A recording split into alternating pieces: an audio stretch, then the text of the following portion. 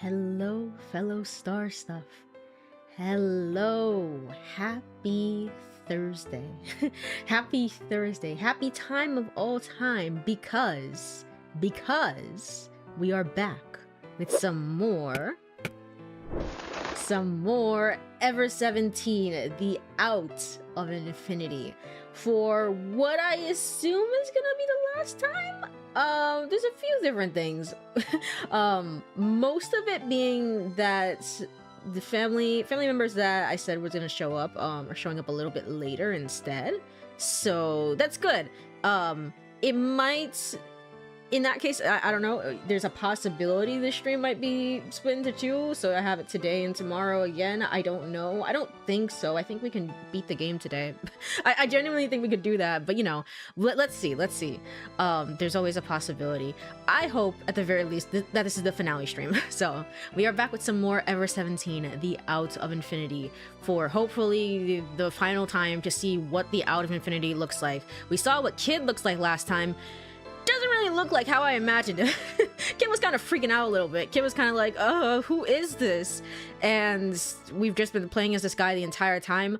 It looks like an older version of the Kid that we know, but Kid seemed to be freaking out. Like, I don't know this kid at all. Like, I don't know who this is. So I'm not entirely sure what that's about. I think that's what's kind of throwing me off about the twist of the game. Obviously in Zero Escape, when there's a big reveal about like who you've been playing as and everything like that. And actually, let me go and continue with the game, because I know this part kind of gets flagged a little bit sometimes. This one, yep, sure, this one. Yay. Okay. So but yes, I know when it's in Zero Escape, it's like, it's pretty clear why this is such an impactful thing. In this game, I'm certain that's Kid. I'm certain that's Kid. It just looks like an older version of Kid, but everyone's saying, no, you don't look 16, you look younger than that. And it's like, he looks older than that, if I'm being quite honest. So I'm like, it feels like the characters are communicating something to me that it's like, I don't think this is true. So I'm a little bit confused and like unsure. Like, I feel like I have unsure footing, you know, where it's just like, I don't know where the story is going at this point. But it's like, it looks like you, it just looks like an older version of you. Who did you think you were this entire time? Unless he's talking about, like, there's a third person that we don't know about, and it's like, I've never looked like this. You know, I've never looked like this. I've never had this like a greenish blondish hair or whatever. I've always looked like I've had, you know, brown hair or something like that. I've had black hair this entire time. Like, who is this, if that's what the game is going for? But that was kind of the big thing that happened last time. Not much of a recap is needed. I mean, it literally just happened yesterday. So I guess with all that said, we can kind of continue with the game. We can kind of continue. Hello, Albert. Welcome on in. I hope you've been doing well. The true end of Infinity. If this is gonna be the end, that's gonna be so wild. It might happen only because I only bring it up just because I know I have some work that I have to do by morning, and if I have to do that, it's gonna be kind of like, I don't know. When I originally brought it up, it's like, oh, like, I'm gonna do a 6-hour stream, it's fine. It's like, I'm gonna do 6 hours and then have to go and do that after switching back and forth between the Kid voice and the Coco voice for 6 hours. That's gonna make my life miserable. So we'll see. I'm anticipating this is probably the end though. So, just sitting here is getting boring. So I decided to make a choice. Do I have the guide up? I sure do. Which means that we need to... Oh, wait. This is the part where it's like, it doesn't matter what you choose, right? Yeah, it doesn't actually matter. None of this matters. You can do whatever you want. It's fine. I'm pretty sure. Because if you go over here, and then where'd you go? Counterclockwise, blah, blah, blah, blah. Yeah. We've already completely diverged. So you know what? Do whatever you want. Do whatever you want. It doesn't matter. Go see you in the security office. Go to the warehouse with Sada. Anyway, Sada, bye. Might as well go to the security office. I wasn't exactly sure why, but I somehow felt visiting you would be the safest bet. Soda was probably working too hard at work in the control room to be bothered. Tsugumi's whereabouts were unknown. Takashi was off riding a dolphin. And being generally useless. But what about Sada? Hey, what are you looking at? Can I hang out with you for a while? Yeah, sure, no problem. Might be good to show your face around. Everyone's been worried about you, you know. Sada said that with her face still covered in ketchup. Why is she using ketchup and not salad dressing? Why are you using two, like, slabs of meat and then a bun in between? Why are you doing that? The question nagged at me, but I didn't venture to ask. I wiped the ketchup off her cheeks with my fingertips, and we left the conference room together. 8:16 a.m. As we climbed the stairs, I licked some ketchup from my fingers. It tasted of tomatoes. I suppose it only made sense. It made sense. Since arriving at Limu, I hadn't eaten a tomato. I wasn't sure I'd ever tasted a tomato before coming to Limu. Basically, I totally lacked all memory of eating tomatoes. But still, I had the knowledge of what a tomato is supposed to taste like, and that ketchup has the flavor of tomatoes. Is it me, or are much quieter than usual? Am I quieter than usual? Feel free to let me... I don't know, Black Blue, if you're here, you could let me know, if I'm quieter. I have the exact same volume levels, so it should be good. The game volume in relation to me sound the same to me. Yeah. I will check during break. I'll check it during break just to make sure, but I have the exact same levels. I'm not sure if it's like, oh, like maybe that one track was like kind of drowning me out a little bit. But I'll make sure to kind of speak at a normal tone as well, just in case. Just in case. But still, I had the knowledge of what a tomato is supposed to taste like, and that ketchup has the flavor of tomatoes. According to Sora, I had evidently only lost my memory of my personal past, retrograde amnesia. Apparently, even if I didn't possess a memory of eating tomatoes, I still possessed knowledge of the connection between tomatoes and ketchup. What was more, it wasn't just tomatoes.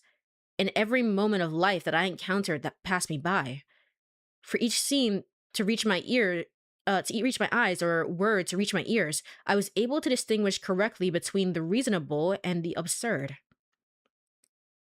For example, I knew that the sky was blue, the clouds were white, and the leaves were green, blah blah blah blah. I knew all about man-made things as well, such as electrical applications. Here we go. It's gonna be one of those reading days. Oh boy. Cars, trains, bicycles, roads, bridges, skyscrapers, houses, furniture, toys, clothes, food, movie, art, music, books. I knew about them all. People smiled when they were happy and cried when they were sad. I possessed full knowledge of a range of human emotions. Furthermore, I knew that I was alive, and I knew what it took to die. I would die without oxygen. I would die without food or water. I would die if exposed to extreme heat or cold. If I drank poison, it would kill me. If I jumped from a high place, it would kill me. If my heart stopped, it would kill me. My life would end. If I lost a large quantity of blood, or if my brain stopped functioning, or even if I was lonely beyond despair, I would die. I knew the boundaries between life and death. This sure is a tomato monologue of all time. It really is, though. What is this about? I guess we're kind of going back to the moon thing that Sora had brought up yesterday, which is kind of like, hey, did you know that the moon, can you see it? Is it real or not? And it's like, I don't know these things. Like, I don't have a memory of eating a tomato, but I know all of these things to be true. So how do I know it? You know, what really becomes reality at that point? I knew the boundaries between life and death, common sense and the absurd. Somehow, unconsciously, I could judge between what was true and what was false. But how? Hold on one moment. I was probably able to objectively compare things with my various life experiences and episodes. But if that was the case, then there was something that bothered me. Mirrors. I knew that when I looked in a mirror, the image projected was myself. But despite that knowledge, I had fallen into a delirious state of confusion the night before. Why? When I saw the image, my immediate reaction was, no, this is wrong. In other words, my instant reaction was, this isn't what I should look like, it can't be right. Or to put it more simply, when I tasted the ketchup, I could tell it was made from tomatoes. It seemed like a natural conclusion. It was because the flavor matched the image of what tomatoes should taste like. The previous night's experience, however, was entirely different. When I saw my own face in the mirror, I thought it was clearly a different person. This was mainly because the face I saw did not match my image of what I thought my face should look like. Before I looked in the mirror, if there should have been no image in my mind of what my face should have looked like, then surely I wouldn't have fallen into such a state of shock. Only when there was a basis for comparison was it possible to tell whether something was common sense. Otherwise, it was impossible to know. Hold on one moment. Put this over here. Okay. The only choice left to me was to accept the face I saw. Sara's words to me. I would think you'd be relieved and think, you know, I got a pretty nice looking face. I suppose that might be true. But that was all the more reason for me to be concerned. Before looking into that mirror, I definitely held a certain image of what my face should look like. But my mental image and reality were different. I began to wonder if the image was that was false or just mistaken memory. In that case, I wondered how a false memory could have crept into my mind. Who are you? There he is. There he is. Yay! Woohoo! He's a ghost. Why are you here? Who are you? Who am I? I closed my eyes tightly and shook my head. Yeah, it really does just look like an older version of him. Is he not aware? How you're like, I'm 16, I know that I'm 16, and that didn't surprise you. It would be one thing if it's like, oh, like, wait a minute, I'm 16? That can't be right. I'm like 14 or something. That doesn't make any sense. Okay.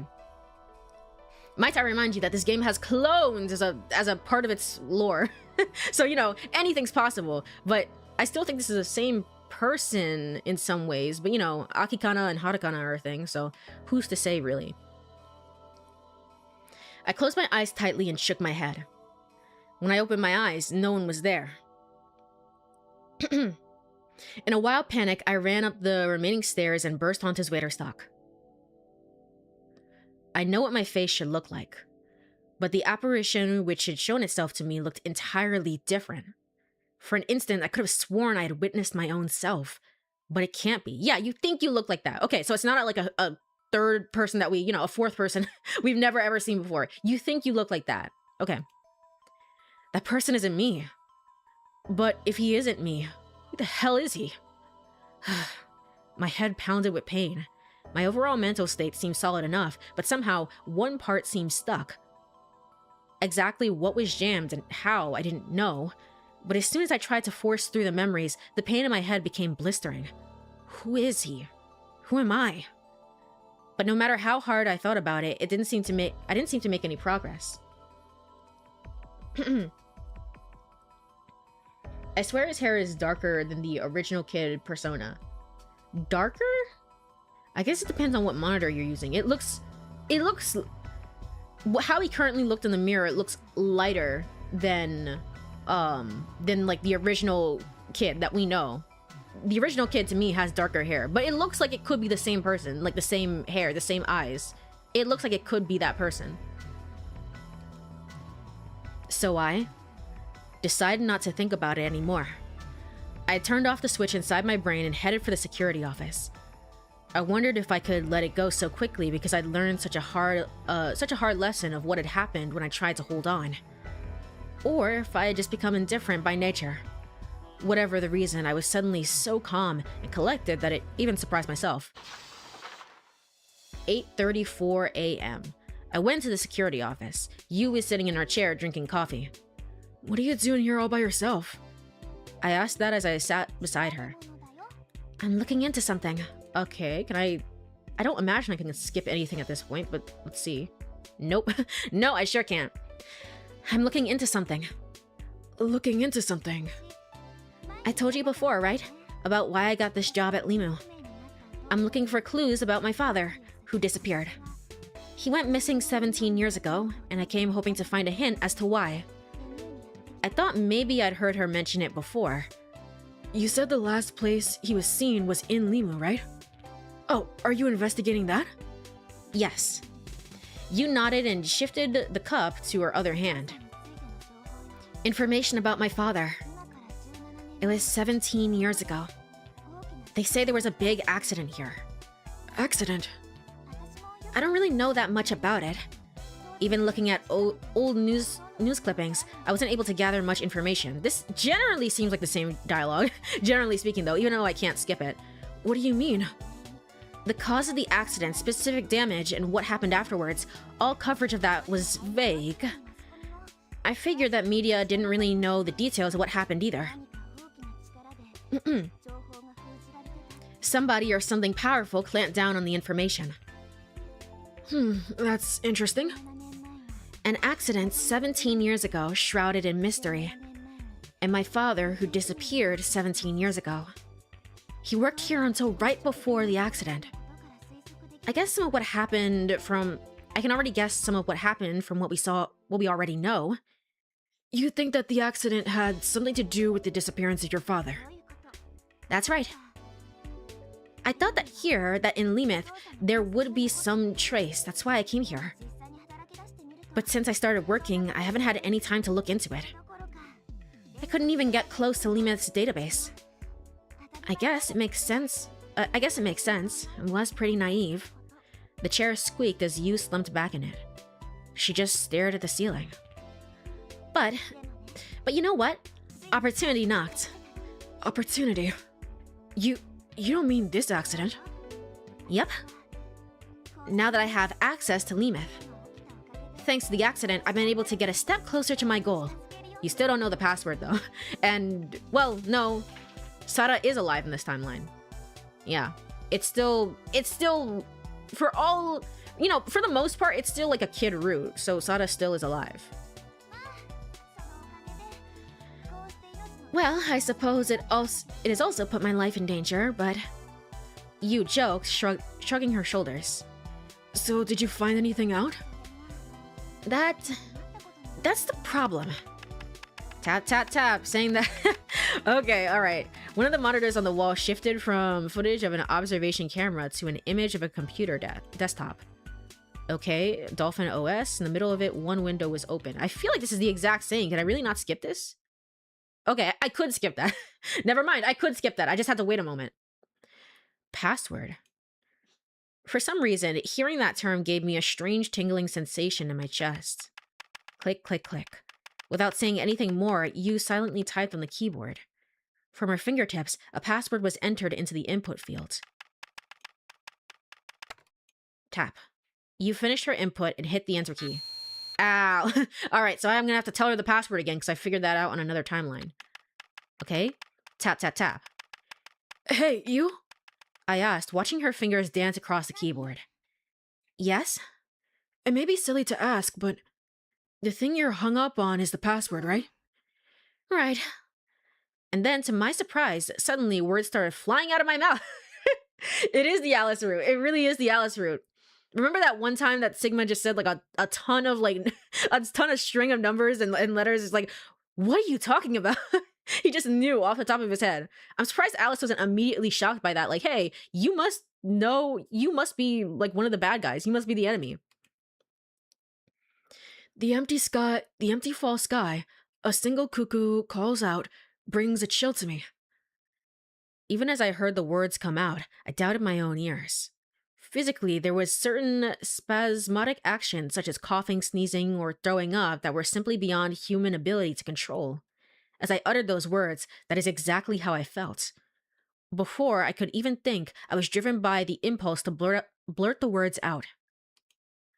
Yu stopped typing, even her breathing coming to a halt as she froze in place. Despite noticing Yu's condition in the corner of my eye, I continued spasmodically speak. I reached up and grabbed a piece of scrap paper lying on top of the console. Look, it's written here. The empty fall sky, a single cuckoo calls out, brings a chill to me.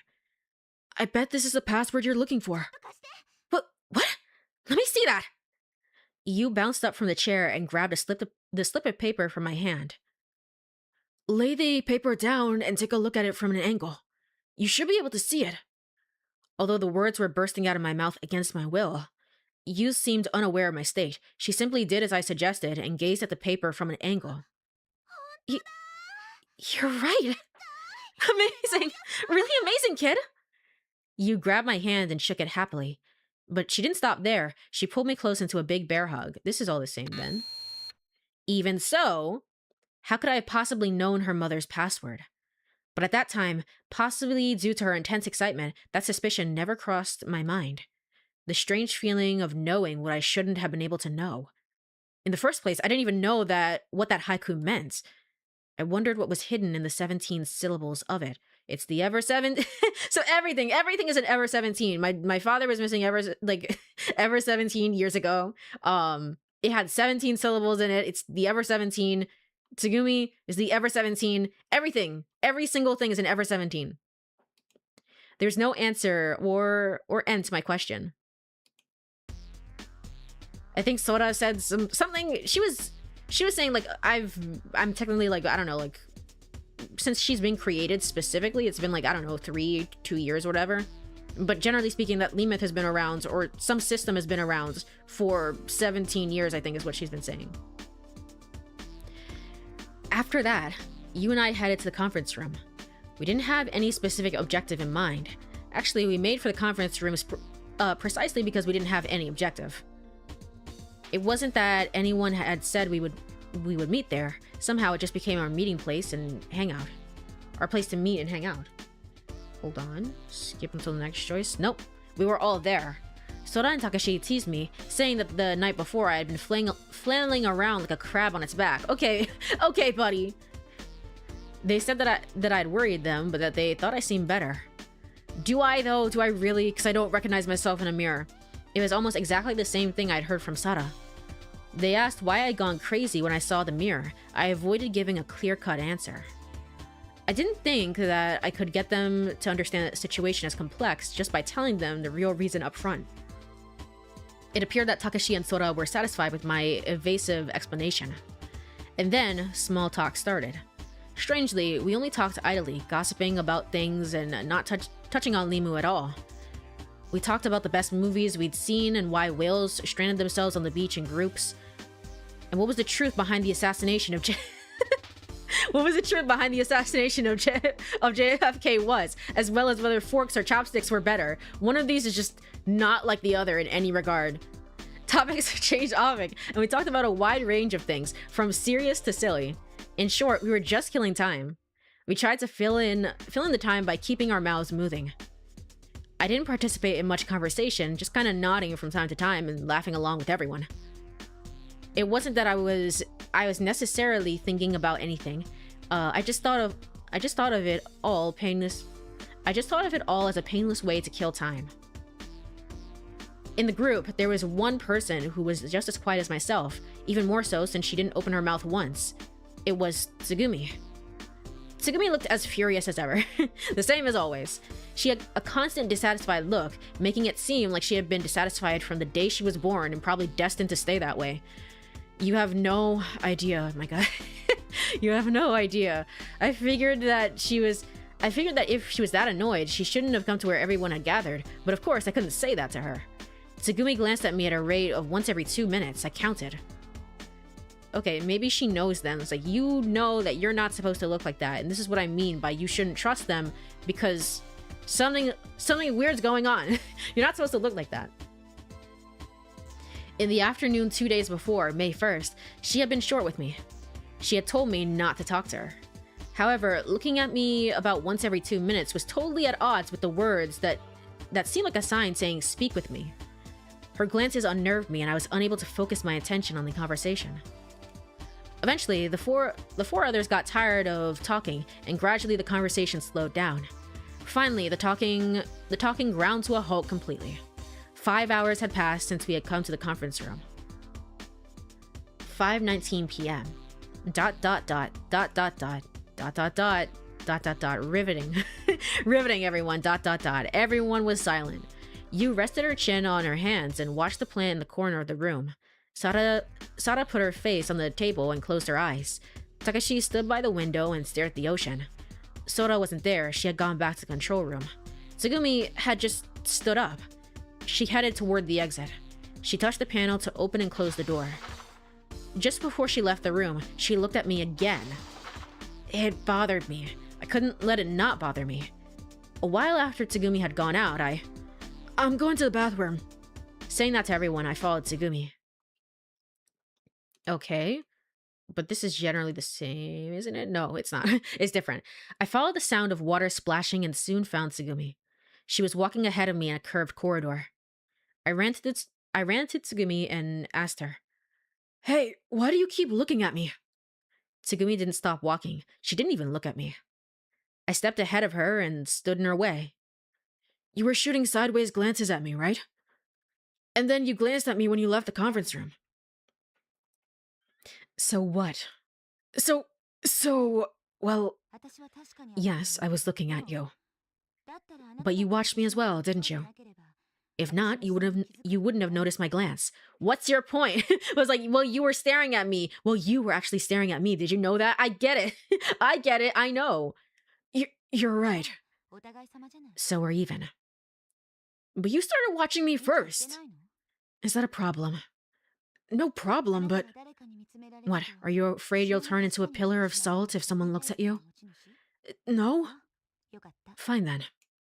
Saying that, Tsugumi started to walk. I blocked her way, holding out my arm. Wait a minute. Don't change the subject.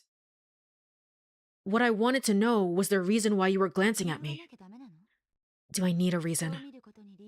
Do you need a reason to look at someone? You're trying to change the topic again. Then why are you asking me such a stupid question? Because I want to know. To know what? About you, Tsugumi. Interesting. Things that we never do on the kid route. So we're kind of branching out into something different now. Tsugumi, you want to say something to me, don't you? Tsugumi looked down. She dragged her legs slightly on the ground behind her. There, ripples spread over the surface of the water. Dragged her leg. Oh yeah, no, that still happened. Sorry. I was like, did that happen on this timeline? Yes, no, it did. It did. There are ripples spread over the surface of the water. Tsugumi's eyes absently followed the direction that the ripples spread in. She looked up. We stared at each other. Tsugumi pushed her hair back softly with her little finger and said, I have many things I want to say, but I can't say them yet. You sure can, bud. You could tell me the plot right now. You could do that. She spoke in a mild, calm tone. Hey, Tsugumi, why do you keep trying to hide so many things? You can't trust us yet? No. Then why did you help us with repairs when the flooding accident happened today? I didn't help you. What? I did the repairs and everyone else helped me. You can look at that any way you want. You can look at it any way you want. It's not important. What is important is that you tried to help us anyway, right? Yes. Tsugumi said it simply. I just don't trust you guys. It's not that I have a grudge against you. There's something special about helping someone during an emergency, is there? I don't care about what happens to myself, but I just can't sit around doing nothing when someone is going to die. Especially in circumstances like this. It was an unexpected answer. Little by little, Tsugumi might have been seeing our side of things. Hello, Luca. Hello, welcome on in. I hope you've been doing well. I am here. I hope you've been doing well. I've been here. Kind of the finale time for FR17, the Out of Infinity, the Out of Infinity. So it's a game. If you know like the Zero Escape series, the series that's written by Kotaro Uchikoshi, then you know that it's it's kind of like a mystery game, mystery adventure game. This is kind of his previous work that he did before Zero Escape or I, the Somnium Files, if you're familiar with those types of games. So, given that it is the finale, there is massive spoilers, but I'm here playing this today. So, I'm doing great. How are you? I'm doing all right. Thank you for asking. Doggo went to the vet. I talked about this a little bit yesterday. Doggo was feeling unwell, unfortunately.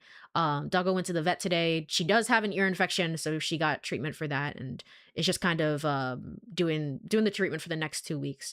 So at the very least, I am way happier. She's still a little bit restless, but overall, I am way happier because there's a solution, and I know what's wrong, and we've found treatment and stuff like that. So always nice, because I hate it when doggo is sick and unwell. Okay, I'll ask you a different question. You show yourself around us often enough that you're saying that you don't, even though you're saying that you don't trust us, right? If you doubt us, you don't have to hang out with us. You can act on your own. Where's the music? Hopefully the music didn't cut out. No, I think it's meant to be a silent scene because it's serious. Tsugumi, you actually want to be buddies with us, don't you? I was kind of taking a gamble. If she had answered back like something like, fine, if that's what you want, I'll never show my face again, that would have been the end of things. I waited for her reaction. There we go. There's the music. I was really worried there for a moment. I was like, did the music cut out forever? Am I really gonna have to put the playlist on shuffle? I just hope for the best. We can get the super goofy music during this really emotional scene. That's good to hear, though. It is very, very good to hear. So, hope he gets better soon. But yes, she's already doing a little better. She's a little restless, but she's sleeping. She's sleeping. She's fine. So, but thank you very much for the well wishes for Doggo. Tsugumi laughed.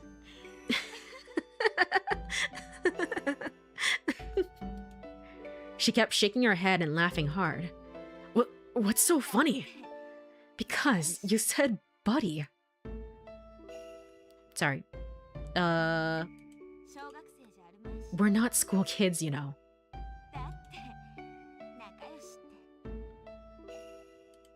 What's wrong with saying that? What's wrong with saying that? I am much older than you think. Oh, well, yeah, that is true. That is true. That is true. You don't have time for any real bullshit, I guess. Tsugumi covered her mouth as she kept laughing. Hey, stop laughing! I'm being serious. If I'm wrong, then what is it? If you don't want to be buddies with us, then why do you come to where everyone is? Do you really want to know? Yeah? I can tell you if you want, but I want you to answer this question in exchange. Do you know about Jewel chocolate? No? No, I don't? Are you gonna tell me your own, monologue lecture thing about, how tomatoes are supposed to taste like this and chocolate is supposed to taste like this? Are you gonna tell me that now? What are you talking about? I always lose the 50%.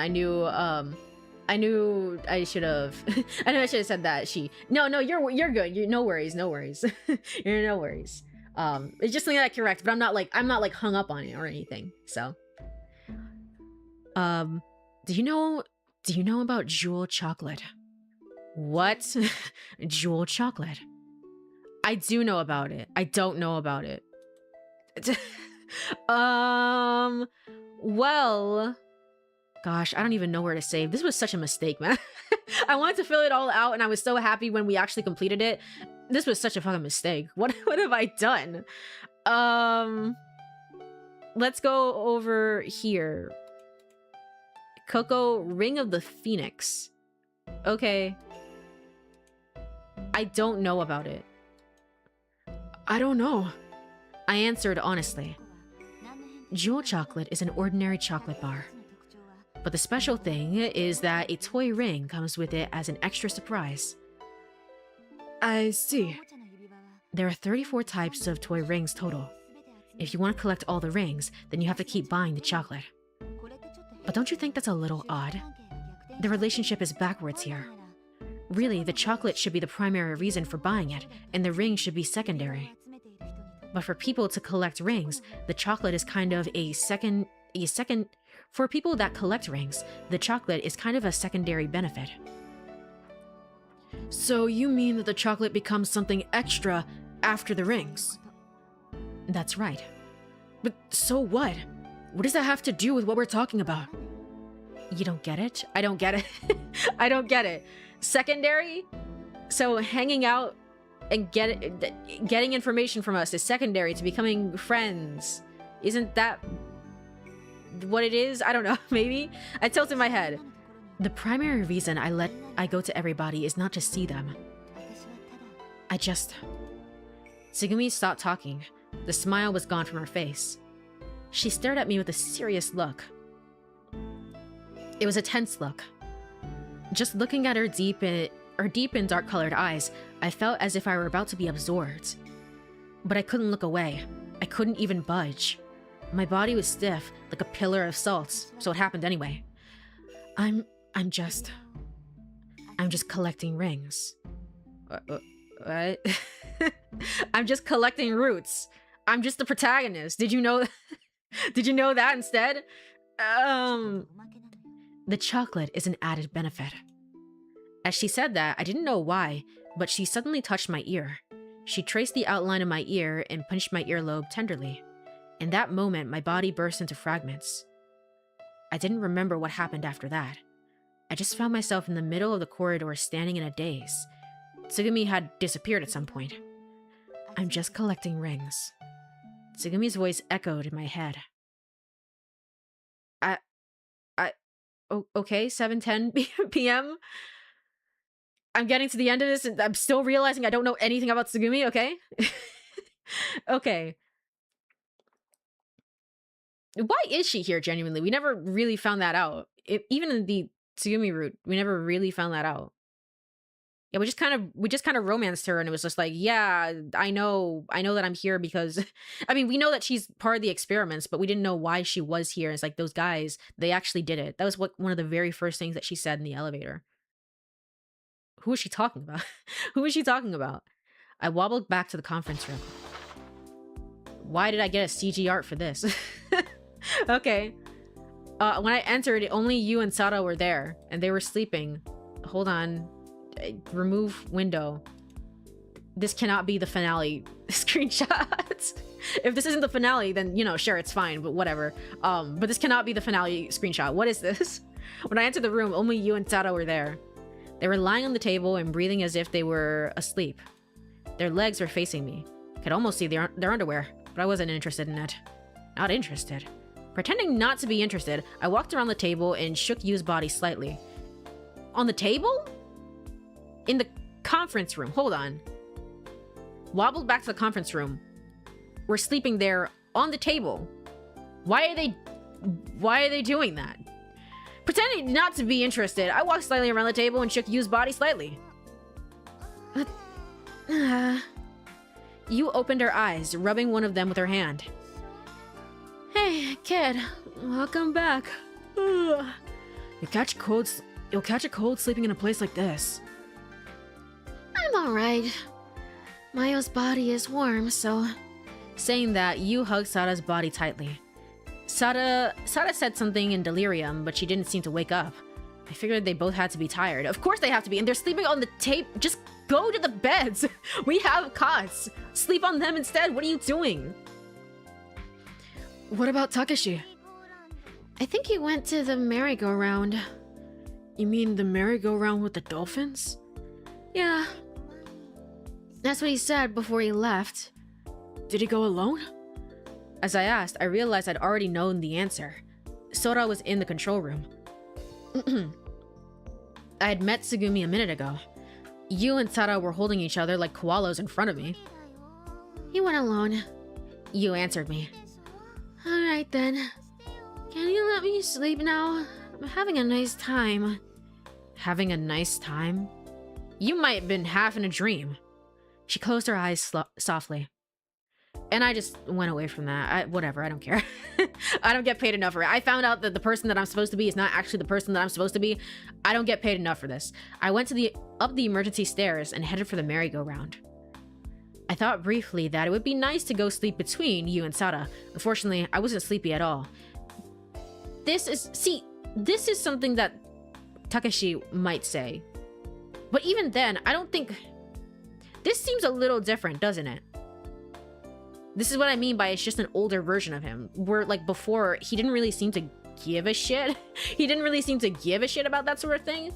But maybe it's just because he's older, like he's 16 or 17. It seems to be like he's more perverted or more interested in certain things of that nature. So maybe that's part of it as well. Unfortunately, I wasn't sleepy at all. Besides, I was curious about what Takeshi was doing at the merry-go-round. If I remembered correctly, Takeshi had been sitting on a dolphin earlier in the day as well. Sara had told me that. I had wondered if riding on the merry-go-round alone was fun. If that was something fun for him, Takeshi was kind of freaky. Why am I thinking about why am I seeing him in my dreams? Okay, he's also a ghost. He's also here. I am the king of the Dolphin Kingdom. I can imagine Takeshi having fun by himself. But if he wasn't there for his amusement, then I want to know the reason why he would go to the merry-go-round so often. Anyway, I was itching to find out the truth. That's why I didn't mind climbing up 17 meters of stairs. There we go. It's everything is now going to be an ever 17. Okay, gotcha. I came out on a straight corridor. After I walked for a while, I could see a door on the left side. There was a dolphin merry-go-round through the door. The door had been left open. I sneaked into the room, trying not to make a sound. Takeshi was there. He was alone, as I expected. Takeshi was all alone. Where are you? Hey, you! Oh, come on, what is this? He was wandering around in front of the merry-go-round as he screamed nonsense. Is he looking for Coco? It's as if he were chasing something invisible, or is he speaking to Sora? He might have been... This is kind of the issue, is like, you know that Sora can do this. It's like, I guess there is something gained from doing the Sora route, and it's like, because you know now for sure that like she has the ability to do this, so she might be doing this sometimes, and like we have no idea. He might have thought he was chasing butterflies over the flower garden. That was what it looked like to me. You've known it all along, right? There's no way I can catch you. No matter how hard I try, I can't catch you. Oh. Oh? Okay. Okay. We've seen remnants of this before, and I wasn't sure if the timeline is maybe 1-for-1. Maybe it is. No, it can't... It can't be 1-for-1 per se. Well, maybe it can be, actually. Maybe it's all just one timeline. Because this is everything that he was doing on the Sora route. Maybe it's all just one timeline that somehow got broken off into two for whatever reason. Not entirely sure why yet. But the way that we're seeing things... Because we're playing as two different protagonists, so we think it's two separate stories, but maybe it's just the one story. The one story, and it's two perspectives of the same story, and we think that it's different. No matter how hard I try, I can't catch you. Takeshi was talking to a fake dolphin, tropical fish, and seaweed. There was obviously something wrong with him. Oh well, that's not my problem. He was sicker than I imagined. There was no time to laugh. I was paralyzed with fear. I didn't even have the presence of mind to feel sorry for him. He's gone crazy because he locked up in a place like this. We didn't even notice, but somewhere along the line, he just snapped. Is something wrong? Are you worn out? Nothing bad's happened, has it? It seemed that Takeshi was worried about the dolphins. I clasped my hands together as if in a prayer pose. Why does he always get the short end of the stick? What the hell? I decided to leave without saying anything. I decided to pretend that I hadn't seen it and keep it to myself. I started walking towards the exit. As the distance between myself and Takeshi grew, I couldn't hear what he said. Only one thing reached me. Clone law. Yeah, okay. Okay, here we go. Go back and hear that. You need to hear that. And then my vision twisted crazily. Yeah, okay. Wait, maybe the attack hit before his voice did. I didn't know, but in any case, I lost my sense of balance. I couldn't tell what was up or down. It was such a sudden change that it threw me. I felt the urge to vomit and a headache. Who are you? Who am I? It was my voice, but it wasn't mine. I lost consciousness. I crashed to the floor. Was it me that fell, or was it someone that wasn't me? I felt myself sinking into the ground. Was I sinking, or was the floor trying to swallow me? I didn't know. I didn't know. Clone law. Clone law. Clone law. What is he doing? Clone law. I melted into a pure white darkness. Oh, we're back here again. Clone law. The hell is that? Also, did you hear somebody, I don't know, like kind of eat shit and fall just a moment ago? No, don't worry about that. Don't worry about that. That's not your problem. Clone law. Yes, the clone law. I don't know. I mean, I forgot. In 2010, human cloning, which had been illegal up until then, was allowed by law. Currently, as long as anyone receives the approval of the authorities, they can undergo clone fertilization as a way to treat infertility. As a way to treat infertility specifically. Clone law. Clone law. I love how you had to say it 4 different times before actually kid finally passed the fuck out. The nucleus is taken from an already cultivated somatic cell and inserted into an egg that has had its original nucleus removed.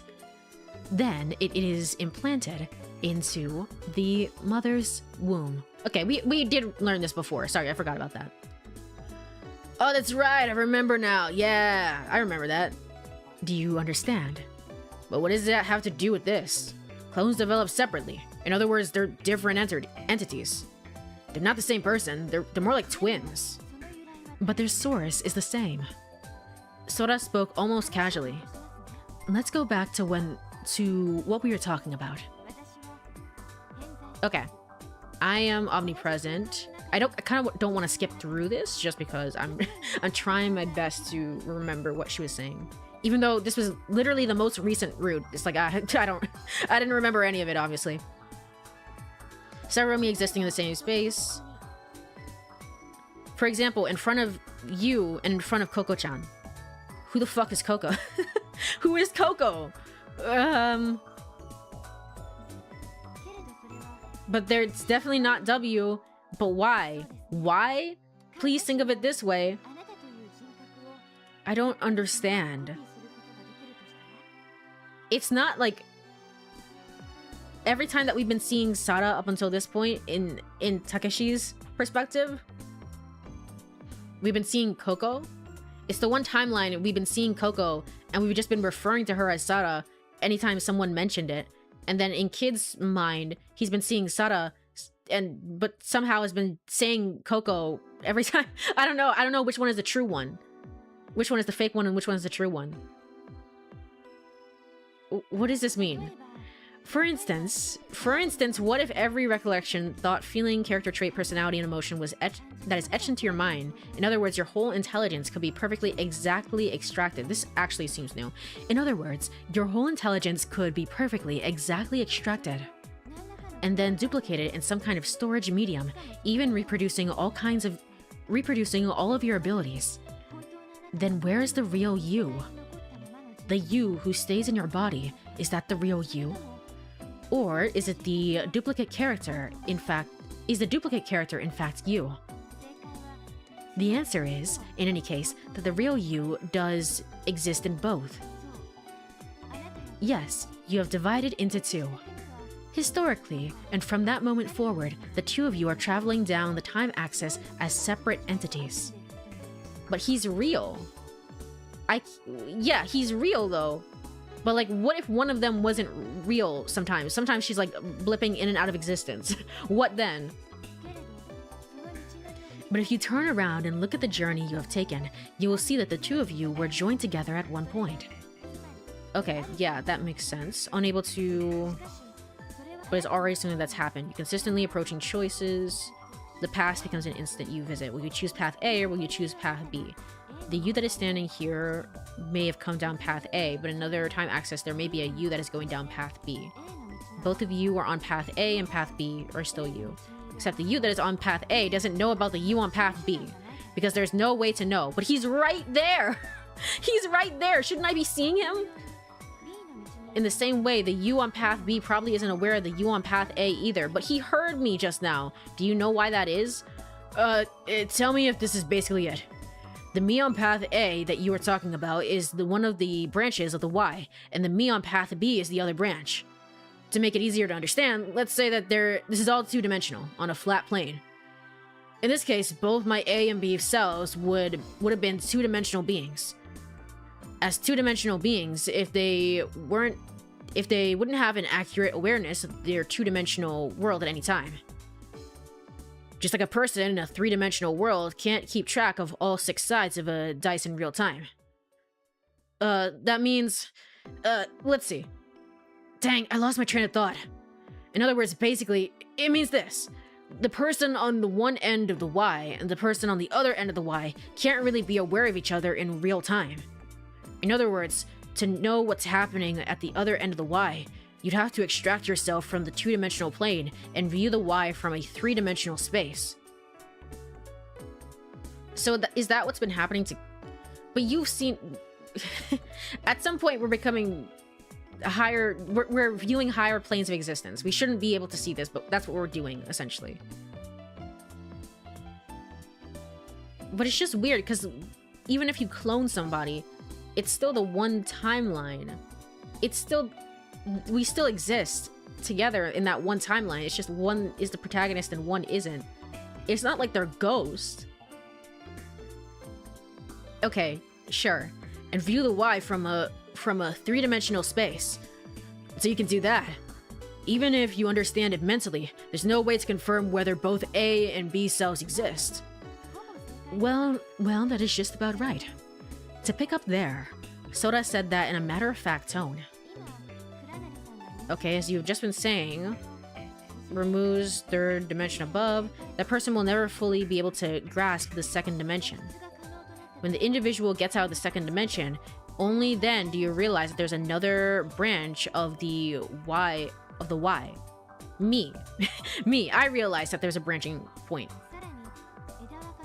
And realized, too, that there's another you that took a different branch of the Y. Again, all of this feels...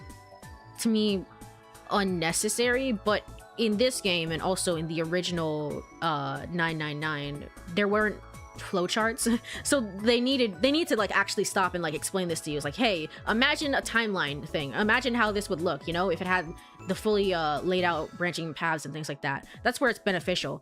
In the remake of 999, the game just gives you that, which is really helpful, and I appreciate that. But at that point it becomes like kind of a mute point of like, you don't have to explain all of this to me specifically. I know, I can see it. I can see the flowchart. Let's try to pull this together. In order to be fully aware of one's dimension, one must view it from the next dimension, n+1. Of course, that also applies to three-dimensional space. For a person to be fully aware of the third dimension, he or she needs to enter the fourth dimension. In other words, for you to realize that there is another of yourself that is branched off, you must get into the fourth dimension and look down into the third dimension. Okay. Okay. In this case, the fourth dimension space becomes a type of Minkowski space.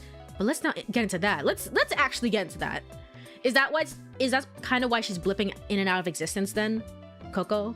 Is because she figured out the fourth dimension out of everyone. She was the first to figure out the fourth dimension, and that's why she's kind of like losing it a little bit. Whereas like sometimes she's there and sometimes she isn't. I need somebody, essentially, because when we looked away, she faded out of existence. She needs somebody to look at her in order to then be a part of this reality. Like the moon. So with this, I think I have gotten you to understand that there can be different versions of yourself with different histories, in different worlds, and existing in different spaces. You are omnipresent in the world. And in the same way, so am I. You and I, we are just branches of the Y. However, these divided selves can become one. If the self you don't know were to become inseparably bound with you, If you could stand in a place where you could see and understand all of the others that were you, then all your experiences of your other selves will become like your own experiences. Interesting. So that's what's happening with Kid then. He figured it out as well. He figured out the fourth dimension and became hyper aware of everything. Everything, essentially. I wonder if that has anything to do with the experimentation. Coco didn't seem like she was any sort of experiment child in the same way that Tsugumi and Sada and Kid were. She didn't really seem like that, but I wonder if that has anything to do then with the experimentations. Like, to reach the fourth dimension, to be able to see it, we were testing on different people. And I guess Coco was one of those test subjects, and then Kid kind of followed along suit, because he reached that point as well. Possibly. Possibly. It's time for the first break of the stream, though. Sora, quit your yapping. Let me go over to Burb screen. Alrighty. If you are here, stretch, get some water, all the good stuff. I will be right back in 3 minutes. I will check the volume just to make sure as well, and then we will continue from there. See you then.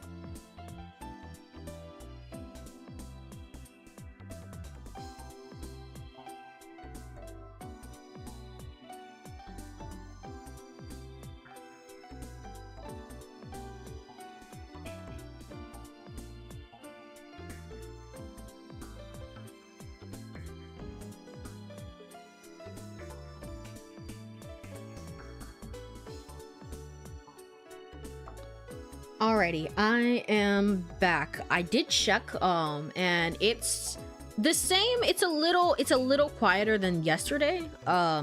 If I had to guess, that's probably just like little bit of gain differences and like mic placement and like whatever else. It shouldn't be too bad, but I did turn up the gain a little bit just in case, just to make it a little bit more even to last time. So let me put this over here. Is this okay? Probably, move the microphone a little bit over here. There we go. Okay. So at least it comes through a little bit better. And then let me go over back to game screen. Okay. Over here. Alrighty. And then let me put this here and continuing. Then all of the experiences of your other selves would become like your own experiences. In the truest sense, you would become one. I let out a long sigh. Listen, can I ask you just one thing? Why are you telling me all this? Please do. Why?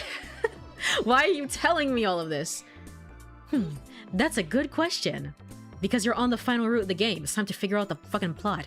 Sora turned in a full circle right from where she was and smiled. Okay, it's probably on my side. The headphones may be getting old and wearing out. Okay, yeah, no worries then. It's always good to always ask and check. Because it's like, it's always possible on my end that my equipment, you know, gets old and something happens, right? Where this, I'm using like a interface, it's the Focusrite interface.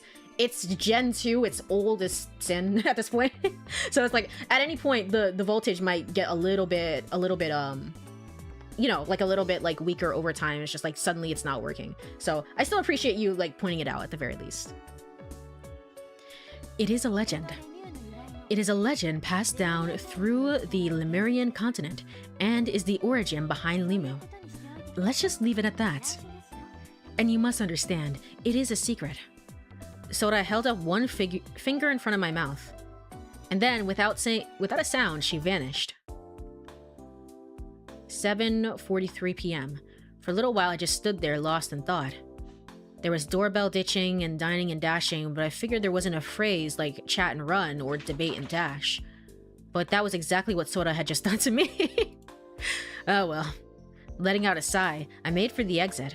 As I walked, I reflected back on what Sora had said.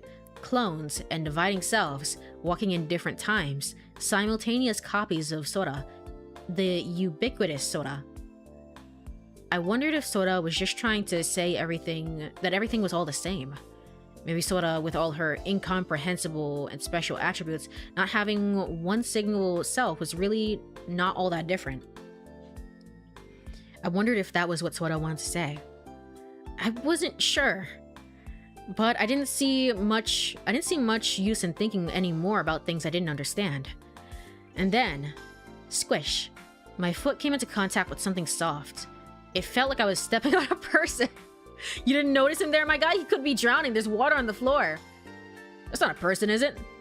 On the back on the back of my feet, on one of my feet was standing on a kid's small back. Hey, kid, you all right? I kneeled down next to him and raised his body up. Huh? Yep, he looks like that one.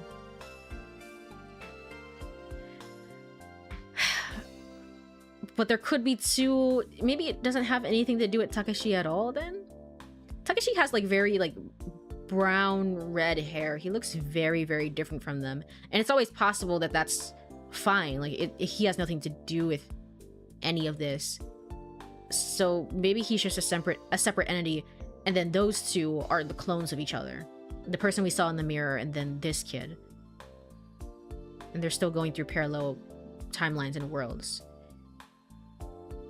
It's just so weird. Why would Sora give that talk to Takeshi and be like, just so you know, this is what cloning is, and like the multiverse theory and everything is like, just in case you want to know that. It's like, cool. That has nothing to do with me though. That has nothing to do with anything. Okay. But it's definitely the case with him. Huh? And you're a clone. Takeshi. What do you mean, Takeshi? What are you doing collapsed in a place like this? Place like this? The kid bounced up like he had been shocked. Oh yeah. I don't know what happened. All of a sudden my head hurt. And this is a younger version of him, so it makes sense. Yeah. Okay. It's starting to click into place. Again, I think the number one thing that is throwing me off is like Takashi being like, you look like you're 14, you know, you're 14, 15. Is like, you could be 16. It's like, is there really that much of a difference? I think that was throwing me off a little bit. But yeah, there's arguably a very big difference between this character and the other character we saw in the mirror. I don't know what happened. All of a sudden my head hurt and then I fell down here. Your head? That could be bad news. No, I'm alright. I think a little sleep refreshed me. You sure? You sure you're fine? By the way, do you know anything about clones? Yeah. But my back kinda hurts. I decided not to tell him that I've been stepping on it. And I'm starved. My stomach won't stop growling. I see. Well, if you got an appetite, then you're probably okay, but maybe you should have Sora take a look at you. Healthy people don't just get headaches and collapse all of a sudden. Hey, are you listening to what I'm saying? What? Takeshi, you worry too much. I said I'm fine. I'm just a little anemic, that's all. And if it's not that, I'm probably tired or hungry. Anyway, the only thing that hurts right now is my back. Yeah, I can't bring myself to tell him I stepped on it. But enough about that. Let's get to the kiosk. I'm starving. Saying that, the kid made for the exit, walking briskly. Shrugging, I watched him go. 7:48 p.m. I was famished as well, but there was one more place I had to go before I went to the kiosk. Of course, it was to go see Tsugumi. Her surgery was finished a long time before Sora's talk about W and Y, over 7 hours before. I'd asked Sora about Tsugumi's condition. It required a total of 40 stitches and will take 2 months to heal completely. It will take her a few more months to be able to walk normally.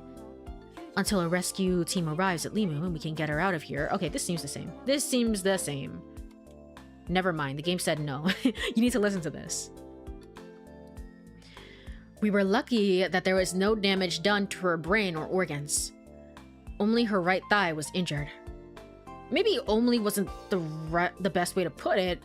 In any case, she had a complex fracture and a severed artery. And if we had taken any longer to treat her, she might have died from blood loss.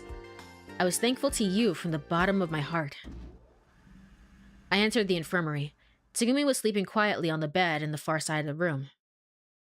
It wasn't my first time visiting her since the surgery. I had been in and out from that afternoon to the evening again and again. Thinking about it then, it seemed to me that the reason Sora suddenly called to me and explained the whole Y and W thing had probably been to take my mind off Tsugumi. Her condition hadn't changed. She looked peaceful and was breathing steadily. A white blanket was covering her, and her foot peeked out from under it. She had a cast and bandage wrapped around her right leg. It looked painful. The smell of medicine continued to assault my nose. The scene was fairly raw, with traces still visible of where blood had been wiped away. I reached my hand under the blanket and gently took Tsugumi's palm in my hand. Can I skip this? No, this is still new. I'm sorry. I'm so sorry. All I could do was repeat that mantra over and over to the resting Tsugumi.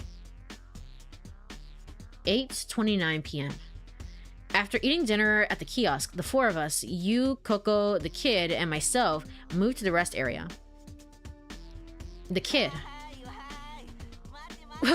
Wait! Woof, woof, woof. Who was chasing Pee-Pee around, weaving through the statues. They looked like they were having fun. I'm going to go look in on Sora. With that, she headed to the control room. Coco? Huh? I didn't see Coco anywhere.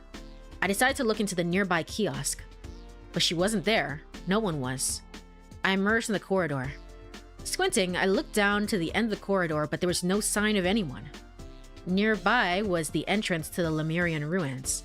The door was open. I could hear a small splashing sound coming from the area. I entered the room as if it were inviting me in.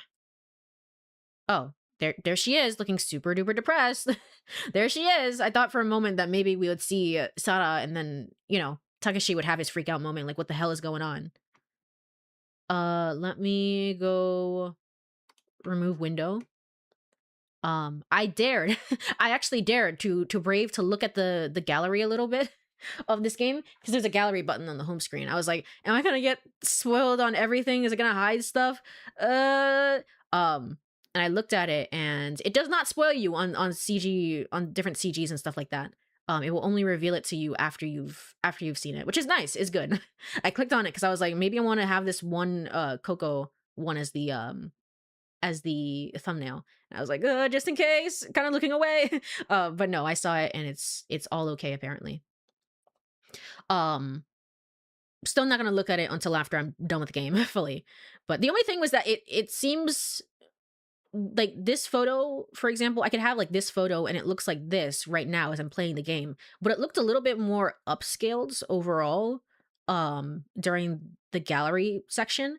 And I was like, I don't know if I really like, it looks a little too upscaled. It's not anywhere as bad as like the actual official remakes of this game. It's not anywhere near that bad, but it's like it's a little upscale. It's like it's not really my thing personally. But yeah, that was the only thing. It's like there's a little bit of a difference in like how it looks. Like the lines look very different. And it looks a little shinier in a way. It's like eh. Coco was standing in the center of the room. I wonder why it's called Ever 17. Apparently because there's a character and her father went missing 17 years ago, and then there's a person who can't age and she's the Ever 17, and then we also have another person who's maybe possibly 17 and doesn't know that they're 17. There's a lot of 17s, and there's 17 flights of stairs. Different things like that. That's why it's called the Ever 17. It's all over the place. Once you start seeing it, you can never stop seeing 17. Makes sense to me. Of course. Welcome on in, Bronsois. Thank you so much for stopping on by. We still don't know what the final Ever 17 is going to be. Is it like it's Ever 17 because we've been through the loops 17 times? I think there's still like a cherry on top of like, this is why the game is called Ever 17. But overall, it seems like more so a common through line of like, hey, this haiku has 17 syllables, and like, what does this mean? Who's to say, really? That sort of thing. Coco was standing in the center of the room. She was standing on a stone that was just above the water's surface, her feet together. Coco. Coco lifted her face. She looked lonely. I approached her. What are you up to?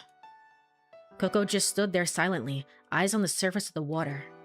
Looking closer, I saw that she was clutching something in her left hand.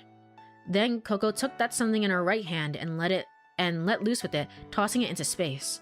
Splish. With a light splashing sound, that something hit and sank into the water. It disappeared amidst a circle of expanding ripples. Splish. Coco threw something again. There's a small spray of water. The light's reflection on the water shook uncertainly. Splish, splish, splish. Just as the waves were about to die away, Coco launched something into the water. But the area was dark and I couldn't see what it was. Hey, Coco. What is that? Coco opened her hand and showed me. In the inner palm were tiny pebble-sized pellets. I wondered if they were glass. They were transparent and shaped like water droplets. Crystal teardrops. That was how they looked. It was as if she had a handful of tears. That's... why did she have that? I thought it might be the pendant thing. The pendant thing that what's her name? Sara? That Sara had? I was like, maybe it's possibly that. Maybe not instead. I should go back. I think we're gonna get like a follow through on this anyway, but I should go back just in case and make sure. Because I was like, the person who's appearing on this pendant looks a lot like Takeshi. Maybe it's not him at all. Maybe it's somehow, I don't... Maybe it's Kid. Maybe it's Kid. No, that doesn't make any sense because they're siblings. They're siblings. I don't know. I should go back and check that face just in case. What was that about? It was as if she had a handful of tears. Glass tears. Coco flicked one of them with the tip of her finger. Splish. And that tear sank into the water. I've been thinking about Tsugumin. Coco said that, ignoring my question. It's my fault. What? Tsugumin. She was just trying to save me. She was? Oh, she really does like you. Aw. Aw, that's sweet. That's sweet. But also, why? What are you talking about? She was trying to help me. That's why, Tsugumin... Tsugumin... Oh, she's talking about, like, taking the fall for her and getting stabbed instead. But also, are you talking about anything else? Like, maybe, I don't know, that's why Tsugumin is hopping through timelines and doing stuff? Oh. Coco's shoulders shook. Really, I should have been the one who got hurt. No. If Tsugumin hadn't saved me, I might have died. Splish. The tear traced an arc through the air before falling into the water. Tsugumin... I wonder if she's angry. Don't be silly. Why would Tsugumi be angry with you? Even if she was angry with anyone, it would be me. I mean, my carelessness caused everything. I'm the one to blame. I thought about the sadness Coco was feeling. I thought that the sadness Coco was feeling was all my fault as well. No. No, okay, I was wondering, like, where the hell are we? No, we're over here. Okay, gotcha. It's not your fault. It was me. I'm to blame. It's because I wasn't paying attention. That's why Tsugumin had to get hurt instead of me. Coco let the tears she was holding fall, scattering below her. A burst of white spray erupted from the water's surface below her. Takepyeon! Jumping off the rock, Coco came bounding into my chest. Are we gonna switch over back to the other kid again? It seemed like the one link there was the crying. Maybe, possibly. I'm going to go apologize to Tsugumin. I'm going to go tell her that I'm sorry. And I'm sorry. Just really sorry. Coco continued to bury her face in my chest, crying. Coco's tears seeped through into my skin and into my core, like rain falling on my heart. Cold rain. The small ripples on the water continued to fan out, never disappearing. 9:13 p.m. Coco and I went to the infirmary. Inside the room was silent. We approached Tsugumi's bed carefully so as to not make a sound. Tsugumi's eyes were open. She turned her face towards us. What? We came to see how you're doing. How are you? Same as I look. No more, no less. I see. Is that all? No. I didn't know how to say what had to be said. I didn't think just saying I'm sorry and bowing my head would get my feelings across. I wanted to choose my words carefully, but... I came because I wanted to apologize to you, Tsugumin. Coco opened her mouth before I could speak. Apologize? Yes. Because you were trying to help me. So that's why I have to say I'm sorry. I'm so sorry. And besides that, I wanted to say thank you. I wanted to say sorry and thank you. Sorry and thank you, Tsugumin. Coco's voice shook, and she almost sobbed as she tied her words together. You silly girl. Tsugumi's expression hinted at a smile. Coco, you don't have to say thank you.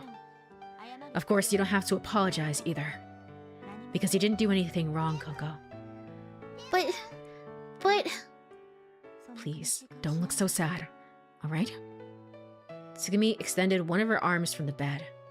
She touched her palm to Coco's cheek. Everything happened because it was supposed to. It's no one's fault. I'd never seen Tsugumi be so nice, so gentle.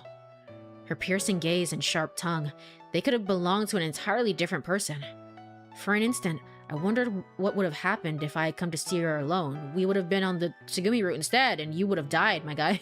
You would have done that instead.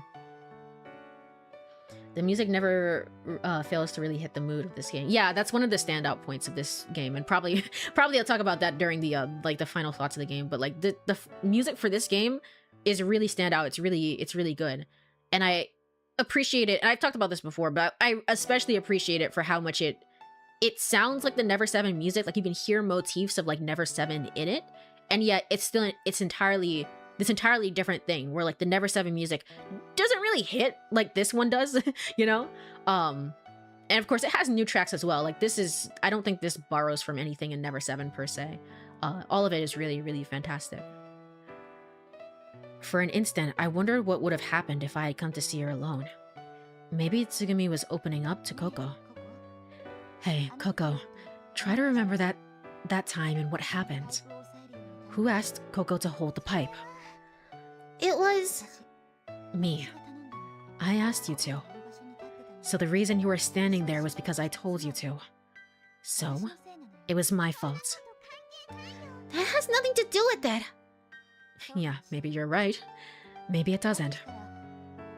So that would mean me pushing you out of the way and all those scrap materials falling was nobody's fault, right? That's how the cause and effect of things works. If you look for the cause, it just leads everywhere. It just leads everywhere to no end. The cause of the cause of a cause, chasing after that and thinking in that way is kind of pointless, right? That's why I said what I did. Everything happened because it was supposed to. Besides, what I did helped minimize the number of injuries, and I think it was a good decision. It helps you. What is happening? Again, we just had the scene with Kie. It's like, you want to be friends with us, right? It's like, no, I'm just collecting the rings. You know, I'm just collecting information. But now she's like so happy, and it's really just to Coco. It's like, I'm so happy to talk to you, and it's like, be like, yeah, it's okay, Coco, it's not your fault. I was about to be like, maybe Coco is Tsugumi's clone, but I don't think they don't. They really don't look alike, you know? They really don't have that similar vibe about them, so I don't think that's the case. I helped you, and I'm still alive. So that makes everything okay. Do you see what I'm saying? After thinking it over for a while, Coco nodded without much confidence. It's alright if you don't understand it right now. You're probably still too young to understand it. Anyway, just don't blame yourself. And don't get that sad look either. Tsugumi gently pinched Coco's cheeks with her fingers. Alright, got it? Yeah. Coco furrowed her brow and gave a solid nod. And I'm here too. Looking for a good time to chime in, I finally found my voice. Tsugumi had said it was nobody's fault, but I still felt I had to apologize to her. I was the one that had created the opportunity that made the accident possible. What is it? Tsugumi's expression was as mild as before. Tsugumi. Just as I was about to say I was sorry. The shrill scream of a warning siren rang loudly in my ears. What's that? Oh no, not more flooding. Koko's face went pale. Focusing her eyes on one point of the wall, Tsugumi raised her body up. Wait, Tsugumi, what are you doing? I'm going to see what's going on. Stupid, you have to rest. You can't go moving around. I'm fine. This injury is no big deal. No big deal? You're really something. I can't believe you're so stupid. Just stay here and take it easy. I'll go check on things. But no buts. Got it? I don't want you moving a single millimeter, because if you do, you have to deal with me. I put my hand on Tsugumi's shoulder and laid her back on the bed. As soon as I figure out what's going on, I'll come back. Don't worry, everything will be fine. Saying that, I jetted out of the room. Wait! I'm coming too! I'm coming! I dashed out of the infirmary. I looked to the left and right. Coco, trailing behind me, grabbed and squeezed my hand. Takepyeon, what are we gonna do? Coco sounded scared. For now, we'll go to where everyone else is. I pulled along Coco as I ran. I headed for Dritter Stock. I descended the stairs in a blur. I peeked into the control room. No one was there. Kicking up water, I sprinted down the corridor. The alarm was still blaring. It's still blaring. It's still going. Tsumi was having a good emotional moment. Time for something to go wrong. It really is, like, the game's creators, like, she's meant to be so tragic. You're meant to feel for her. She's never gonna have anything super 100% happy happen to her. Maybe towards the end here, maybe towards this one route, possibly, maybe it will happen, but not yet. Not yet. The alarm was still blaring. I strained to listen. I didn't hear the sound of seawater rushing in, or the pressure, the sound of the partitions squeaking under pressure, but there was something that I heard in the gaps between the sirens. It sounded like rain, like water droplets pouring down on water, and the sound of the wind cutting through the sky. What? What is that sound? A winded Coco asked me that. We're getting closer to the sound of the rain. A low sound, it drowned out the sound of the siren. Left of the corridor stood a gaping entranceway. Dashing into it, our eyes met with a surprising sight. Massive amounts of water rained down from the ceiling. It was the rest area. The whole area was obscured in a fine mist. And smack in the middle of it... Oh, yeah. Yeah, I forgot you did that. Okay, never mind. You just made us worry for no reason. Sora-san! Sora was shining like a rainbow. We worked our way towards Sora through the rain, trying to avoid the moisture as much as possible. Coco and I were already drenched. Sora, what in the world? Sora looked up at the ceiling. I followed her gaze and looked upward. Among the countless strips of mist, something was faintly visible on the other side. Sprinklers? Why are you like this? Why? Sora just laughed. She didn't try to answer. Just then, hey, what's happening? You frantically came running into the room. She was holding a fire extinguisher in her hands. She had already removed the safety pin, aimed at the nozzle, and was ready to let loose with it. It was a pretty clumsy-looking attempt. I apologize for causing you undue worry. I felt sorry for them, so... I felt sorry. Sora turns her gaze to the flower beds on the ground. Can I skip this, or is this all new? It's all new. It's all new. Never mind. Was this all just water to the flowers? You caused the alarm to go off. We were all panicking and worried for our lives. Sora just smiled. She didn't try to explain. There wasn't a fire or an explosion or anything like that. Correct. I am very sorry. But Sora's face didn't look like she was sorry. Rather, it looked like Sora was enjoying the droplets showering down from the sprinklers. Jeez, don't scare me like that. The monitor in the security room showed a fire alarm, so I came running. You replaced the nozzle of the fire extinguisher and the safety pin. Well, at least it was nothing serious. Better than the alternative.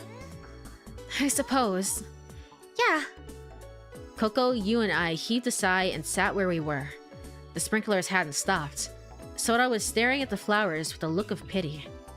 It looked as if the grass and flowers were dancing, reveling in the newfound moisture.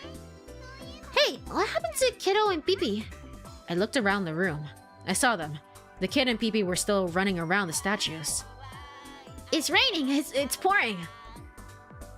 He's so... He's so... When we're not controlling Kid, he acts more like a kid, honestly. Like a child. Like a, you know, like an actual child. So is this the first iteration? The person that we see in the mirror... No. No, again, it's two different timelines. I have to get out of the habit of thinking of it as like, oh, well, that person grew up and then we saw that person in the mirror and then, you know, something else as one timeline. It might still be, but for right now, it's two separate timelines. And he acts really different, so trying to think of them as like separate personalities, essentially. Okay, let me take a sip of water here, one moment.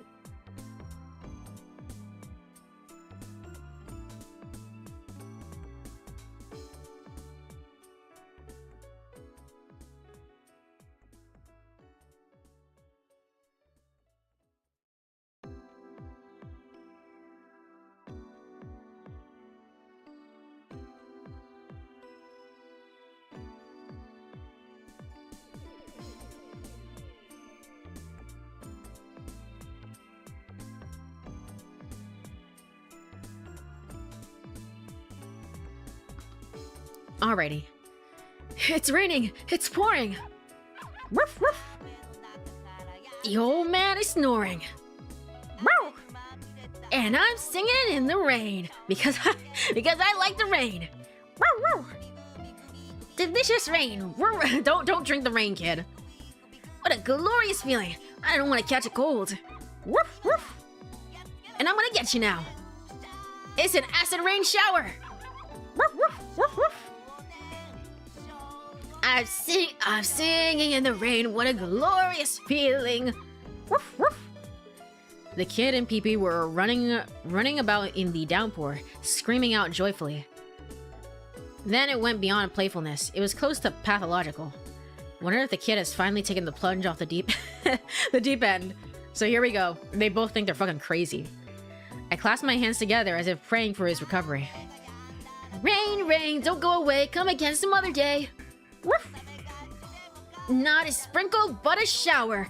An excuse to get drenched and skip school. Woof! Woof! What the hell are you talking about, kid? Woof! No, sorry.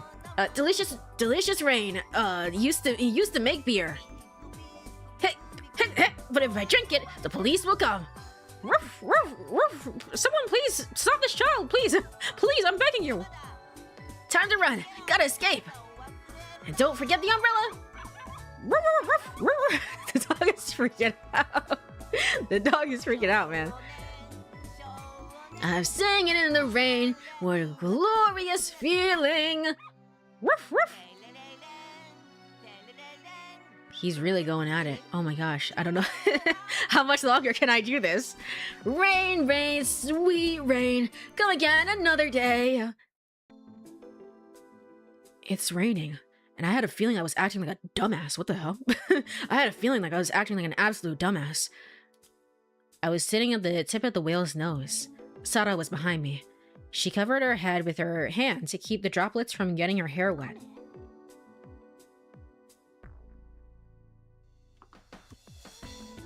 Bro is truly listening to the score. I think that this is honestly crazier. And even though he's a child, keep in mind that he's a child, I think that is crazier behavior than Takeshi being like talking to the dolphin a little bit. He wasn't being that unreasonable. I think that kid is losing it more than Takeshi. Rain? You know it's not rain, don't you? It's just the whale blowing out water. I know that, but it looks like it's raining to me. Water, misty and drizzling, poured upon us from the sky. The stars reflected lights, and the water droplets, from the water droplets, and emitted vibrant colors. We were in the cosmos. The whale was alive. At least it seemed that way to me. A whale swimming in the starry sky. Its back surging like a wave, it undulated again and again. Its soft mouth opened, closed, and even puffed up from time to time. About every 3 minutes, it blew out a warm breath through its blowhole. A seawater mist of spray would scatter around the area. Sitting at the tip of its nose, Sara and I bobbed up and down with its movements. However, the whale undulated so slowly that we could let go of our hands and feel safe. It was like a cradle rocking back and forth. On the back of the whale, we sailed through the cosmos.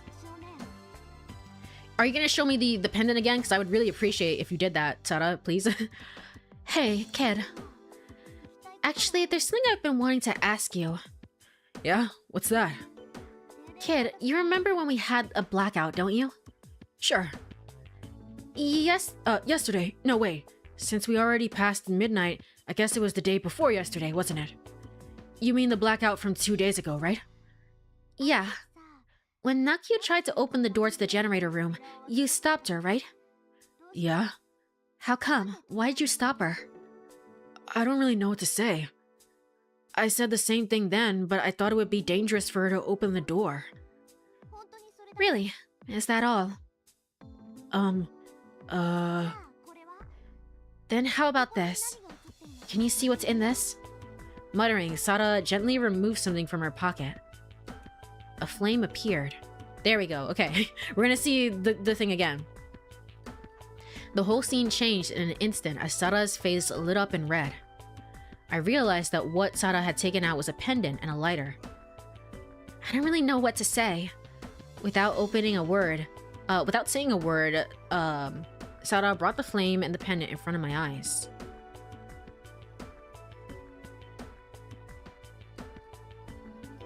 Was a man who I had never seen before.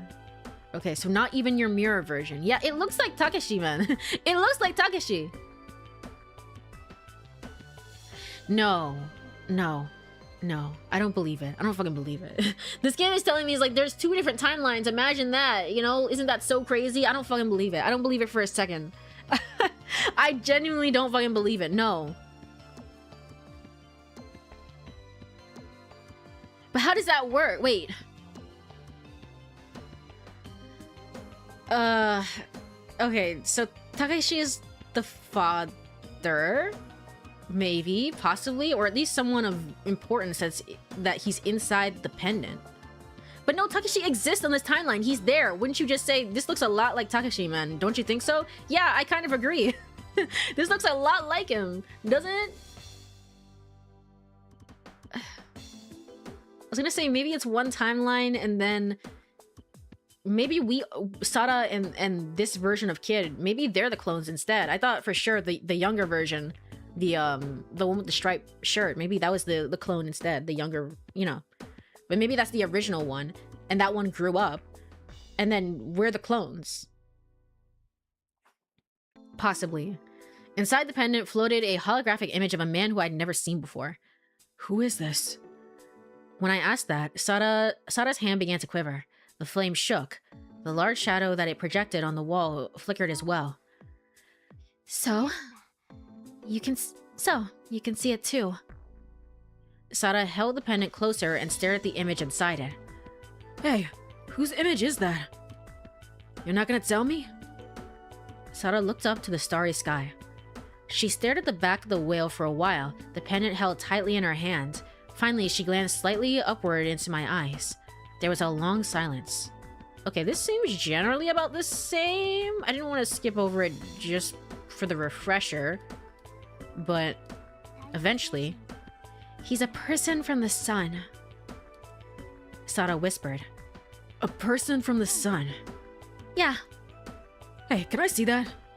I took the pendant and the lighter from her and checked the image again. It went without saying, but he seemed like a normal person. I had no idea how people from the sun were supposed to look, but the man in the image was at least had the face of an earthling. He looked like any ordinary young man to me. Are you serious? He's from the sun? I asked her. You're so gullible, kid. What? There's no such thing as people from the sun. Do you honestly think life could exist on a ball of fire? So you were lying to me. I wouldn't call it lying. I was joking with you. You know, giving you a hard time. What's that supposed to mean? Well, what do you think it means? Sada stretched her arm out and put out the lighter. Click. Darkness spread across the cosmos.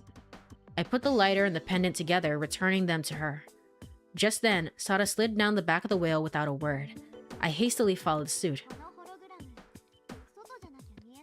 You can only see the image when you're outside. I don't think she told us this immediately, in the same way that she did. It's made in the same way so that it's only visible under sunlight. That's why he was a person from the sun. Sada stood next to the whale and started talking. When I was young, I really believed it. I used to believe that you could only see it with the sunlight because it was made by people who lived on the sun. And because I had this pendant, I was one of their children. And the person I sent to Earth on some kind of... And I was sent to Earth on some kind of mission. I used to imagine stuff like that. Looking back on it now, I know those were really just childish fantasies. Wait a second, Sada. We're 51 meters underwater. Where's the sun? Sada interrupted me and lit the lighter. Light filled the space around her. The flickering flame. Despite its insignificant size, a matter red, the color of the sunset, shined upon the dome-shaped ceiling. A flame. Even without the sun, you can see it if you got a lighter. Actually, the sun isn't a ball of fire. It's a ball of plasma. It's not burning in the traditional sense. Yeah, but if you get close to it, you're still gonna die. You're still gonna die. It's almost like it's a ball of fire because it's really gonna hurt. It's really gonna hurt in that same similar way. Probably even worse. You know, probably a lot worse. It took me a long time to realize that though. I guess I was 10 or 11 or so. Really, sunlight or a flame, huh? But still, even if there is sunlight or flame, there are some people who can't see it. Some people who can't see it? Meaning pretty much everybody except me.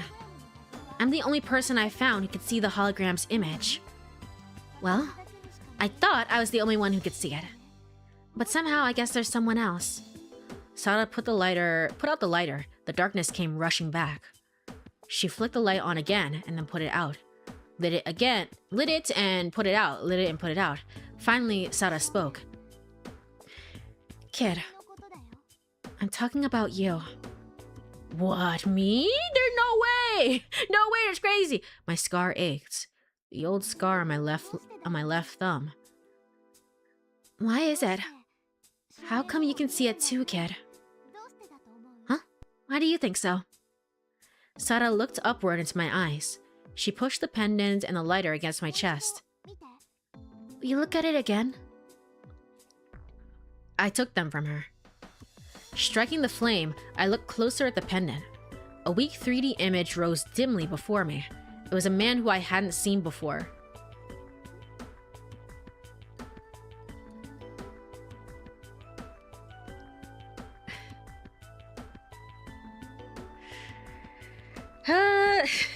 Is a man who I hadn't seen before.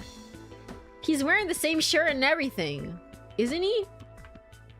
This is his, like, typical look. Looking at it closely, I realized that a piece from the mirror was missing.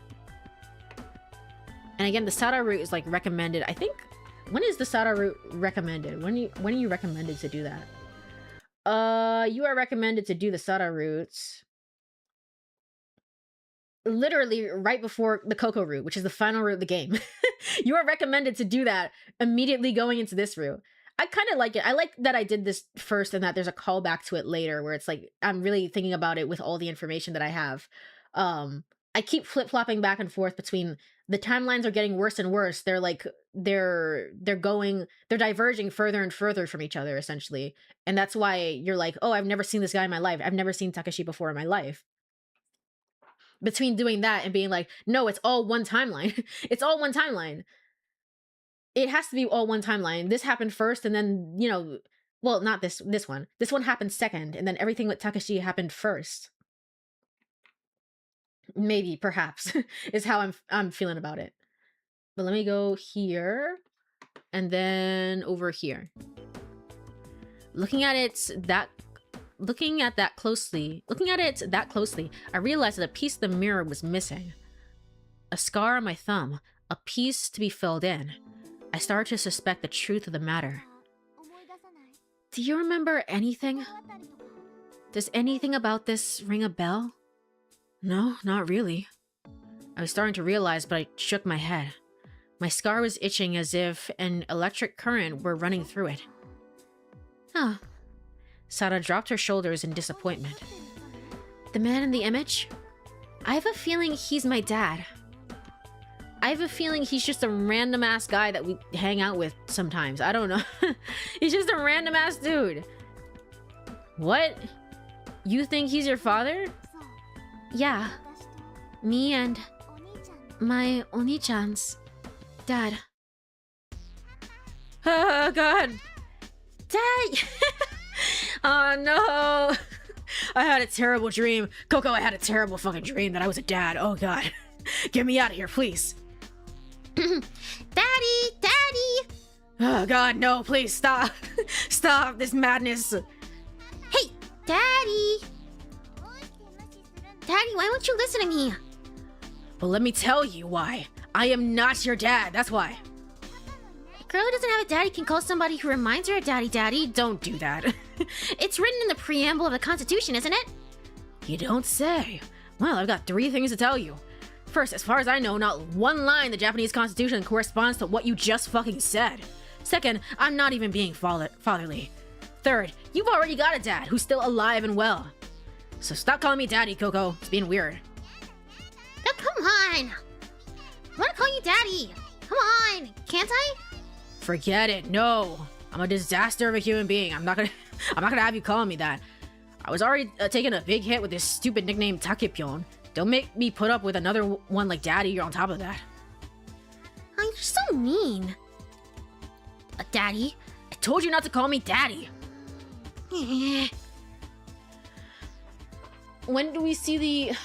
Yeah, her dad is still alive. No. It's always during the Takeshi route that we see her father. That guy is still alive. Yeah, no, I think it's one timeline. One timeline.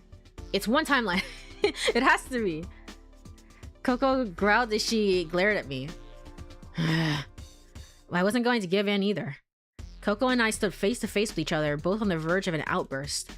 As we stood there, I just couldn't help thinking to myself, how in the world did I end up in a situation like this? Well, it all happened 30 minutes earlier. Hey, Takepyon! Takepyon! Wake up! I can't go to sleep. Come play with me. While saying that, Coco shook my body hard, pried my eyelids open, poured salt water into my eyes, and even shoved hydrogen peroxide up my nose. Giving in to her dogged persistence, I reluctantly decided to keep her company because she almost fucking killed me. Okay. That has so many wrong implications. Coco, please stop. Please stop this madness. Just the idea is like you could call anybody daddy if you really want to. It's like, sure, Coco, but also no. Coco was still growling at me. You're gonna let me call you daddy? I'm not your dad. I am not your dad. I might be somebody else's dad, unfortunately, as I'm now learning, but I am not your dad. She was just being outrageous. If you won't, I'm gonna bite you. Huh? Coco chomped down on my arm. Oh, I can't believe you actually bit me. I forcefully pried her face off my arm. There were teeth marks on my arm, and the area was starting to turn purplish red. What are you? What are you? Okay. The only thing that doesn't make any sense is why again, it all comes back to why is Coco showing up as a ghost? Why does she do that? Why sometimes she shows up as a ghost and sometimes she doesn't. But in the kid route, that moment when Kid had brought up is like, I saw Coco in here and Takeshi was acting kind of weird, like, Coco, like, I know that name, I know that. It's like, maybe he did know that and he didn't want to say anything, because it's like, I remember Coco. I remember that little gremlin who bit me. Well, believe it, Tatsibayo! Hehehehehehe. Coco covered her mouth with her fist and giggled triumphantly. Why on earth do you want to call me daddy anyway? Because you seem like the daddy type to me. God, I don't. I seriously don't. You're telling me after you trapped me into this, you're telling me after you trapped me into this, that a 20-year-old guy seems like the daddy type. You're telling me I look old? Remember, this might have been brought up once before, and I might have brought this up again previously in the playthrough. Do you remember when I brought up, well, actually during Never 7, when the game starts, the game starts and Makoto tells you, the main character tells you a random ass fact about how he went to the grocery store one time, and then a random woman came up behind him, slapped his ass, and then called him daddy. And Makoto was like, what? What? Anyway, and then just moved on from that story entirely and didn't say anything to elaborate on that. Do you remember that story? He was also 20. He was also 20. And I was like, I don't fucking believe you. What? You're telling me after you're... I mean... 20-year-old... Are you telling me I look old? The only time that I've ever gotten the feeling that, like... And maybe Maybe this is what they were trying to imply with the Sora route as well. I never really got that feeling because I just don't vibe with the Sora route and I think it's god-awful. But maybe this is kind of what they were implying with those two routes by the end of it, because, you know, Takeshi is talking about women want to get married at this certain age and, you know, want to have families and different things like that. And he was sort of talking about that. I remember distinctly during the Tsugumi route, there was that scene, of course, with Tsugumi where they're waiting for the submarine to come back. And he's like, I want this, I want to be married, and this is the life I want for myself. And he was talking about that a little bit. And that's the only time, that is the only time that I've ever felt like Takashi would be a dad and would become a dad. That was the only time that I really ever felt that. Otherwise, he's a fucking weirdo. He's a weirdo. I don't really feel that way. Or he acts his age, rather. It's not too bad, honestly. He acts his age. He's 20. He's young. But it's like I don't really otherwise I've never really gotten to that point. But maybe this is what they've been leading up to this entire time with both of the routes, is like talking about this like future and like this is what you should want for yourself and whatever else. And maybe this is how we end up here. Nope. I just kind of thought you did somehow. Hi. Doggo is not sleeping on her bed. Doggo is not sleeping on her bed. Oh. Hopefully she feels a little bit better. That sounds vaguely familiar. Vaguely familiar? Yeah, that did happen at the very, very beginning of Never 7. And I was like... And I think that got brought up once during Ever 17, like something similar. Maybe we've already had this scene before. Wait a minute. If I skip through this, skip to the next choice. No, I can't. I can't. Maybe we've had a scene like this once with Coco, and I was like, I brought up this exact same thing, where I was like, here's a really random, like a random ass trivia about the main character of the previous game. I just kind of thought you did somehow. Somehow, huh? Well then, are you trying to say that your dad and I are alike? Nope, not at all. My dad is a lot better looking than you. Smarter too. I should have just kept yelling at her by then, when I couldn't bring myself to get angry with her. I don't care anymore. Because all the while, Coco was dancing around like crazy, shaking her hips and waving her arms in front of me. I guess you could say I was a little too distracted to be angry with her. By the way, you said your dad is on a business trip right now, didn't you? Yeah. Where'd he go? He's at a research laboratory under the ocean. Research laboratory under the ocean? There's a research laboratory called EBF, or something down below Limu. My dad is a researcher there. Okay. Worst kept secret in the fucking world because Coco exists. Holy shit. Okay, sure. Oh, but you gotta keep it a secret, okay? Sure. I didn't know why, but for some reason it didn't surprise me. As a matter of fact, it seemed perfectly logical to me. It felt as if I'd already known about it. It was just a feeling, but... Then you must be worried, right? I mean, about your dad. I asked Coco. Why? Well, I mean... Oh, I got it. You thought my dad might be trapped here just like us, didn't you? But don't worry, he's fine. I know he got out safely. Why? Why? So who the fuck is down there right now? Please, protect my final wish is for you to protect my daughter. Please. Ugh. And then he died. And we thought it was like, it has to be Coco. Just who the fuck is down there instead? What? How do you know that? I just do. Because I'm psychic. What? Well, it's kind of like telepathy or clairvoyance or precognition or postcognition. Huh? Anyway, my dad's okay. I can just feel it. Coco had a big smile on her face. She was still performing her wacky dance. What else? Oh yeah, I can bend spoons too. I can tell a spoon to like, come on, just give it and bend, and it does. Oh, I see. Do you wanna know why I can do that kind of stuff? I'm actually a Solarian, the person from the sun.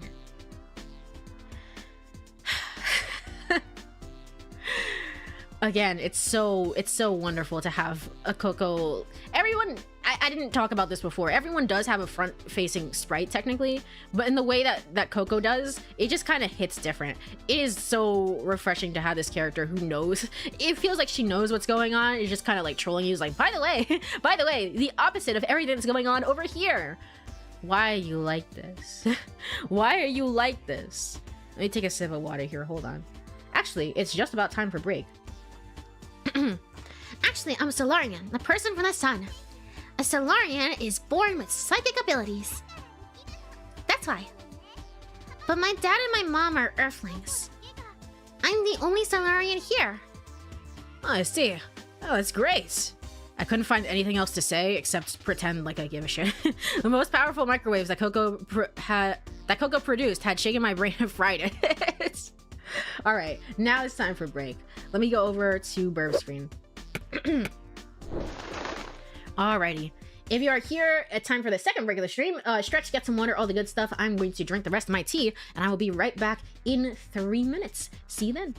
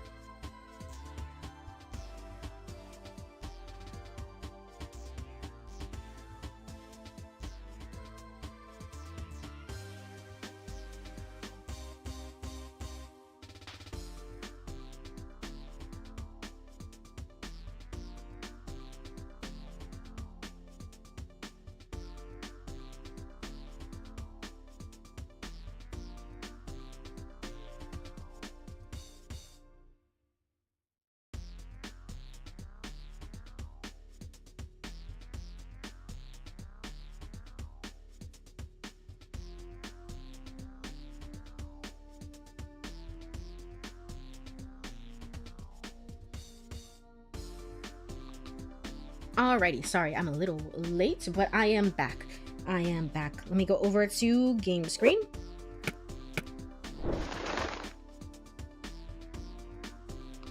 Alrighty, and then continuing whatever the hell this is.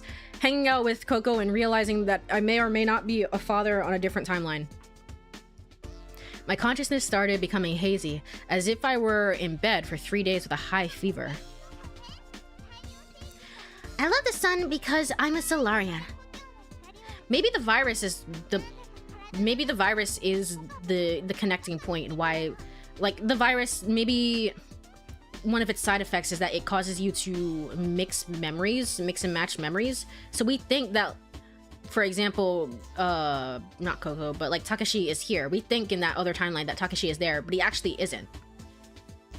Maybe it's causing us to see things that aren't actually there. That's the side effect of the virus, and that's how they're gonna explain this. When I bathe in the rays from my homeland, I get all warm and toasty inside. I wish I could see the sun. I wish I could sunbathe. Hey, Takipyeon, I want to go sunbathe. Well, it's kind of hard to do right now.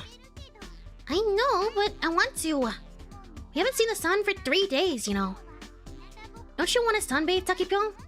I tried to imagine a high, clear blue sky, a nice May breeze, the horizon, the sun shimmering on the ocean surface. It'd only been 3 days, but for some reason, the scenery from the outside world felt so far away. I couldn't wait to go outside to the surface.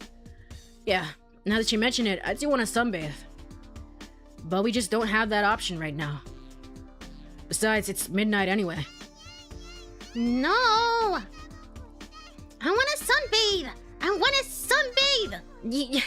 We don't have an option, Coco. Alright, we can do it tomorrow. Someone will probably have rescued us by then anyway. No, I want to do it right now! Right now! Sunbathe! Sunbathe! Sunbathe! Coco! There was no way I want to let that outburst go. I gave her a look that said, I'm about to get angry. And Coco responded with, Oh, alright. I won't ask anymore. Her shoulders drooped sadly. Instead, let's what? Let's play chess. What? Play chess. Play chess. Pio pio. Play chess. Play chess. What is that? To Coco, would you mind telling me what you're talking about? Okay, I'll explain. Playing chess is an elegant, aristocratic game developed in 1648 by Louis the Roman numerals of France. The rules are simple. Hold on. It's 10, and then it's 1, and then it's 5, so it's 4, so it's 14. Louis XIV of France. There we go. I sure do love Final Fantasy because it doesn't make me hesitate at all when I'm reading the titles at all. I would never ever do that. The rules are simple.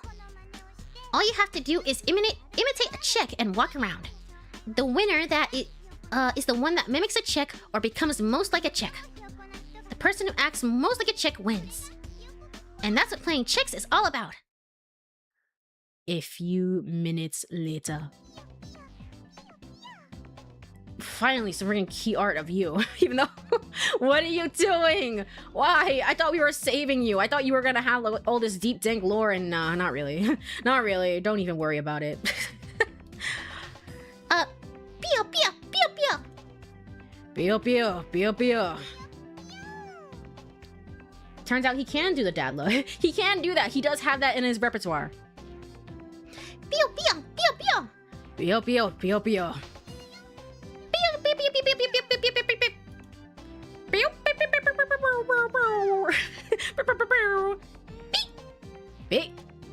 Dear father and mother, how is everything with you?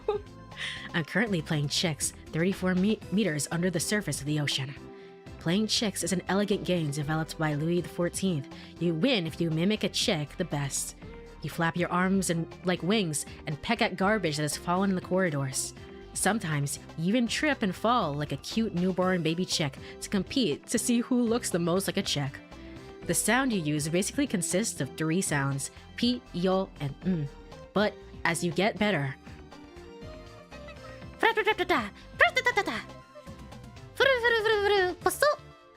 You can use imaginative sounds and even express yourself with various little chickadee gestures.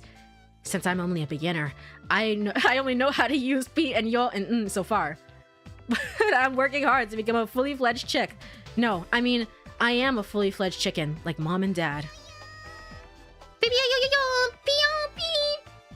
I'm learning from an excellent teacher. Oh, I don't know why, but I'm shedding tears. My teacher is encouraging me. I'm alright. I'm fine. My teacher wags her hips left and right as she walks. Sometimes she even flips her hips up in the air. She's the epitome of chickness. Father, mother. She is the epitome of chick. Father, mother, my teacher is the best chick mimic in Japan. No, in the world. Oh, but teacher, you don't have to take a dump in the middle of the floor. The teacher is angry with me. It's because I spoke the human language. Pyo-yo-yo-yo-yo-yo-yon. That meant I'm sorry in chick language. Pyo-yo-yo-yo-yon. Pyo-yo-yo-yo-yo-yon. It must have been very hard for you two to imagine your own son playing chicks 34 meters under the ocean. Or I suppose you probably don't even believe that I'm doing this in the first place.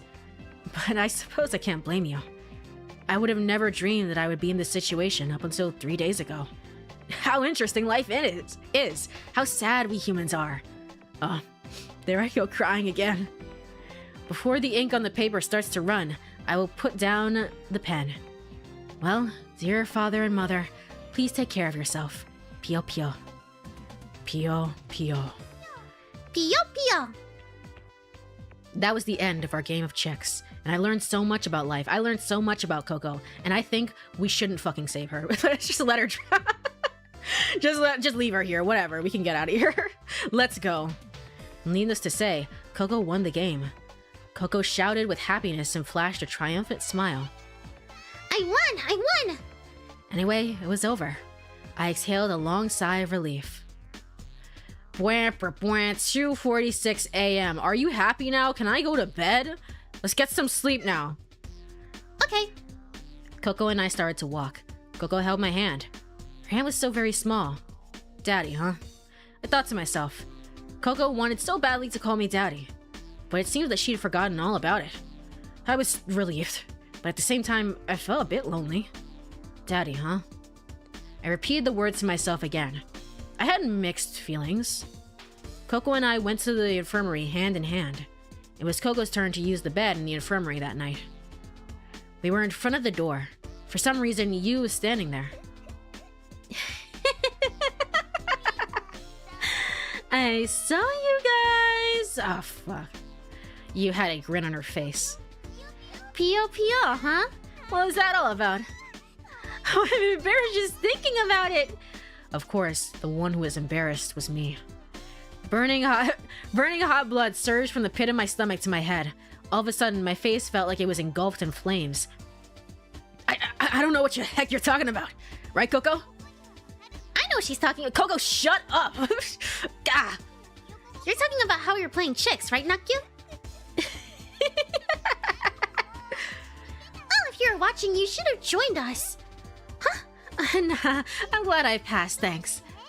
Why? I don't know, it's just... Oh, I know! We can play another game right now! Now? No, I'm alright, really. Besides, it's really late, you know? Well, I suppose you're right.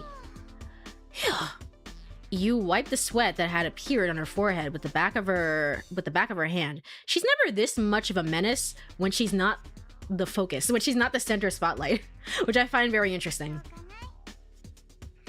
Oh, well. I suppose I'll wait until tomorrow then. Tomorrow? Yahoo! I get to play chicks with Nakyu tomorrow. Coco ran off to the infirmary, gesturing like a chick. You and I were left standing there. We stared at each other. Well, you see, she had fun, okay? Are you serious? I'm serious. I'm not really into that kind of stuff. Me neither. Yu was frowning, but her face started to soften as I watched. Yu was trying hard not to laugh by pressing her hand on her mouth. She was probably recalling my antics from earlier. I had a bad feeling. Hey Yu, I got a favor to ask. Huh? Can you just forget what you saw tonight? How do you expect me to forget that? Well, I suppose. Then you don't have to forget it, but would you at least keep it a secret from Tsugumi, Sora, and the kid? Well, I guess I could keep quiet about it, at least for a while. For a while? You never know when it might come in handy. During the true end of the game. During the true end of the game, this fact will come in handy. I understood. She wanted to use it to blackmail me. So, Kuranari-kun, you get my drift, right? You patted me on the shoulder and walked away. I had no idea what she would ask of me, but I knew that she had me where she wanted me. Out of the other 5, she was the biggest pain. I shook my head with a sigh and opened the infirmary door. It was dark inside the room. I could barely see anything. Still, I heard the breathing of 3 sleeping people. Although I couldn't see any of them, I could tell who was sleeping where. The injured Tsugumi was sleeping on the bed at the end of the room. The kid was sleeping on the examination table. Coco was using the bed in the middle, which meant I would be sleeping in the decompression chamber under the infirmary. About 90 minutes earlier, I had actually been sleeping there before Coco shoved hydrogen peroxide up my nose. For tee-hee and ha-ha and laughs. Yu, it seemed, had lined up some chairs in the conference room and had gone to sleep on them. That is an insane thing to do. I don't know how you managed to do that, but I guess it's not your first preference, not your first choice, so sure. Okay then. In the conference room too? I'd want to be in the same room as everybody else, to be quite honest. I don't want to be all the way over in the conference room. I headed toward the lift in the back of the room. I stopped briefly to check in on Coco. I went up to the bed in the middle of the room. Although she had been so excited a little while earlier, she seemed to be in a deep sleep already. I suppose she's exhausted from all that playing. I always get nervous when this music starts when this music starts playing. It is kind of like this is like the lore, something's about to happen, like we're about to be struck with some sort of emotion or feeling that ties into the general lore of the game. It's this song and then the title theme music, which means you got a bad end, and then there's one other song. There's one other song that plays. It's like, oh shit, you know you're in for something. You know you're in for something. I suppose she's exhausted from all that playing. Coco rolled over and scratched her cheek with her fingers. Her blanket had slightly fallen off of her. Fixing her covers, I gently touched her hair. Coco mumbled softly in her sleep. Daddy. I didn't know which dad she was referring to, but I couldn't help smiling. Daddy. Daddy. Oni-chan. What? I'm so cold. Please, let me out of here. Help me. Oni-chan. Help me. The hell? Also, this does not look comfortable at all. This is where we've been sleeping this entire time? This sucks. This sucks. This doesn't look comfortable at all. I thought it looked a little bit better. Wait a minute. That can't be. Is this inside the pod? Oni-chan. Oh god, Sara, jump scare. Hey, 2:46 p.m. Oni-chan. Huh? Oni-chan. What is it, Sara? It had been over 12 hours since Sara had started calling me Oni-chan.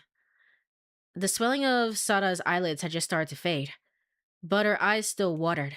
About 12 hours before, Sora told us the truth. Oh, so that still happens. Okay, gotcha. So, hey, Sara, do you want to tell me my name? What is my name? What is my actual name? Ever since seeing the hologram in the Cosmic Whale Room, I had kind of sensed it. Sara was my sister. Maybe I had already known it when I saved Sara from the elevator. Maybe I just pretended not to realize when, in fact, I really had. It was strange, but I didn't quite understand the details of my own mental state. Because it almost felt like the person who had called to me, had caused me to pretend to be a me wasn't really me. That made sense. I think so. I think so, yes. I knew I had to find out the truth from the moment I'd seen the pendant in the cosmic whale room, especially after I'd noticed it had a missing piece. I could tell Sada felt the same way. I didn't know from exactly what point she started wondering if I was her brother. Looking back on it, there were many times she might have hinted at it. But all those moments seemed to me like she was half joking. The moment that everything came together was when I saw the image in the hologram, because I've been able to see something that nobody else could. But still, both Sada and I weren't certain that we had been in the cosmic whale room. Weren't certain when we had been in the cosmic whale room. I was like, that doesn't make any sense. That doesn't make any sense. We needed definitive proof. That's why we went to visit Sora, even though it was late at night, to have her surgically remove the fragment in my thumb. Since Sora wasn't able to perform the actual operation, we decided to wake up Yu. She must have been very grumpy. At first, Yu had no idea what we were talking about, but as soon as she understood the situation, she willingly agreed to help. Okay, well, they're not really hiding things from me. Or at least they're not hiding as much as I thought they would hide. Sora obviously in the very beginning was immediately like, hey, I know that this is the case. They still went out of their way to do this, which is why I'm like, are they trustworthy? They must be a little bit.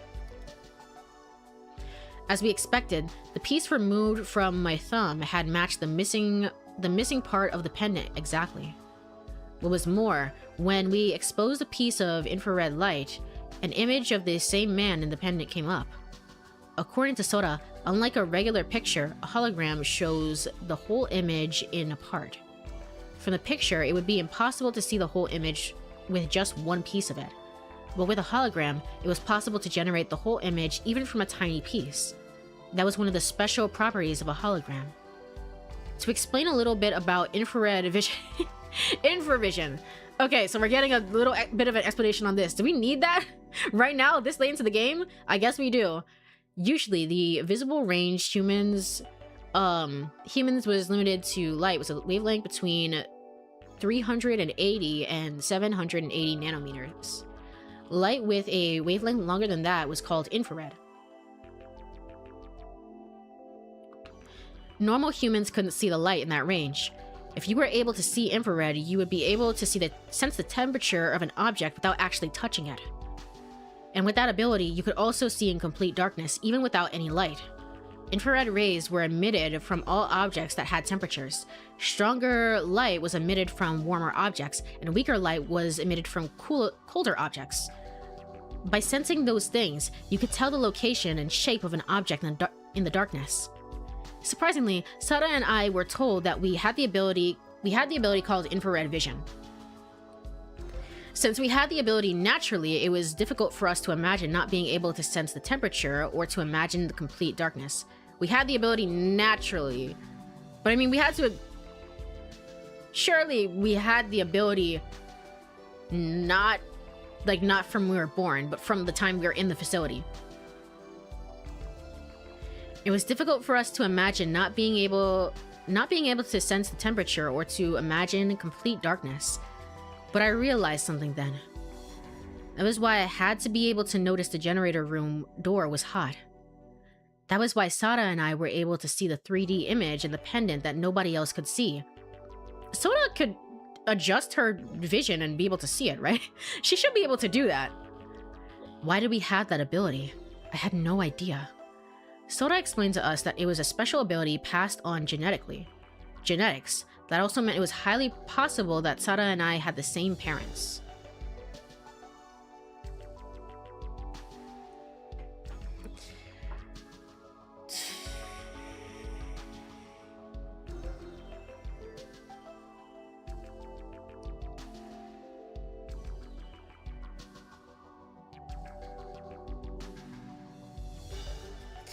Yeah, okay. I think, yeah. Is it Takeshi? Takeshi and Tsugumi then?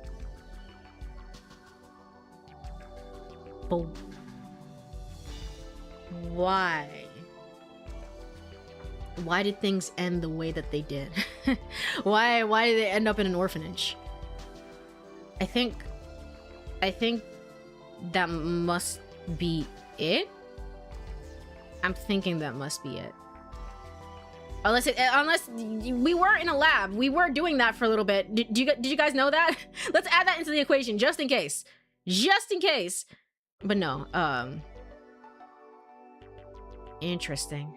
Okay. Okay. I think I'm starting to see it. Who do we have again? Sorry, I need a I need a visual list of all the characters at all times because I can't think without seeing them. Coco Childlike is the name of this section. You, and then Tsugumi, and then Sora, and then there's who the hell are you? Oh, Sara, Sara, and Coco, and you, and you. Okay. So you two, and you are the children, and then you, who the fuck are you? Who are you? And then you're an AI program, you're not real, and then you're a clone.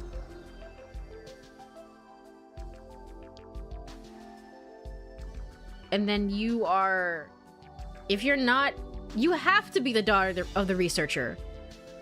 Otherwise, what are you?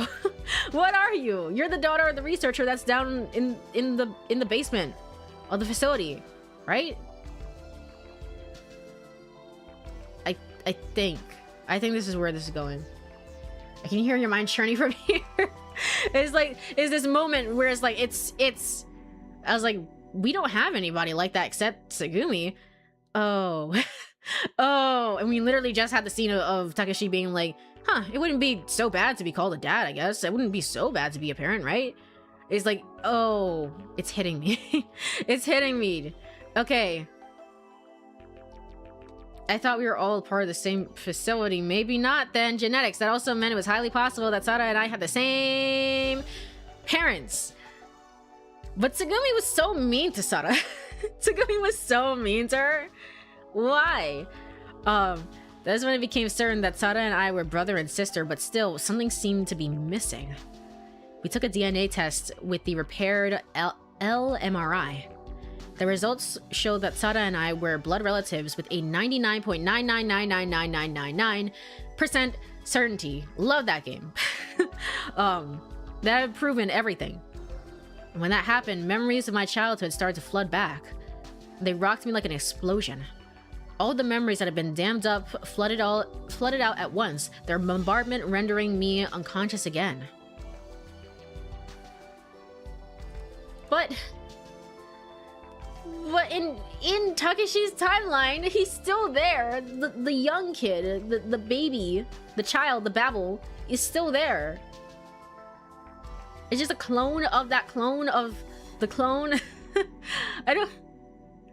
It's just there's certain things that just don't make sense. When I regained consciousness, Sara was next to me. Sara, my one and only sister. We were fraternal twins. Twins? Do we know that before? Oh, they're the same age. Okay. So they're both 16. Which one is the one that's the ones that look similar and the ones that look different? Is it maternal twins look similar? Fraternal twins can look different? Hold on. I think it's fraternal twins. I think we had this conversation as well. Eons ago, back in February or March when I was playing this game.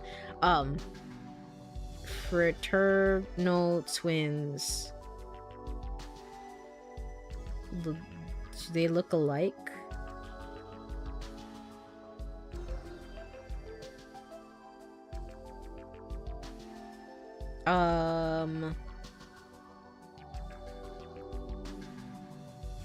No. Okay, gotcha. At least according to these sources, no. No. So it's maternal twins that look that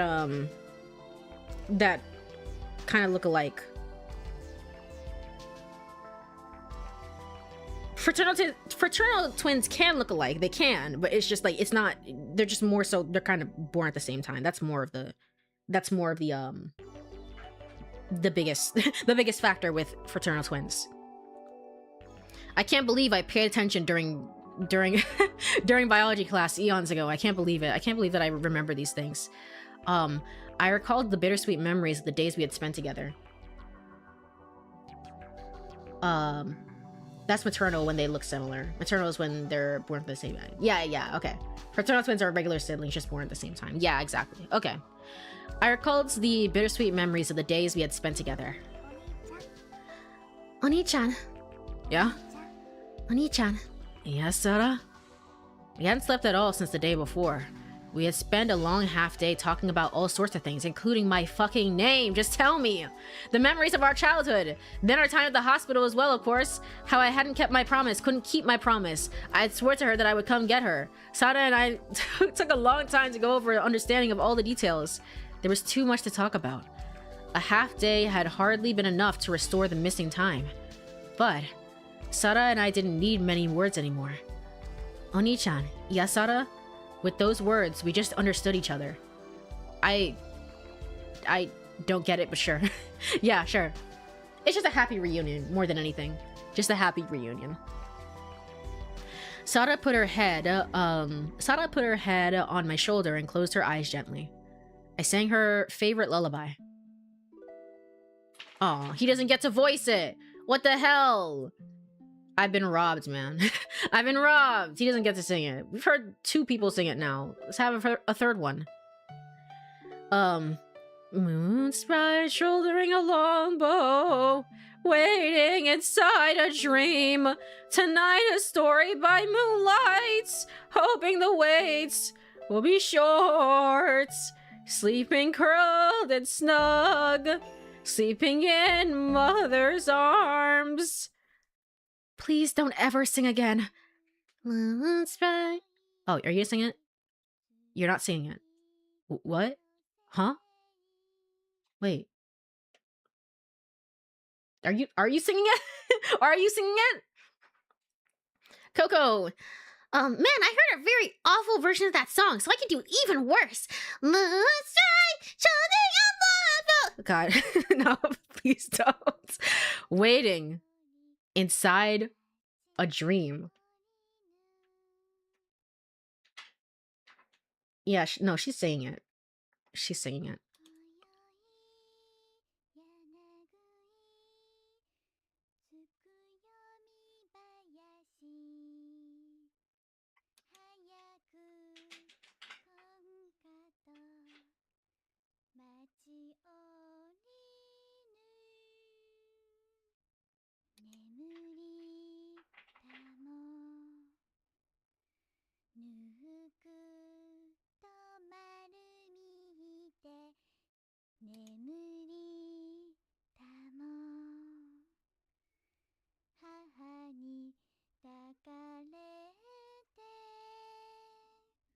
I know it's low, but I'd rather let the voice actress sing this out.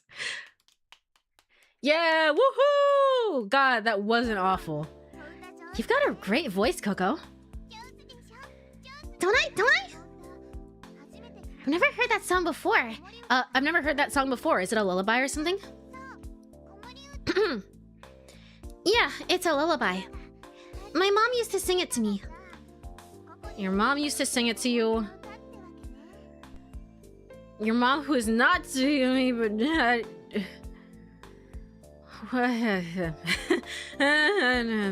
Anyway. So I guess that song has a lot of good memories for you. Oh, I can turn this down a little bit. No, it doesn't? No, I just learned this song. Oh, really? Their voices were coming from the kiosk.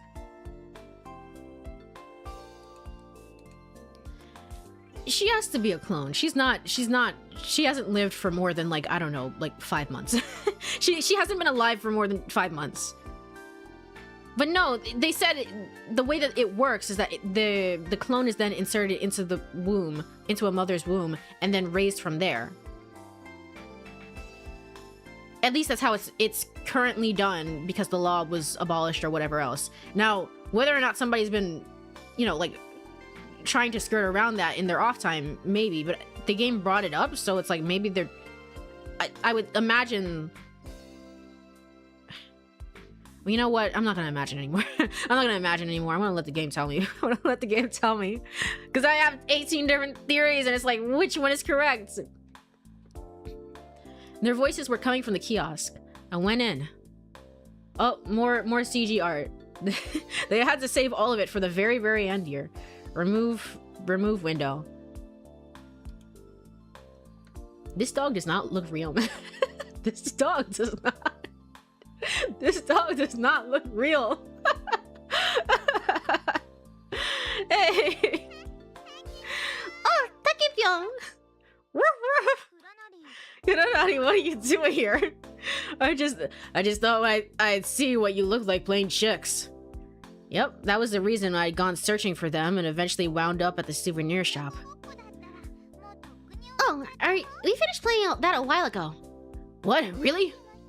Nakyu is so good at it. Compared to me, she was so much more like a real chick. And I didn't get to see it, no! I was just amazed. Oh, stop it. You're just trying to embarrass me with compliments. It's true. You were really, really good. You, who had seemed so against the game to begin with, was embarrassed when she was complimented. What on earth is going on? Actually, had she actually enjoyed the game? Speaking from the standpoint of someone who had experienced it. Who gave you the robot dog, though? Was that also your dad or your mom? Like, sorry to go back to this point suddenly. It's just like, but who gave you the dog? The game's chicks did seem to possess a kind of ritualistic, demonic charm that could subdue human ability to be rational. It seemed to me that you might have been possessed by that charm. Oh well, that wasn't important. What was important is that I had somehow missed out on the historical moment that was Yu's performance. It was truly unfortunate. Darn it! I mentally clicked my tongue. So, what are you doing now? Isn't it obvious? Coco and Yu were sitting face to face on the carpet. Pee-Pee had set his face on Coco's head. Between the two of them was a mountain of small, bead-like grains. A pen was stuck atop a mountain. A game of avalanche with a mountain of sand. That's right. No, Nakyu, that's not right. What? This is a mountain of tears. It's a mountain of tears, not sand. A mountain of tears? I sat next to them and pinched a single grain from the mountain. Oh, I remember. Coco was throwing these into a puddle at the ruins yesterday. Clear, colorless grains. They were formed in the shape of the drop of water. Glass tears. No, they weren't made of glass. I could tell by touching them. You never told me what they were yesterday, did you? So I guess I'll try again. What are they? They're mermaid's tears. Mermaid tears. Coco closed her eyes and nodded. I don't care what you say. There's no way these are real mermaid tears. Oh yeah? Saying that, you pointed to the display rack of the souvenir shop. Huh? I stood up and walked toward where you had pointed. The racks were packed with different kinds of merchandise. Among all the stuff, there seemed to be a corner with a line of old-fashioned ceramic bottles. I picked up the bottles and looked at it. It was slightly bigger than the size of my palm and heavier than I imagined. It felt solid in my hand. Printed on the label was mermaid tears. Why would they sell it? Why would they do that? I looked at the bottom of the bottle. There was a round stamp on it. Contents. Candy. Oh, there we go. Ingredients. Sugar, corn syrup, additive flavoring. I shook the bottle. I heard a dry, crisp sound. Pulling the cork top, I poured out some of my palm. I poured too much, and some of it spilled from my hand to the floor. The mermaid tears bounced on the carpet as if they were dancing. I see. So they're basically jelly beans. Holding the bottle in my right hand and the teardrops in my left, I went back to where I'd been sitting before and plopped myself down with a thud. So these mermaid tears are just some kind of souvenir? Yep. Let's see. Mumbling to myself, I popped all the teardrops from my left hand into my mouth. I chomped down on them hard. The melting sweetness spread in my mouth. These are good. It had been a long time since I had tasted anything besides a tuna sandwich. I heard somewhere before that eating sweets made people feel happy. You heard somewhere before? You heard this. You vaguely heard this idea, this notion that eating sweets makes people happy. In that moment, I was enraptured by the sound of sweetness in my by the sweetness in my mouth. Oh my gosh. You shouldn't have done that. I'm gonna tell on you. What? Why? It's because I'm eating them for free? We're trapped down here. We might die. Come on. Well, you are too, Coco. No. That wasn't what I meant at all. You just ate the teardrops of a mermaid, didn't you, Takepyo? Yeah, I did. And I'm gonna eat more. If you do that, you'll end up like the 800-year-old nun. The what? 800-year-olds what? You and I looked at each other.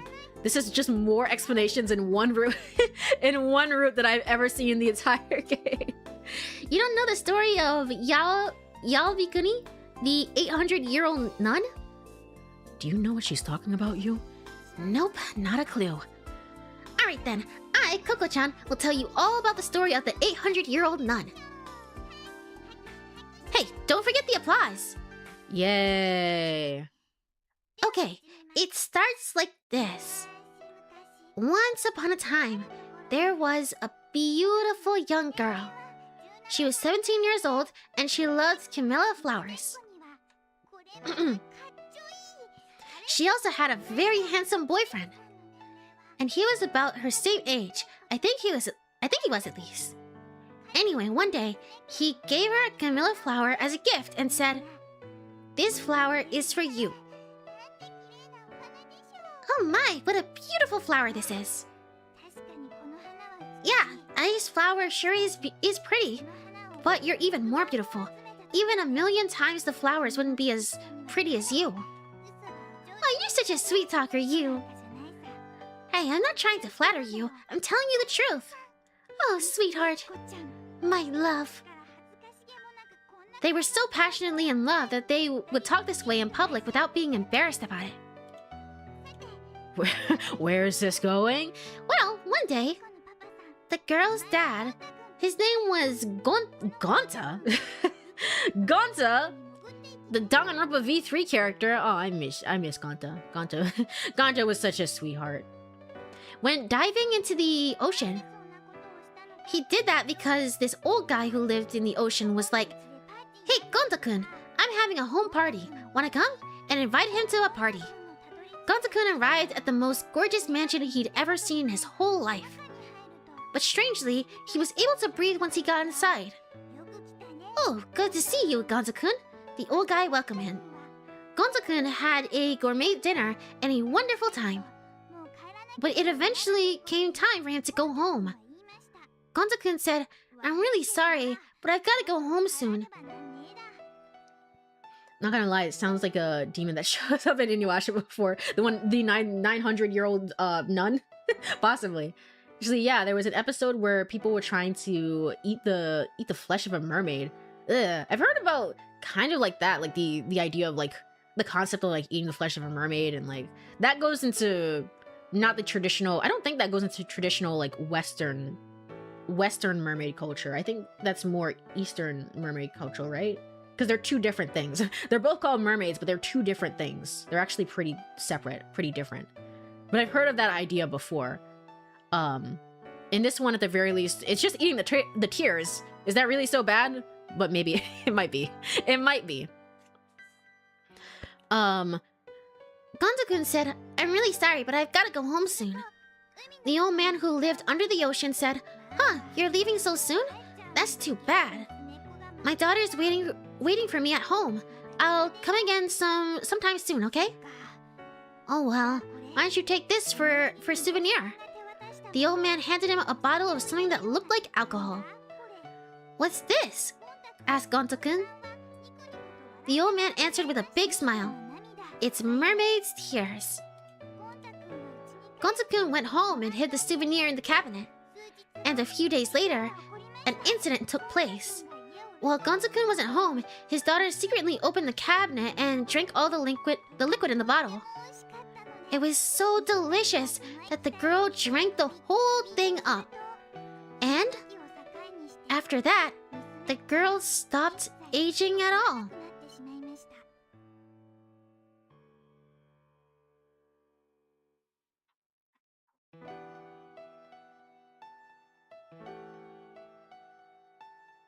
Why are you telling me this?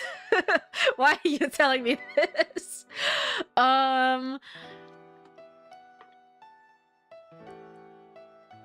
It was so delicious, the girl drank the whole thing right up. But it wasn't her fault. She was experimented on. Tsugumi was experimented on. It's not really her fault that she can't age. It's not like she went to a cabinet and was like, huh, this super dank elixir, I wonder what this does. And then she stopped aging. Unless you're saying you did that? Are you saying that you drank an elixir and you stopped Wait, actually. Actually. Because you know what? Takeshi did say at the beginning, is like, you're probably like 12 or something, and she was like, I'm 14, by the way. Are you never gonna age? Are you like Tsugumi in that way? But still, what are you? What are you? Who are you? After that, the girl stopped aging at all. A year had passed, and then 2, and then 3. Yeah, that's an Eastern thing. Okay, I was like, I wasn't entirely sure. I'm not too familiar with the concept, but I know they're very, very different. The blood of a mermaid cures any wound or disease, and the flesh grants eternal life. Oh, that sort of thing. Which is why you may want to hunt them. Which is why you may want to hunt them, but that might be a really bad thing. That might be a really bad and mean thing to do. Speaking of mermaids, this season there's Goodbye Lara, which is airing right now. It's a fish out of water story, and it's also about a mermaid. It's also about a mermaid. It's like a modern take, I think. It's like a modern-ish take on The Little Mermaid, and it's why the overarching story itself, with like all the moving pieces and stuff, is like wild. I don't know what resolution they're going for, but I can't predict it. That said, Goodbye Lara itself is a really like beautiful, kind of for this reason. It's like, oh, humans, they're so ugly, they'll try and hurt you, they'll try and kill you, you can't go out, you mustn't go out. But realizing that humans are actually very nice, and I love them all the same, and you know, for the main character and stuff, is really, really nice. It's a really good show, at least so far. It also had the reason why I watched it. I know some people we're a bit. It seems a bit unsure, and I don't really have one way or the other the answer. It seems a bit unsure whether it is like a Yuri anime or not. That's not why I watched it though. Well, I watched it because I saw the clip of the boxing scene, and I think I've talked about this on the stream before, but I really like boxing, and I was like, oh man, oh man. So Mari is really cool. There was something about her, about like that whole boxing scene, that's like, that's really. It's like I kind of get it. I kind of get it a little bit. But it was very interesting. It was very interesting seeing that. After 5, 10, and 20 years, the girl was still as beautiful as always. She had a body that would never age.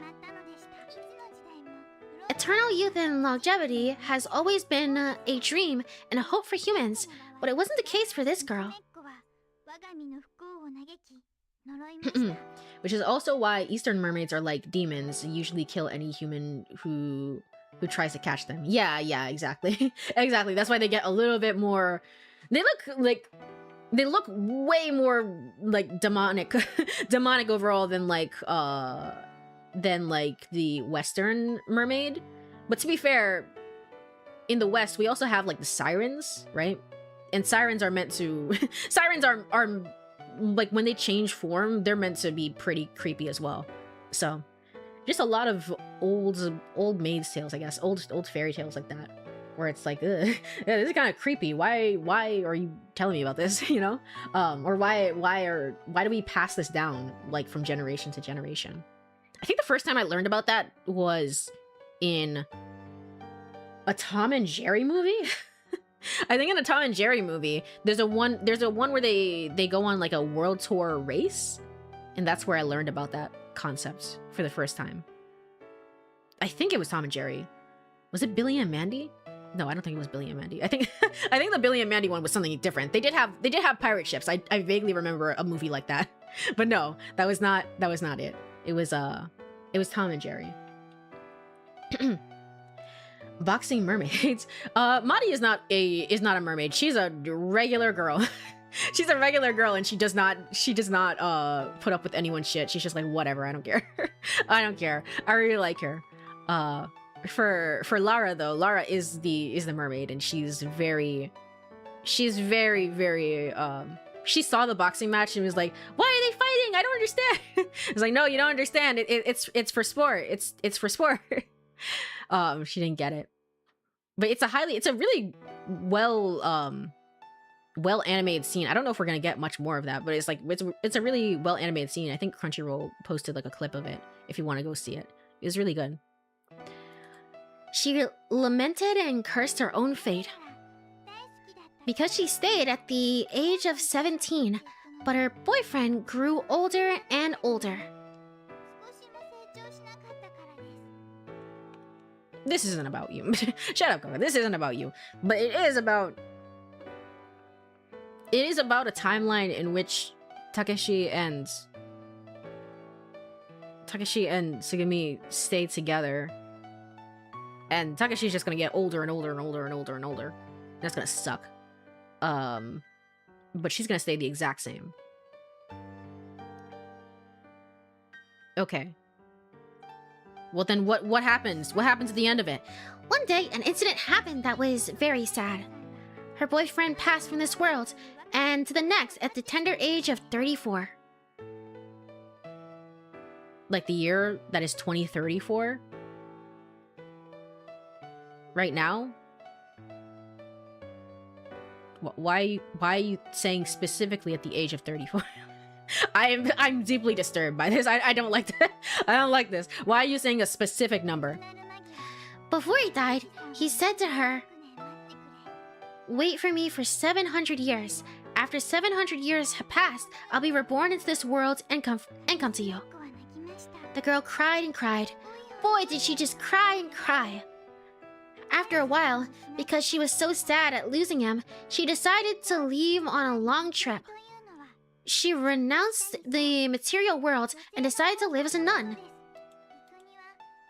Tsugumi, do you have any experience living as a nun? Do you have any experience doing that? I guess it would make sense. It would be pretty hard for a mermaid to have any kind of footwear. She was very she does grow legs. It is kind of, again, like the little mermaid. So, but she's very clumsy, and that's like part of her personality. Overall, really good though. It's a really good show so far. The nun traveled around the country. She cured the sick, helped the poor, did a little farming, built some bridges over rivers, and planted lots of camellia seeds. When the camellias grew mature, healthy, and started to flower, she would move on to another region and begin all over helping those in need. She continued living that way for hundreds of years. The reason she planted camellia seeds was as a way of giving directions to her boyfriend in case he came to looking for her. She planted lots and lots of camellia seeds so that when he was reborn into this world, he would know where she was. She hadn't given up hope. She had kept believing the whole time that her boyfriend's words would come true. At last, 700 years. 700 years. That's a typo. 700 years had passed, and she had returned to her homeland. But there wasn't anyone who knew her anymore. And with no place to live, she decided to enter a cave on the outskirts of the village. She planted many, many camellia seeds near the entrance. Before she entered the cave, she told the villagers, "I will ring a bell at sunrise and sunset. If you stop hearing the bell, please just think that I have passed away." A year passed, then 2, then 3. After 5, 10, 20 years, her boyfriend still didn't show up. 30 years passed, then 40, then 50 years passed. After 60, 70, 80 years had passed, her boyfriend still hadn't shown up. 800 years had passed since she was born. The bell had finally stopped ringing. After all that time, her boyfriend had never appeared. The camellias in front of the cave blossomed beautifully, never wilting for many years. People honored this young and beautiful nun and prayed for her, and wished for her longevity and happiness. And people decided to call her Yaobi Kuni, the 800-year-old nun. The end. That was depressing. Why the fuck did you tell me that? Oh, not really. It's to be continued. It's to be continued. How old are you? How old is Tsugumi? Please verify right now. Please verify right now. She gave me a timeline. She gave me a date and said, hey, I was born this time, and I saw this girl in the hospital, and we know that this happened around this time. Okay. Huh? There's more? Well, actually, that's the end of the tale that I know. But there might be more to the tale. What do you mean? Well, nobody actually found her body. They just figured she was dead because the bell stopped ringing. Maybe she's still alive in a cave somewhere in Japan, you know? Still waiting for her boyfriend? Still waiting for her boyfriend? Stupid. There's no way that story could be true. It's just an old fairy tale, that's all. I don't know. I think she might still be alive somewhere. Yeah, me too. Oh, come on, are you guys serious? Hey, Coco, when was this nun born anyway? I don't know exactly, but I've heard it was about 1,300 years ago. You see? 1,300 years ago. If she was still alive, she'd be 1,300 years old. Look, you don't have to inform us of the obvious. Let me put it this way. 1,300 years from now is like 700 AD. That means that she had to be living during the Nara era, or even before that. That would amaze even Prince Nakano Oe. What are you so worked up about? You're the one who said it was just an old story, Kuranari. I'm not worked up. You're old enough to know what I'm talking about. Don't break girls' romantic dreams for no good reason. Right, Coco? Yeah. Is it possible then that she abandoned the bell to be like, fuck this, we have well, well, if she was born 1,300 years ago, she would be in the Nara era. At some point, she abandoned it, just like, fuck this, I'm gonna bring science up to a level where I can bring him back to life through cloning? Is that why instead? She entered the cave at the age of 700, so that means she waited for her boyfriend another 600 years, right? Oh, but she might still be alive, so that makes it she is waiting at the present tense. Anyway, when her boyfriend finally arrives on the entrance of the cave, which is overflowing with camellia flowers... Takashi, she's immortal. Age wouldn't matter. The age wouldn't matter.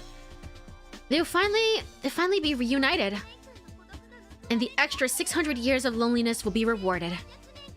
Their 1,300-year-old love will be fulfilled.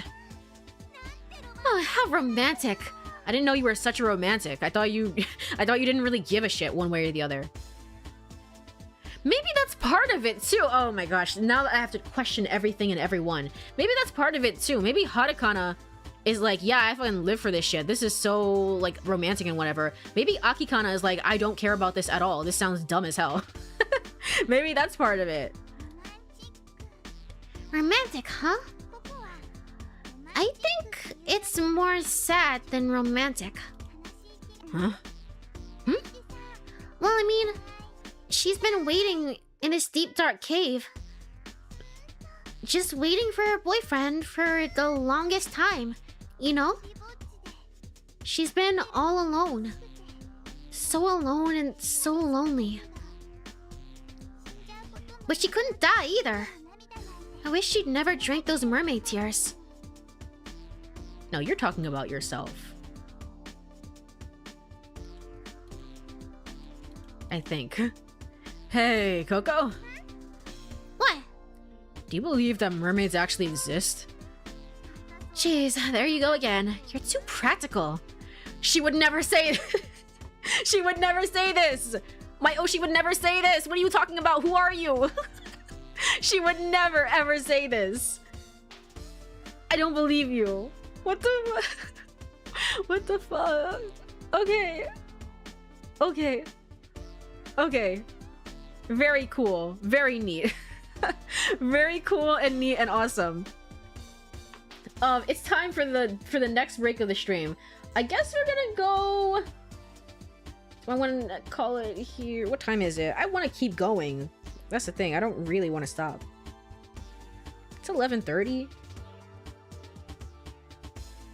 Doggle's a little unsettled. She should be fine. I'm gonna go for another hour at the very least. At the very least.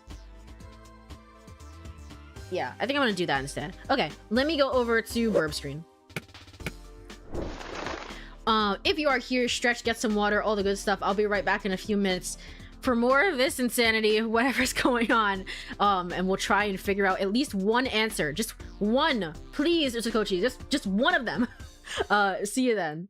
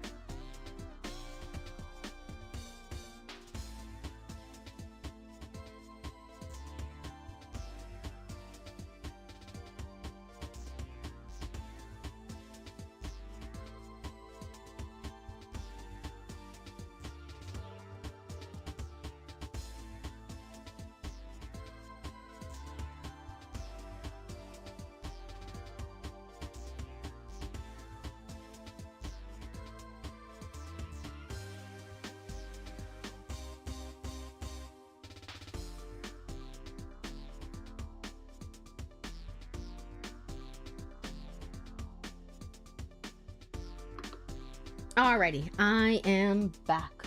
Let me go over back to game screen. Doggo is looking at me like she's upset. Doggo is looking at me like she's really freaking upset. I don't know why. I'm gonna just... We'll go... Like I said, we'll probably go for like another hour. If we're not finished with the game, we'll call it. Regardless of anything, I'm probably gonna give my final thoughts on the game. And in addition to giving the final thoughts of the game, because this game has so many plot points and plot threads, I'm probably gonna want to like sit back and be like, oh, well, when did this happen? This, that, and the other. After I finish the game, I'm probably gonna be like, oh, did this happen here? Did this, that? And, you know, like, what about this? And, you know, probably want to try and piece things together. So it's okay if it ends up being like a little, like, that's an additional, that's an additional, potential stream in of itself, or like an additional add-on to the stream as well, you know, if that makes sense. So but otherwise I'm still probably good to continue for another hour or so. Not even close to the ending. I don't remember it being quite this long. There's a lot of this is what I mean. It's like there's not a lot of answers. Not a lot of answers are being given. Like, some answers are being given, but not a lot of answers are being given. People are just want to sit down. It's like, okay, now let me tell you about this and then that and the other in very long monologues. And it's like, huh, okay, well, sure, I guess. But I think I'm gonna probably go for another hour just to see, like, are we gonna learn anything more other than Takeshi is a father and a dad, apparently? She's mad at you for not giving head scritches. She's mad because probably because they had to go clean her ear, and she's like, no, no. That's probably why. She still doesn't want to sleep in her bed. It's a great bed. Doggo, come on. Come on. It's a great bed. It's right here. Whatever. Whatever. Geez, there you go again. You're too practical. Well, if mermaids don't exist, then you can begin to forget about the whole story to begin with. That's not necessarily true. Whether mermaids exist or not doesn't have anything to do with whether or not the story is true. Why not? Well, it's obvious that the liquid Gantakun had got from the old man was a longevity potion. I don't care what you say. They could have just named it Mermaid Tears, right? What I'm trying to say is that the potion didn't actually have to be made from mermaid teardrops. I mean, these candies aren't actually mermaid teardrops. Well, you have a point. So Mermaid Tears is only the name for that strange liquid, right? Alright, fine. Let's skip the whole mermaid business. But you know, you really think really hard, will you? Do you honestly think that something like eternal youth exists? Really hope Tsugumi is not passing by in the hallway right now. Really hope she's not listening to any of this shit. I do. You have a basis for that belief? Yes. Okay, show me then. Okay, I'll show you. This is a little off topic, but doesn't the story of Yaobikuni remind you of something else? I'm talking about the tale of Rip Van Winkle. Oh gosh. So we brought it up again in that timeline. We're bringing it back up. But it's not the same you. This is definitely not the same you. This is not her. Oh my gosh. Okay. Rip Van Winkle? Well, the father got invited to a party and got some kind of alcoholic beverage, right? That's just like Rip Van Winkle. So what? What I'm saying is this. Rip Van Winkle drank the liquor and became a very old man, right? Yaobikuni drank the mermaid's tears and gained a body of perpetual youth that never ages. And that means that... Oh, I'm beginning to see what you're trying to say. Rip Van Winkle hits the bottle just a little too hard, and when he wakes up, 20 years have passed. Just like with the 800-year-old nun. By drinking mermaid tears, she was sent 700 or 800 years into the future. This is a really weird way to introduce the concept of the idea of the fact that we're not in the year that we think that we are in the year that we think. This is a really weird way to introduce that. So she didn't actually gain eternal youth. She just slipped through time into the future. So that explains why she stayed 17 years old even after 800 years. You think that explains it? Well, it doesn't. There's no such thing as time travel in real life. Hey, wait a second. Don't go jumping to conclusions. I never said a word about time travel, did I? I'm just curious about the similarity between these dwarven spirits and mermaid tears. The dwarven liquor was actually a solution that rapidly accelerates aging. What was in the tears was a solution that slows down aging. So we need to find the solution to both. Both of them were handed down from some old guy. And both of them were given at a mysterious gathering. So it tells us both dwarven spirits and mermaid tears are possibly made by the same people or the same civilization. The Lemurian civilization? It tells us that? It does! Well, the castle in Coco's story might have been part of some ruins of an ancient civilization sunken under the ocean. For example, the civilization of Lemuria. In Lemuria, it's thought that they had science and technology that could control aging. And for some reason, Gonta-kun got invited to the castle. Is Gonta meant to be like a... No. Is Gonta meant to be like a stand-in for Takeshi? For some... Because, like, this is the one thing... Everyone else feels like they have a reason to be here. Well, not so much Coco anymore, but she's kind of... I don't know. Not so much Coco anymore if that guy that's under the research facility isn't her father, according to her. The only reason is, why is Takeshi here? What is he doing? What is he doing? Uh-huh.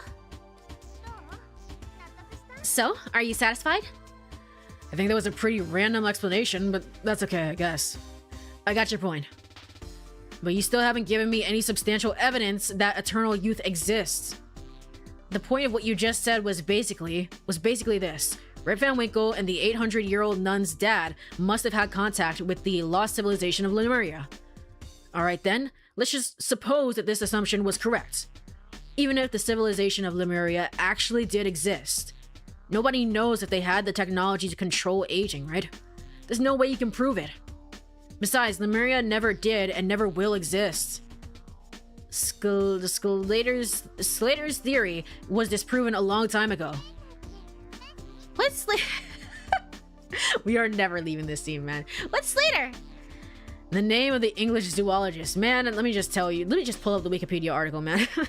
In the mid-19th century, he noticed that the same species of lemur inhabited Africa, Madagascar Islands, Asia, and the Indonesian islands. But lemurs can't swim. Well, maybe just a little, but certainly not a long distance. Well then, how could the same kind of lemurs reside on different islands separated by a massive ocean? Slater thought, that's it.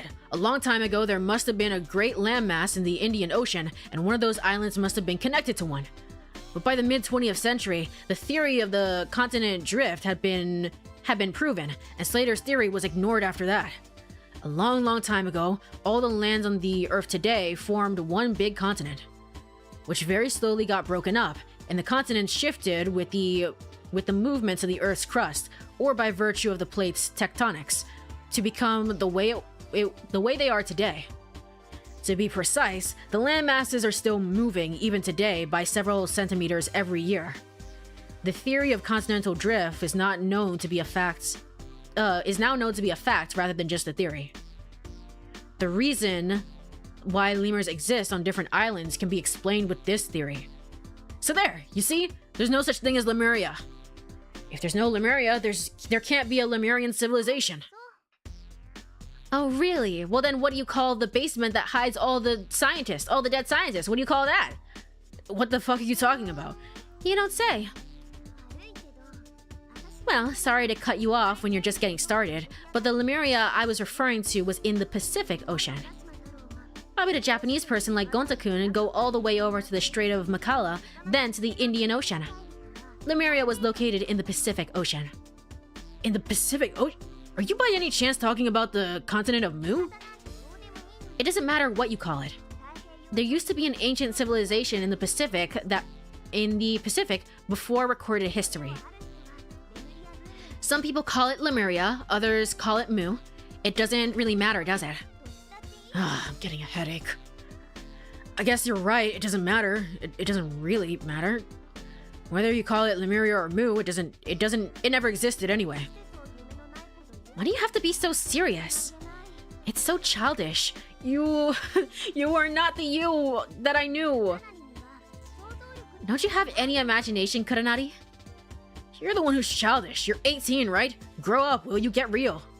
An ancient civilization before time, perpetual youth and longevity, Rip Van Winkle, the 800-year-old nun, and Santa Claus, none of these things exist. Takeshi, don't say that in front of her, man. What the fuck is wrong with you? Oh, he's terrible dad. He'd be a terrible dad.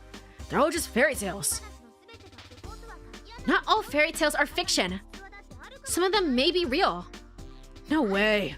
Yes way. Well, I, for one, believe Rip Van Winkle really existed. They're laying on thick right now. They really want you to be like, this is a little different characterization than you had before, previously. This is so strange. But it's always been Hatakana. It's always been Hatakana in the Sara roots as well. It was always credited as Hatakana. So they really just wanted to go out of their way to credit. By the way, this is Akikana. By the way, just to let you know.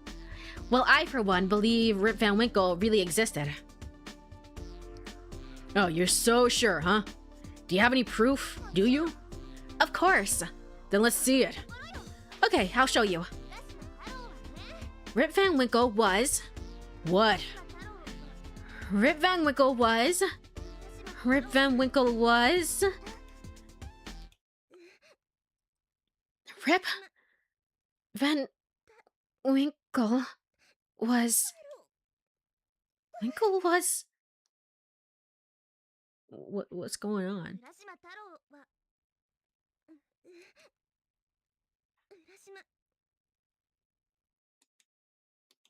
Suddenly, you put her hands on her chest and seem to be suffering. And the dog has a sprite for this as well. What's wrong? Hey, are you okay, Nakyu? Uh-huh. I'm okay. It happens all the time. What do you mean it happens all the time? What are you talking about? I saw you were alive on the other island. I saw you. You were older and you were like, let me explain everything right now. And then you fucking didn't. You didn't do that. What do you mean all the time? Yu's face had gone pale. Her lips were almost purple and sweat began to run down her forehead. She grabbed her chest with her right hand. She groaned in a low voice and squatted to the floor. She jabbed her left hand into a mountain of tears. The mermaid's tears scattered everywhere, and the pen on the top flew into the air. I'll be alright. She didn't seem alright at all. Her breathing was fast, and her body was stiff and shaking, her facial color almost seemingly like that of a corpse. What should we do? Should I leave you here and call for help? No, we don't have any time to lose. To the infirmary. I've got to take her to the infirmary. Coco, I'm gonna carry you to the infirmary. We don't get any more choices. This has truly become a kinetic visual novel at this point. You're on the one true route, and that's it. You don't get any more choices. So you go ahead and tell everyone what's going on. Oh, okay, I will. I carried you on my back and jumped out of the kiosk. The infirmary was close, so I could get there in less than a minute if I ran. Before I could think, my feet had already started moving. Kuranari. I kept running in silence. The infirmary was near. Hey, Kuranari. You whispered into my ear in a small voice. Rip Van Winkle was... I don't care. I don't care anymore. I just want you to be safe. You're really... Ow. Rip Van Winkle did exist! Shut up, kid. 3:20 p.m. I screamed out. You're so silly! There's the other one. Oh my god, no! Oh man, that is breaking my brain. I don't know if I ever said it. But I did think it was like it's interesting that I thought it was I didn't think it was suspicious at all. I wouldn't have clued into this part of it at all. I wouldn't have clued into it. But I did think it was rather interesting that you, even though on the kid route, she's such a fucking realist, like I don't give a shit about any of your fairy tales, like fuck off. Like, you know, anything like that. On the Takeshi route, she was the one who was talking about the whole tale of not Polydeuces. the whole tale of not Archimedes. The whole tale of the guy the guy who made a statue and was like, I'm so in love with this statue. She was the one who told that story in a very theatrical way, and I was like, maybe she's just having fun, like maybe like it's fine. But I thought it was rather interesting that she, out of all people, was caught up in that story. She was the one that was telling that story. It's like, really, we couldn't have anyone else tell this story instead? Like, I don't know, Coco could be the one telling the story? No, it's just because they're different people. It's just because they're not the same. You're so silly. It's just a fairy tale. Look, not all fairy tales are fiction. That doesn't mean Rip Van Winkle actually existed, does it? Besides, even if the tale of Rip Van Winkle was real, it has nothing to do with you, kid. It does too. We're talking about whether people could actually travel through time, right? That's what I mean. Don't you get it? I'm saying that even if someone could actually travel through time, it doesn't necessarily mean you did. Then how come I can see the future? Don't ask me. How should I know? It has to be because I'm experiencing the same moments in time over and over again. It must also have been stuck in Limu. I must have also been stuck in Limu in the past also. Yeah, about that, but... about that. 3 days passed, and then 4, 5 days, and after that, I must have slipped through time for some reason. Meaning that I traveled back in time to the moment I fell into that pond. Oh, yeah, Famalian, okay. The game told me multiple times, and I still didn't remember the name. I was like, yeah, that one guy, the one dude. The one dude that did the thing. Yeah, Famalian. I was like, interesting that she's the one that's telling this story. I was like, maybe it's fine. Maybe it's fine, maybe it's okay. But she didn't say anything at the end, like, by the way, this is all false and I'm just telling you a tale. I thought maybe it was because Kid and Coco were there, and Coco was really innocent, and it's like, I don't want to break the illusion for Coco. So, huh. That must be why I can look into the future. No, I mean, I must be remembering things I've already experienced in the past instead of looking into the future, to be exact. I don't know how, I'm probably carrying memories of the past. Really? Well, that must be it then. Oh, come on, I'm being serious here. I'm sorry, but I've got far more serious, urgent problems. I've got tons of things to think about. And even in Takeshi's route, she's still doing the same thing. She's like, hey, I'm searching for my father who went missing 17 years ago. And then in the kid route, she's like, hey, I'm searching for my father who went missing 17 years ago. And that's why the timelines don't match. She was given this purpose of like, you are you. You are you. And therefore, your purpose is to find your father. But it's like, hey, why was the information not updated? At what point did it not become updated at that point, you know? You know what I'm talking about, kid. I don't know what the reason is, but you can predict the future. So what? It's not like it's a bad ability to have. As a matter of fact, I can imagine it would really come in handy. You make it sound so simple, but in my case, I don't think it's the ability to see the future. I'm pretty sure I traveled through time. I might even be repeating the same moments in history over and over again. So what's more, I'm pretty sure the amnesia has something to do with time travel. Look, how many times do I have to tell you? Time travel is not possible. And as far as your amnesia, I'm sure you'll regain your memories in time. You're already beginning to remember things, right? I mean, you actually remembered most of everything, haven't you? Not everything. I just remembered things about Sara, who told me my name, right? What is my name? Just childhood memories. I still don't have any memories of the last few years. I still have no idea how I got to Limu, why, or with whom. Oh, I guess it applies more to you than it does with Takashi. But it still kind of applies to Takashi, if I'm being honest, because it's like, he was here with his friends. We know why he was here, but also why is he here? You know, if everyone else is going through crazy stuff. But as for Kid, we don't know why he was here. We just kind of assume he was probably here looking for his sister. That's why he was here. We don't really know anything. I still don't remember anything before May 1st, the day I came to Limu. Where I was, what I was doing, or who I am. Huh? Wait a second. You're Mayo's brother, right? You did remember that, don't you? Yeah. So you have to at least know who you are. But I don't. How can I explain this? If someone were to ask me, who are you? All I can say is, I'm Matsunaga Sara's brother. I don't know any other way to answer. Can we go talk to her right now? I'm going to scream. I'm going to scream. The reason we don't want to say it, the reason we don't want to say his name is because your name is Takeshi. That's the only other reason I can think of. There's no other name that we know that could be as impactful as that. I don't know any other way to answer. Then, all of a sudden, you... Oh! You raised her voice and pointed her finger at me. Oh, that reminds me! I keep forgetting to ask you something important. Something important? Name! Your name! Yes!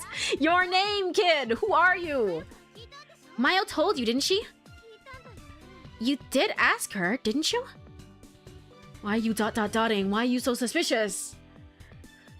For such a logical and level-headed person, she's pretty adamantly wrong about this time travel thing. Traveling into the future is 100% possible. Yeah, you just have to... I mean, I guess so. It's like, you just have to wait. Technically speaking, time travel is real. It's like, yeah, but not in the way that we think it's real. Come on. I hate sci-fi. I hate it. It's the worst thing in the world. You haven't asked her your name? No, I haven't. You shook her head, looked up at the ceiling, and chewed on her lips. She clenched her fist, went to shake it into the air, and then rethought it and pulled it back down. You then proceeded to stomp around in a puddle of water. She crouched down and hopped up swiftly. She took a deep breath. I thought she was going to exhale, but she continued to take in one breath in it. And then she said, "Are you stupid or what?" Her voice was so loud that it shook Limu like an earthquake. I was a bit frightened that it would tear the partition walls. That's the first thing you should have asked her before anything else. Well, you probably wouldn't understand it, but Sara and I have so much else to talk about. Like what? Like her just saying Oni-chan over and over again and being like, yes? And then just staring at each other? The fuck else do you have to talk about? We had endless things to talk about, and I didn't have the presence of mind or chance to think about myself. For us, our priority was to regain the time we lost. And to be honest, I couldn't care less about my name. Okay, so this is a little bit of a, you know, yeah, a little bit of that special something where it's just like, well, why didn't you think to do that? It's like, well, you just never asked. It's prevalent in Zero Escape. I didn't think it would, you know, it would magically go away in this game. So, but just to point it out, I do think this is ridiculous. I do think this is insane. They're doing it to have this big reveal moment because, you know, everything is kind of like a, I don't know, what do you call it? A big twist reveal moment, basically. Like Fight Club, essentially. Listen, kid, just think about it. It's your own name. Aren't you curious to know? Now that you brought it up, I'm starting to wonder. When I was talking to Sara, it didn't even pass through my mind. You sighed with an exaggerated gesture. Well, just put yourself in our position, you. Sara and I saw each other for the first time in 9 years.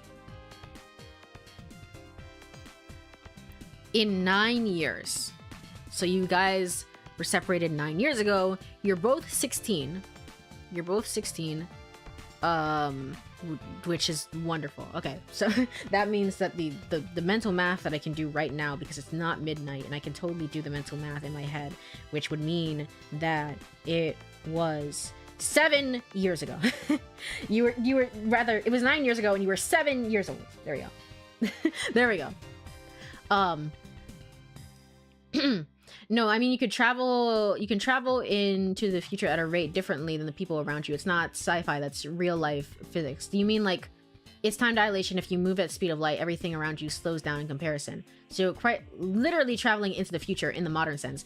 Yeah, but we don't we haven't achieved like this space kind of the spaceship or anything like that yet.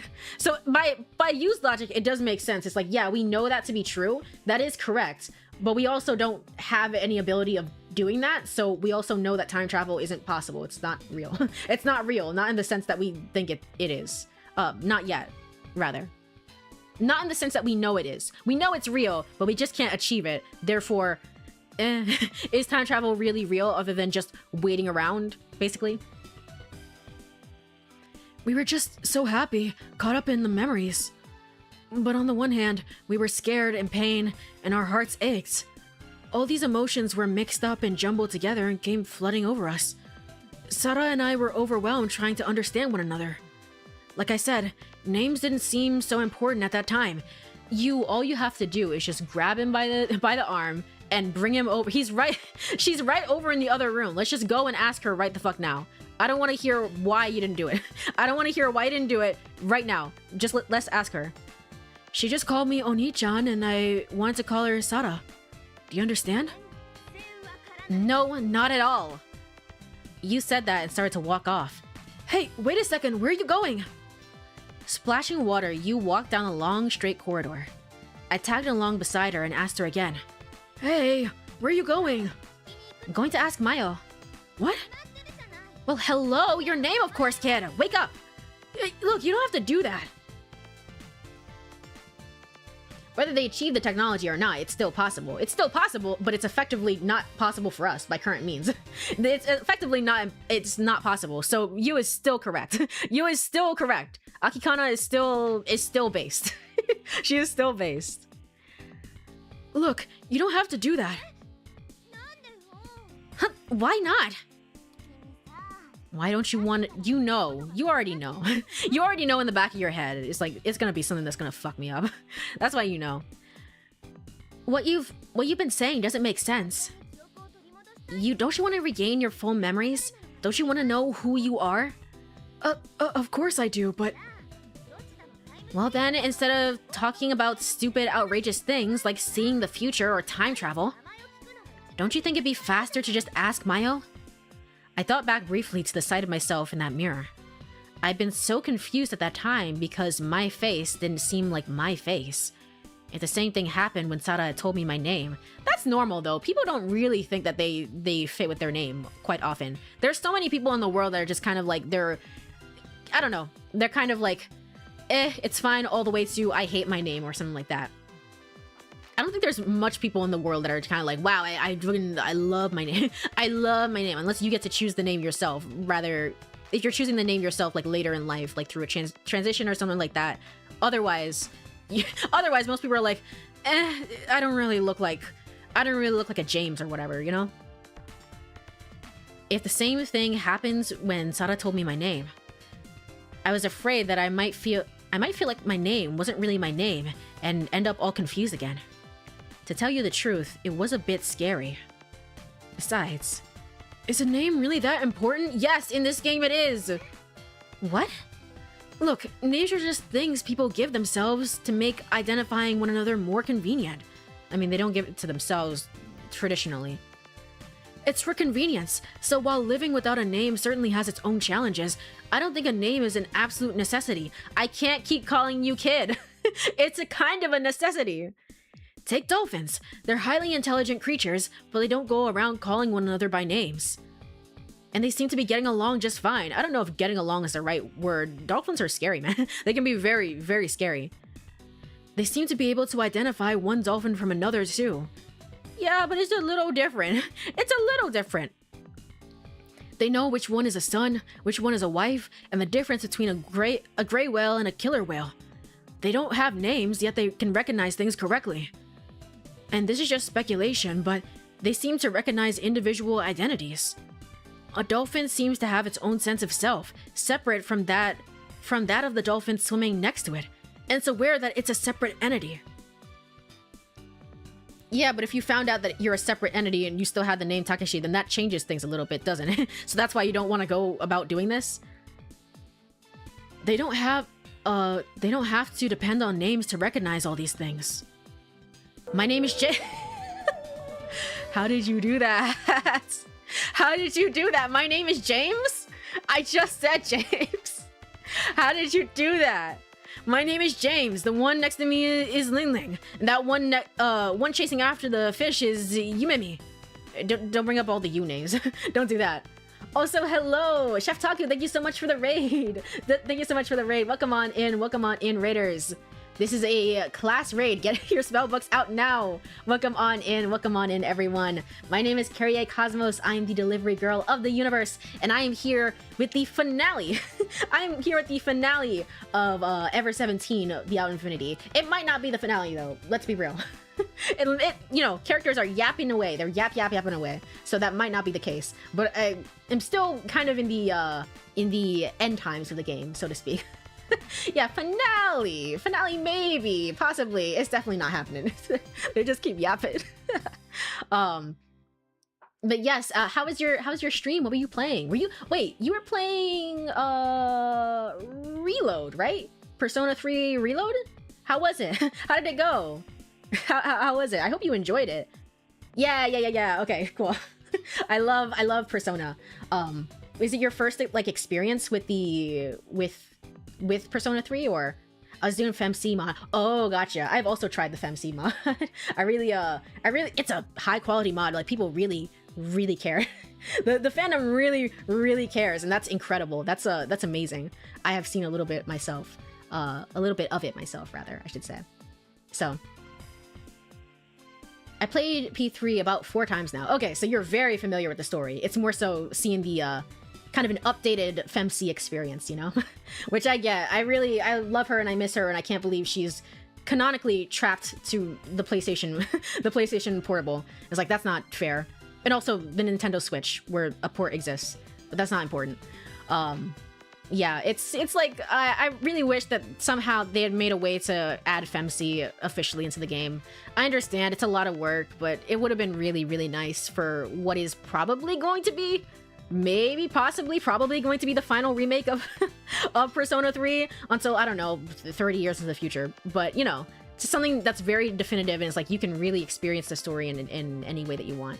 But I understand it was a lot of work. It was, and not necessarily even like the canon experience. Well, I don't know if they've ever clarified like which one is more canon, but I do think Makoto is probably more canon overall.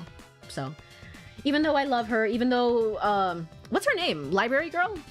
She's trapped eternally in the fucking PSP version, the Switch version. The library girl, the one that takes over the hermit. I miss her. She's great. She's awesome. We'll never see her ever again. Not Chihiro. Shiomi? I think her name is. Because Chihiro is the student council president girl. Or student council girl in general. This was like a social link that's meant to replace the hermit. Just because the hermit has romantic implications as a guy, it's like, I guess they wanted to change it up a little bit. But man, I miss her. Sayuri, yes. Oh man, I miss her. She was great. She was great. I hate the fact that she's forever gone, forever and ever. She was pretty good. So they're still updating the mod. Yeah, it's still getting updates. I still get friggin' like YouTube notifications and things like that. Like, it still shows up in my recommended. It's kind of insane. It's crazy. This is crazy. Atlas is just afraid of Yuri. Honestly, that's the canon answer that I'm going with, because why would they not bring her over? Why is she not real? So many social links are just lost to time in the P3 version. Oh yeah, that is true, Because let me take my boy Akihiko. That's fair. That's fair. It's like all the romantic options. All the like, it's not just her. Yuko. Something was a little different, wasn't it? That one girl, Rika. That one girl. That one girl. She was there too. I remember her. Yeah. So many of them are just kind of lost to time now. It's like you can play the port of it. But it's just kind of it's like, oh, I would have loved to see them in updated graphics with full voice acting, especially knowing that, like, I feel like the voice acting overall in Reload really enhanced it. So like seeing it without the voice acting and seeing them have no voices is like, oh, I would have really loved to have seen them with voices and moving around and stuff like that. Would have been cool. Rio, there we go. I'm so bad at names, obviously. I'm so bad at names. Yeah. We do not talk about Ken. I thought about him and I was like, I'm not gonna bring him up. I'm not gonna talk about that. With the exception of that guy can, you know, that social link can stay dead forever. We don't have to talk about that. But yes. I appreciate the raid. Thank you so much. If you have to raid and run, of course, for whatever reason, or if anyone here has to raid and run, feel free to do so. But I appreciate it regardless. Thank you so much. Thank you so much. Again, I'm here during the penultimate stream, maybe, possibly, if these characters want to stop yapping. This is Ever 17 The Out of Infinity, which is a game series that was created by Uchikoshi, who is the creator of Zero Escape, and I, the Somnium Files, if you're familiar with those games. So, you know, trippy, mindfucky stuff abound. This is basically kind of his bread and butter, so to speak.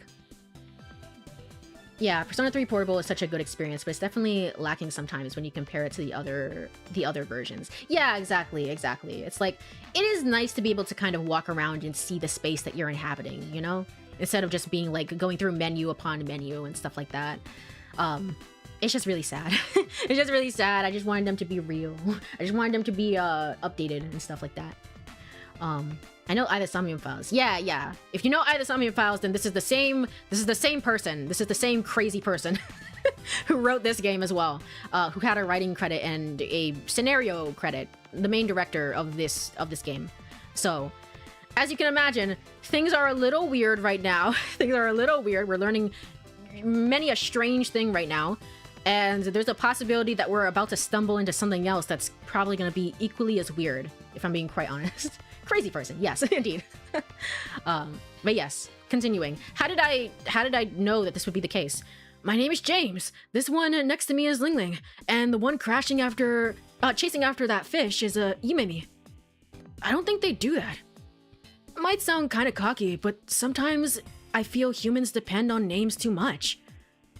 If one day this girl that you've known as Ling Ling tells you, "Oh, by the way, my name is Lang Lang," wouldn't that throw you off? I mean, it takes adjustment period, but it's fine. It's okay. It caused confusion, and you might think, you know, Ling Ling and Lang Lang are really similar people, but they're probably just two different people. I see what you're doing here, game. I see what you're doing here, game, and I'm not fucking falling for it. I know. I see Akikana, and I see Harakana, and I know that you're fucking lying to me, and you have been lying to me this entire time. It seems stupid to get confused just because of a name. Meaning people value, trust, and depend on names more than the actual individual differences. I bet dolphins don't think like that. Because, to begin with, they don't have names to identify individuals. I realized that for the first time when I lost my name. I noticed that a name really isn't all that important. You didn't... You didn't stop walking. She didn't give a shit. It's like, whatever, kid, I don't care. I couldn't tell whether she was listening to me or not, but because she didn't respond to me at all. Hey, are you listening to me? As we turned a corner, I asked her. Yep, I'm listening. I've been thinking about what you were just saying. I feel like I understand what you mean. You know, I've had a complex about my name for quite a long time, and I've actually thought quite a lot about this issue.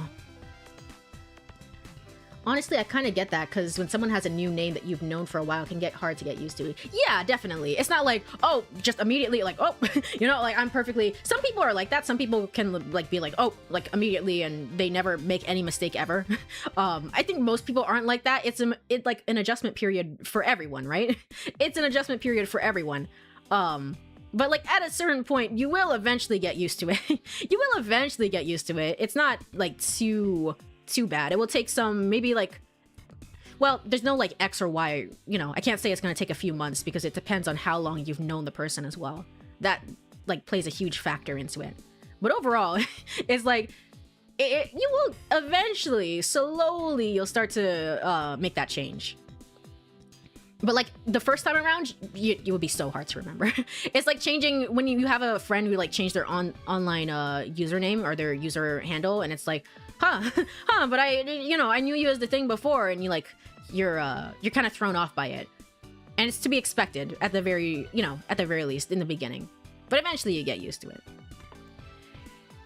You know, I've had a complex about my name for a long time, and I've actually thought quite a lot about this issue. Complex? Yeah. You don't like your own name, you? Of course I don't. Why? I'm embarrassed about it. People introduce themselves to one another when they meet, right? Every time a new year at school would start, I would just cringe. I do not have the brain capacity, true. It's like one brain cell is like I'm barely holding together. I didn't remember anyone's names from Persona 3 Portable. I didn't even remember my favorite character.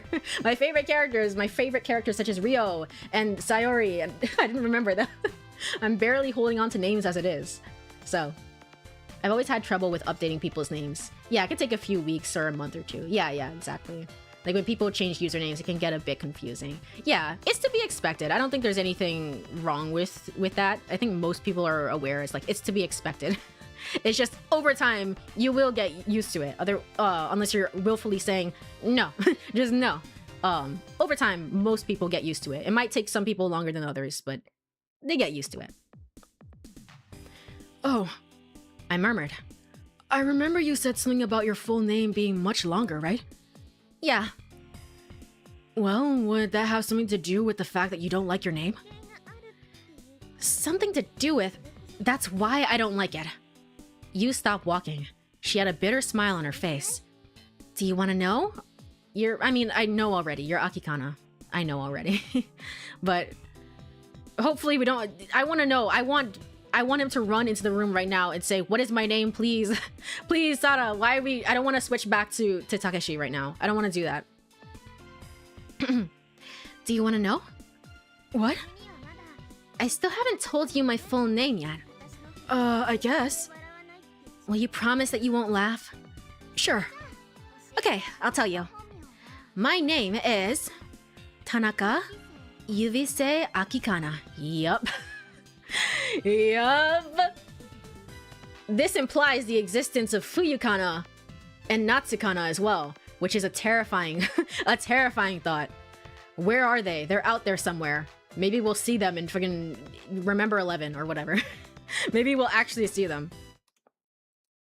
Huh? It means gentle, beautiful, pure autumn, fragrant green blossom. Huh? Yubise Akikana? Suddenly, it felt like it was as if I felt a heavy thud in the bottom of my heart. Especially with fictional characters, I usually identify people by their physical features or things that they've done rather than their names. That's true. Yeah, I agree with that. Off stream, I've been playing, I've been getting back into playing because I think the official English translation is going to come out soon. I was like, I want to get through this. I want to get through this so I can see people stream this game inevitably when it gets the official release. But it's the Magical Girls. If you type in Magical Girl Witch Trials, I think it should come up. It's a game. It's a game that's Danganronpa. It's apparently inspired by Danganronpa and Madoka Magica, which you can definitely see, and it's also apparently inspired by Steins Gate, which I don't know anything about, but those are the three inspirations and kind of like taking form of that. It has an overwhelmingly positive on Steam, I think, or at least last I checked it did. People fucking love this game. They love this game so much, and I was like, I have to go through this eventually. So right now I'm on case 3, getting through it. But I bring this up because I found it interesting that, especially I feel this way a lot with a second language, because I'm playing the game in Japanese. I feel this way a lot, where if the main character is referring to a character as like Nanaka-chan, it's like, I will, in my mind, I will say their name as such. That's who they are. That's who they are to me, right? I find it interesting because sometimes that can like flip-flop back and forth. Have you ever had a fictional character who you shouldn't be calling them by their last name, but sometimes you call them by their last name? I don't know if this makes any sense. Sometimes I have fictional characters who I just call by their last name, and it's like, I shouldn't really be doing that because I'm calling everybody else by their first name.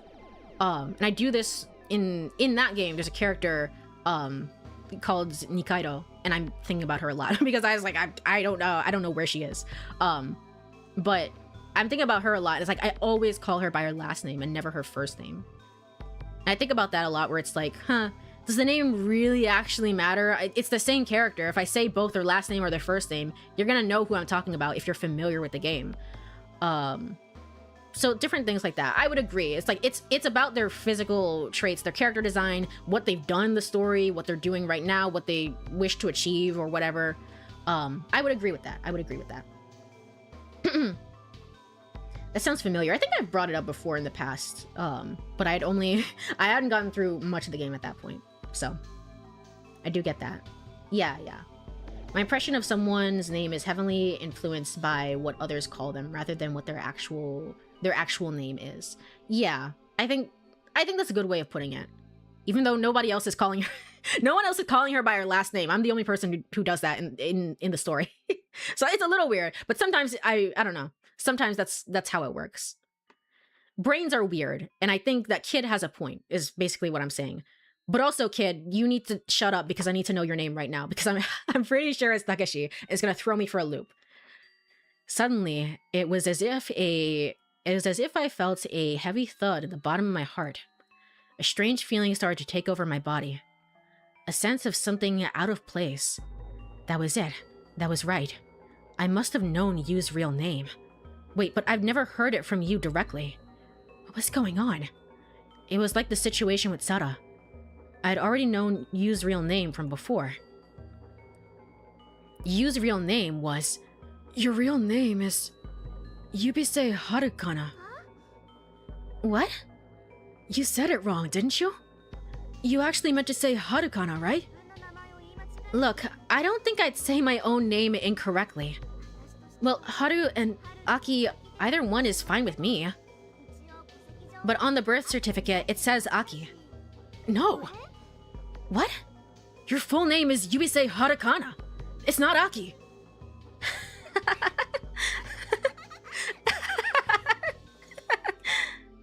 What are you laughing about? This isn't funny at all. You don't remember your own name.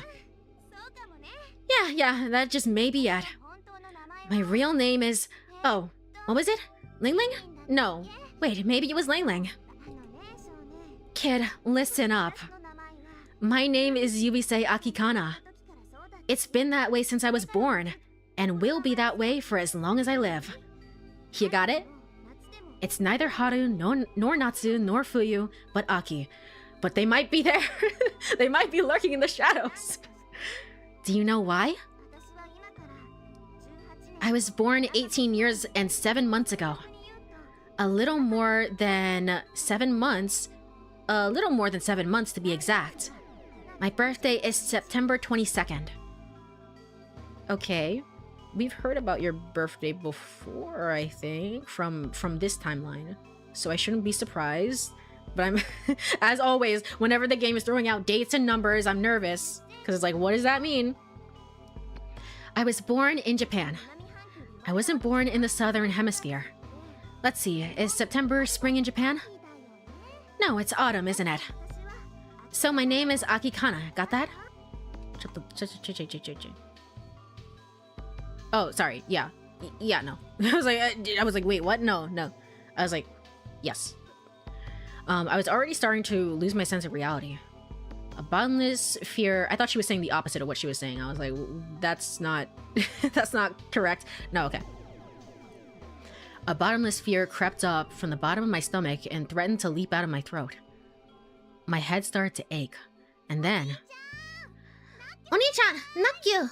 That's not your voice. It's just generally a little bit higher. I glanced as I put my head on my temple. Splashing water in all directions, Sada came towards us. Good timing. Good timing? Sada stood up in front of us, tilting her head quizzically. Actually, I had a question for you, Mayo. What is it? The kid's name. Will you tell me his real name? You put her hand over my shoulder. This is gonna fall so heavily on Sada if it's like, oh, your real name is Takeshi, by the way. Because that's gonna be like, you why did you not tell me that? Why did you not tell me that? He is real in this timeline, right? We have yet to see him. We haven't seen him in a while, and it's thrown me off. One moment.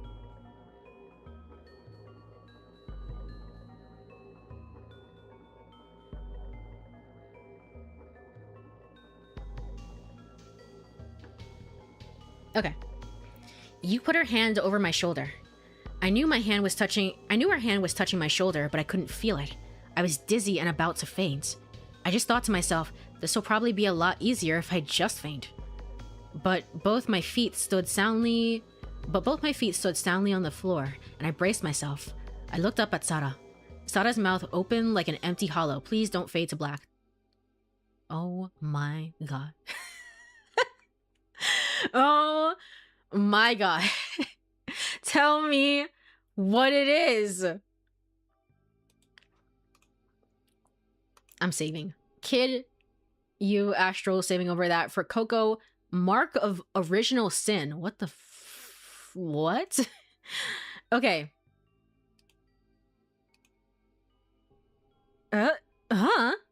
Wait, really? His name is... His name is... I couldn't hear her voice. I saw Sada's lips were moving, but I couldn't hear her voice for some reason. Wow, your name really is. That's so crazy. Man, I would have never expected your name to be this. That's wild. I couldn't hear Yu's voice either. All I could hear was just the sound of my blood flowing through my ears. In that moment, my sight crashed into pieces. The scenery before me was stripped of all color. A voice. A voice. A voice. I could hear a voice from afar. From faraway darkness. Somebody whispering to me. His name is... And if this was an RPG, you would now input his name. Somebody whispering to me. Who are you? Who am I? Who am I? Hokuto. It? Your name is Hokuto. It? Are you joking? Are you joking?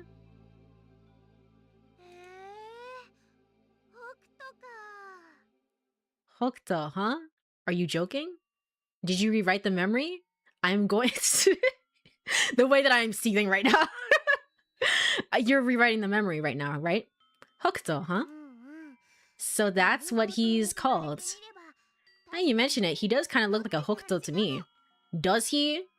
Does he? Does he? There's a weird ass... I'd never heard that name before. Hokuto. That is my name? That's right. That's right, Oni-chan. Hokuto. Hokuto. Hokuto. I repeated it aloud over and over again. Hokuto. Hokuto. Hokuto. My hunch had been right. I had never heard the name Hokuto before. Hokuto. That couldn't possibly be my name. It didn't feel real to me at all.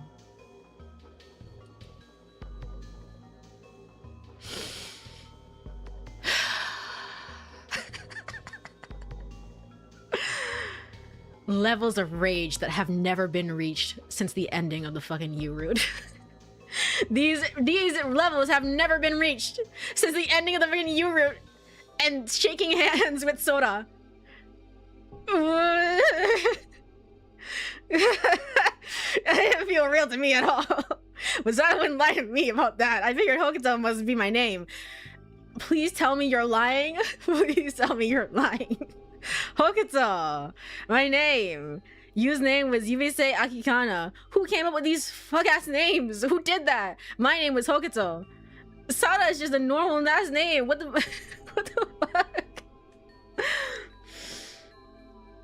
Okay. Okay. Okay. There was too much to think about. I felt close to my mental limit. Yeah, buddy. Yeah. Oh my god, it's 19 seconds to break. There's no fucking way. I was dizzy. My head ached. I looked at my palm. I had 5 fingers. Do I? Do I really? Everything seemed out of place. I still couldn't regain the real me. Is this? What the fuck?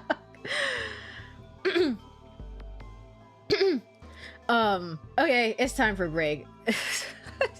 I can't remember where it was, but I remember reading some story where someone's name was literally blank in an empty space, like impossible to pronounce out loud. That seems like an interesting story dynamic, but it's like here it was a scary thing. It was a scary fucking thing. It's time for break. Just one more scene. Just one more scene. Just one more scene. What's the worst that could happen? If you're here, stretch, get some water, all the good stuff. I will be right back in 3 minutes or so, or something. See you then. Fucking hell.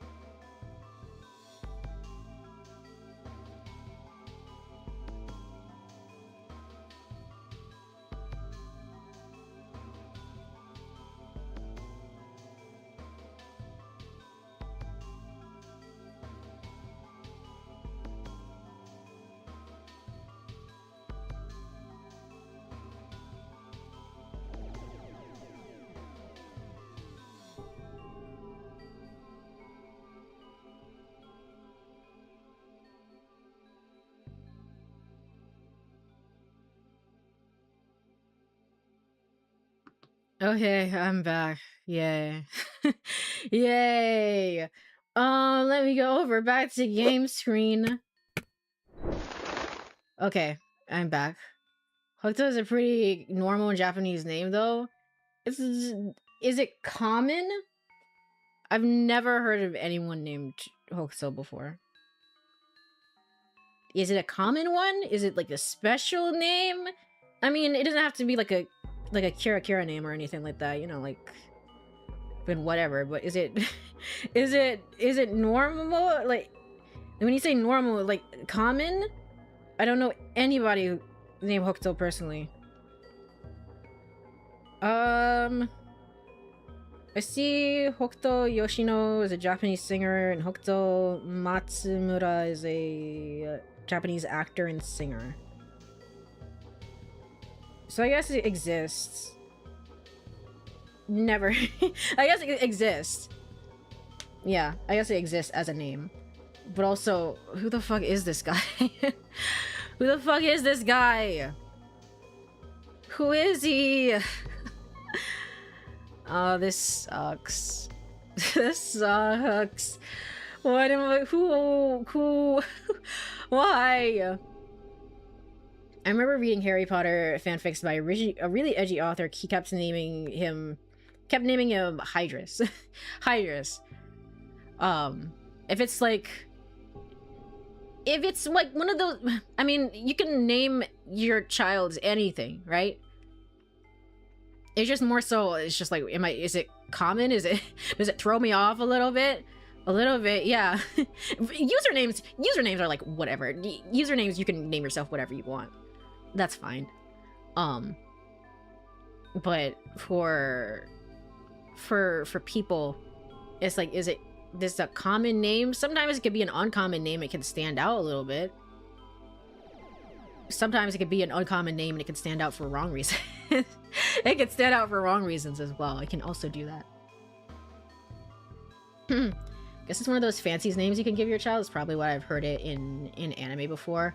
Gotcha. It's like, I mean, it's definitely real people. Like, I saw real people have it, so it's definitely a name. It's just I've never heard anyone anyone ever call that before. It's just like, huh, okay. For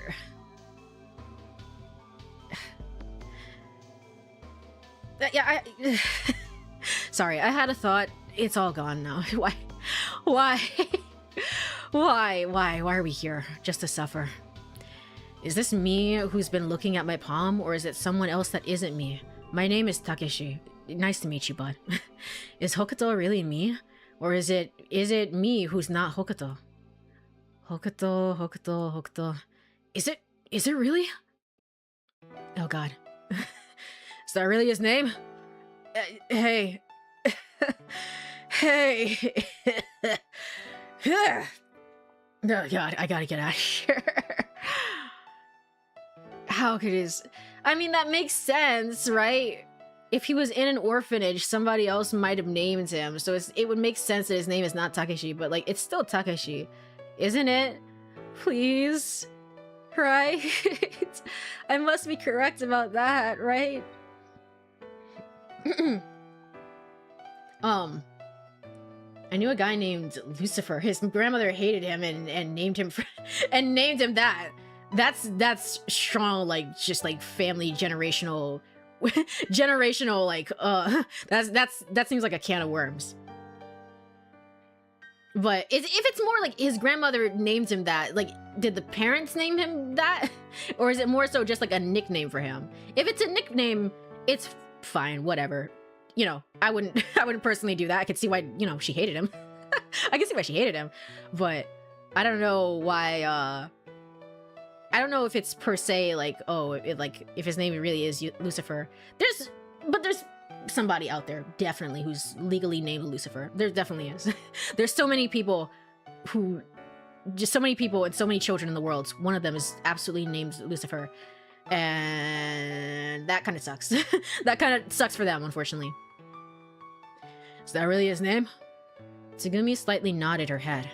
Her face was all red. So, Ishchami, Because he's charming. That's cute. What a good name. How cute. That was what I thought. We never seen Hatakana collapse like that before, though. I don't think we have. Maybe we have. I don't think we have, though. So, interesting. That was what I thought. I did my best to stifle my laughter. Hey, you promised not to laugh. I'm not laughing. I tried to keep a straight face, but the corners of my mouth started to twitch. I couldn't just imagine Tsugumi baby talking to it. I could just imagine Tsugumi baby talking to it. Chami-chan, it's din-din time. She kills this hamster in another timeline. She kills nothing is sacred. Nothing can be happy. Gosh darn it. That's why I didn't want to tell you. Sullen, Tsugumi was red-faced. But she held out a bath towel that she had behind her. Remember when she was cute and nice and normal? I forgot about that because I played through the Sora route. But yeah, this is what she's usually like. And it's very nice and lovely and refreshing. It's very nice. Oh, thanks. I took the towel and wiped myself down. No, his name was literally Lucifer. Gotcha. Yeah, in that case, yeah. Somewhere out there has to be people who are named Lucifer or anything else. It's just like, there's no law that's barring you from doing so. It just sucks to be that person, though. Sucks to be that person, though, you know? I took the... I guess in that case, that's why you would go by a nickname. You would definitely go by a nickname at that point. Where it's like, call me something else, please. I took the towel and wiped myself down. Phew. I breathed deeply, feeling reborn, as I glanced at Tsugumi's profile. She was playing with the hamster in her hand, and her cheeks were bright. She looked so happy. It was the first time I'd ever seen her smile like she meant it. Takeshi, thank you. Tsugumi said that in a whisper, almost without looking at my face. 7:49 p.m. I headed towards the A area with Tsugumi. Since we were in the area with the generator room, we had to take one... I'm sorry. Sorry. I was like so absorbed in the scene. It's like, wow, this is so normal and nice. And then I got hit with the fact that we were in a hallway just like this, and that we learned that his name was Hokuto. And I, like, all the wind just got taken out of my sails. Oh my gosh, why? Why have they done this? Why have they put this curse on me?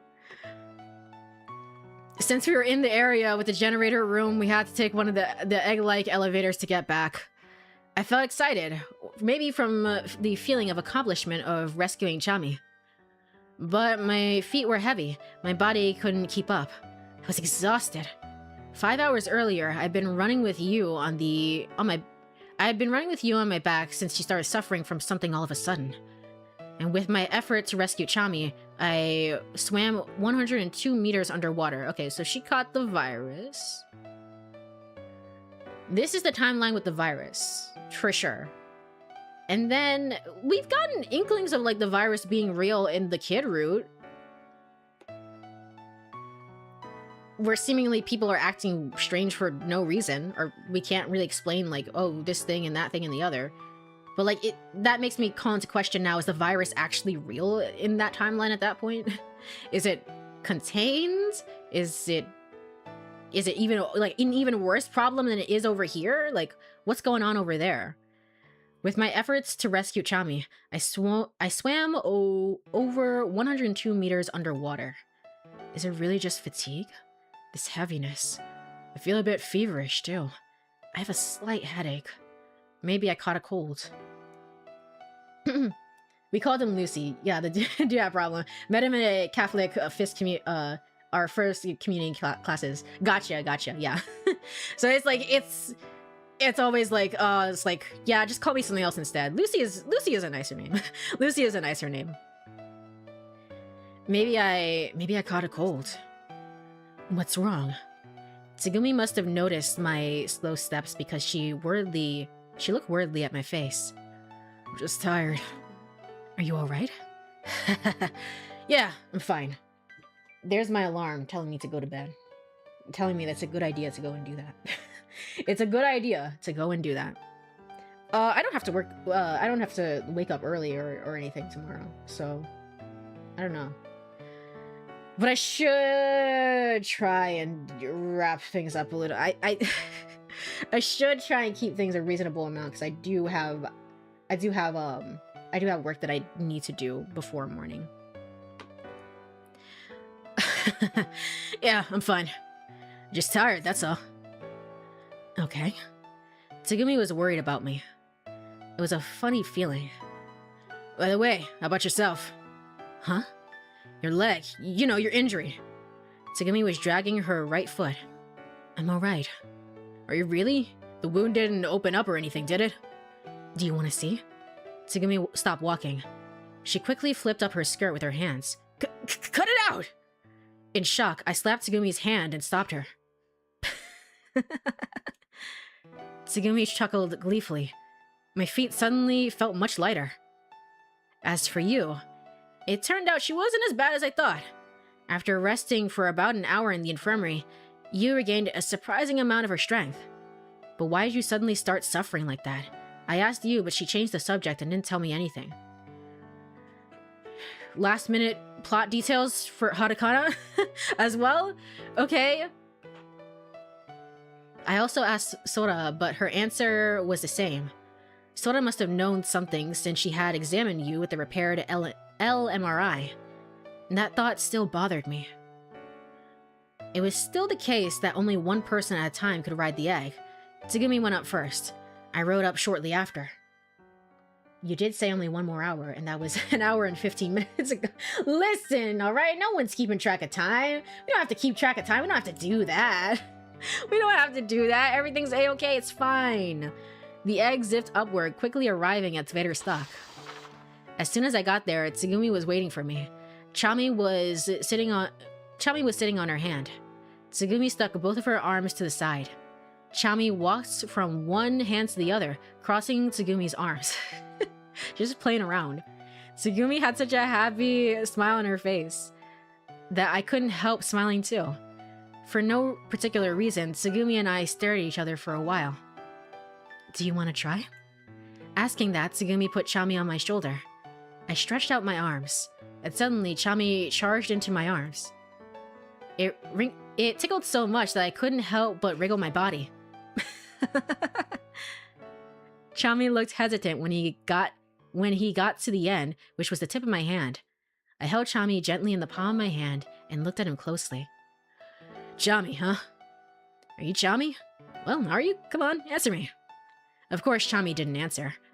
Maybe he was frightened that I would eat him. Yeah, he sure is charming. He's Chami because he's so darn charming. Curious, I decided to ask Tsugumi a question. Why are you called Tsugumi? Huh? Your name, I mean. Does it come from the Chinese character for bird, the redwing? The bird. If I remember correctly, they migrate, right? Oh, redwings. Unfortunately, my name has nothing to do with birds. What? Who told me that it did? Who told me that it did? Is your name written out? Your name has never been written with a character before. Your name has nothing to do with birds? Then what does your name mean? As I asked Tsugumi, I passed Chami back to her hand. Tsugumi picked up Chami and told me. Satellite of the Earth. And where we are at. Oh, okay. Why is everything space related? Huh? What's the one satellite this Earth has? The moon? Oh. And where are we right now? Limu. What's all around us here in Limu? Around us, the ocean? Yup. In Japanese, you write it moon and then ocean, and then you read it as Tsugumi. Oh. Imagine a timeline where Imagine a timeline where I kept reading her name as Tsumugi forever and ever and ever until we got to this point at the final end of the game. And I was like, huh, wait a minute. Was her name always Tsugumi? That's so strange. Oh man, that would have been so bad, especially with Akikana and Hatakana. That would have been really bad, actually. Now that I think about it. You write it with moon and then ocean and read it as Tsugumi. Oh, I see. Come to think of it, I didn't know which Chinese characters your name used. Moon and Ocean, huh? Huh, that's a really pretty name. Tsugumi's cheeks turned pink, and then... Daddy, Mommy! Oh, for fuck's sake. For fuck's sake, no. No! Coco and Pee-Pee came rushing in. I told you not to call me Daddy! Gosh darn it! I told you not to call me Mommy! So we're both doing the same thing. We're both doing it. Here we are. What? Huh? Tsugumi and I looked at each other. Coco's been calling you Mommy, Tsugumi? And she's calling you Daddy, Takeshi. She keeps doing it no matter what I say. Hey, Daddy, Mommy, let's play! After a while, Tsugumi and I had begged Coco not to call us Daddy or Mommy, please. Please. The implications, you don't understand, the timelines, the things that this could mean. It took us 3 hours to finally convince her. It was 3 times more exhausting to convince Coco that to dash with you on my back and to swim 102 meters underwater. Incidentally, Coco's reason for calling Tsugumi Mommy was... A girl who doesn't have a mommy can call somebody who reminds her of Mommy, Mommy. Don't say that. It's written in the Nakul tablet, isn't it? So she said. Needless to say, Coco already has a real mother. She might not actually, and that's that's the thing. We live in a world line where anything is possible. These two are made for each other. They really are. After finally convincing Coco, I went to see you. Even before I had gone to rescue Chami, you had seemed to be recovering her strength. But the way she had looked when she'd first started feeling pain didn't seem normal. I was still concerned about her even though she looked better. I decided to make sure you was alright. Sora told me that I could find you in the security office. There she is. There she is. She's hacking yet again. I entered the room. You was sitting blankly in front of the console staring blankly at the screen. Can I skip this? Nope, I sure can't. Nothing is skippable anymore. I called out a greeting as I sat down in the seat next to her. You grabbed a coffee cup, took a big gulp, and said, "Thank you." Huh? I didn't have a chance to say it earlier, right? So, thank you. Yu's eyes were fixed on the display. Are you talking about when I carried you to the infirmary earlier? Yes. You don't have to thank me. I just wanted to ask you a question. What caused it anyway? Cause? What are you talking about? You still wouldn't look at me. A normal, healthy person wouldn't suddenly just clutch their chest in pain, you know. And besides, you said it happens all the time. What is that all about? When I asked, she turned the seat halfway and stood up. Hey, Kuronari, do you remember why I came to Limu? You abruptly changed the subject. I didn't understand why she was asking the question, but I answered her anyway. Yeah, I do. You came to get a part-time job for the holidays. But that was just an excuse to search for your father, who's been missing for 17 years, right? I remember the story you told me in front of the merry-go-round the first day. My mother has convinced herself that my father is already dead. But, you know, I know my dad is still alive somewhere. He has to be. My father just went missing and his remains were never found. I just had to find out if he was alive or dead. If he's alive, of course I want to see him. And if he's dead, I just want to find some kind of evidence. Otherwise, I won't give up. I just can't accept it. Just like at that time, I didn't know what to say to her. The story of the 800-year-old nun came to mind. You believe that the 800-year-old nun actually existed. How in the story, the sound of the bell had stopped one day, but nobody actually found her body.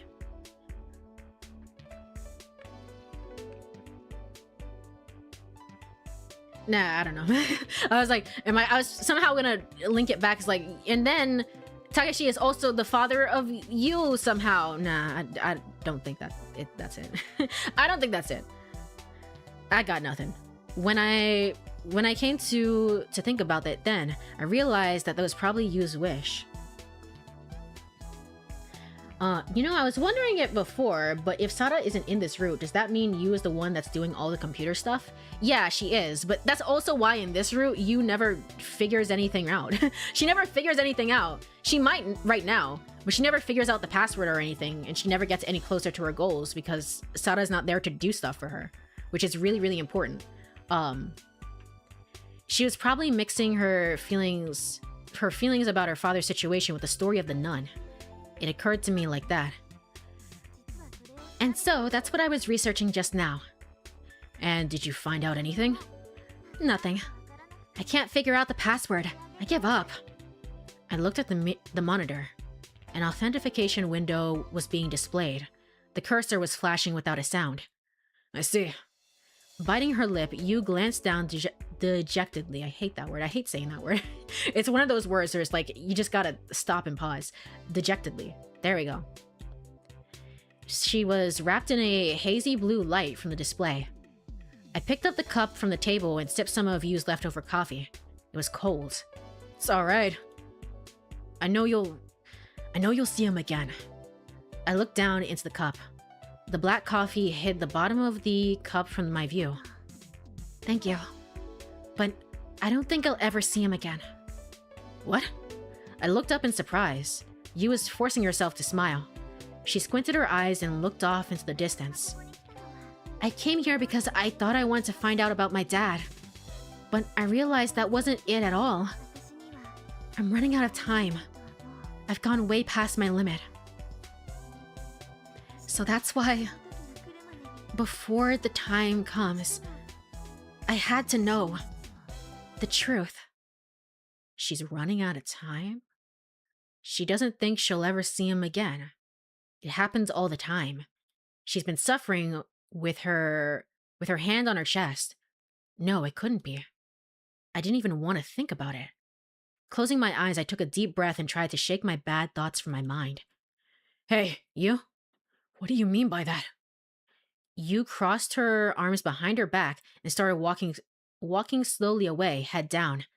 She stopped in front of the wall, turned down, and walked back in front of me.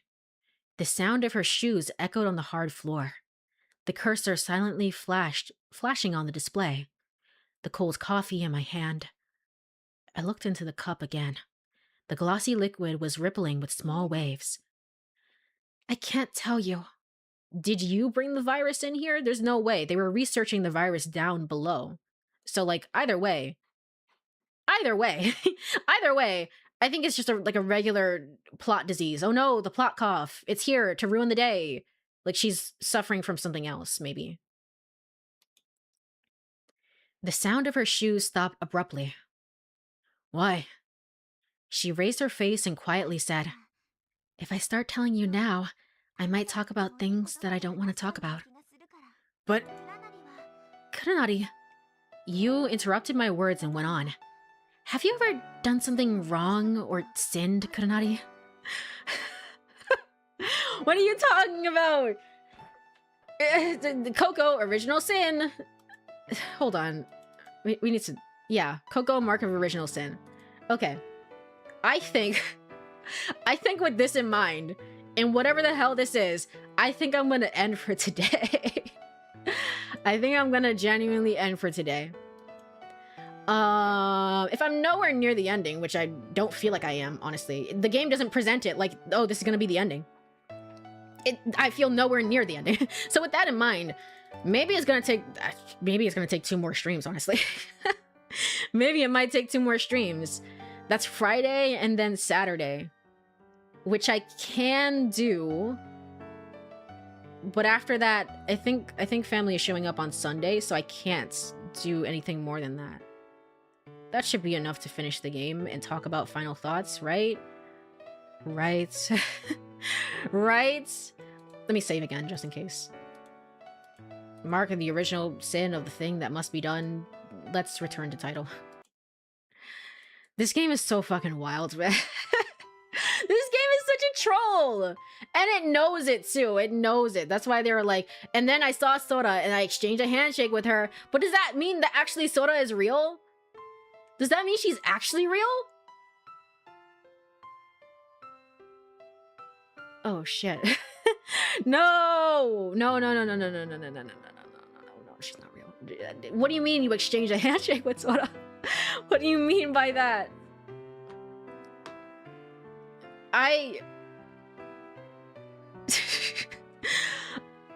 Who the fuck is Hokuto? Who the hell is that?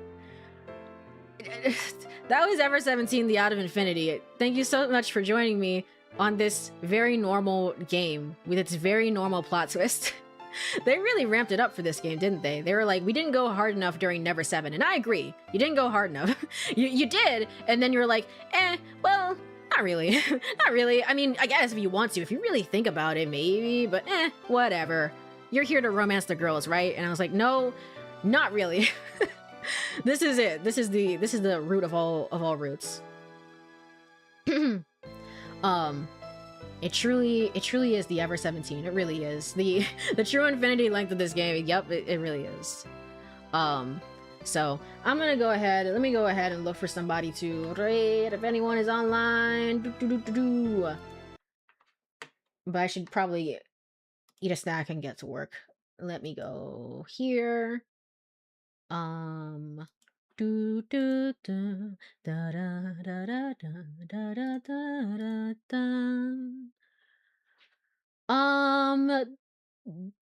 is online. We haven't actually ever raided into Dubkun. Dubkun is online doing a 24-hour stream. I could never.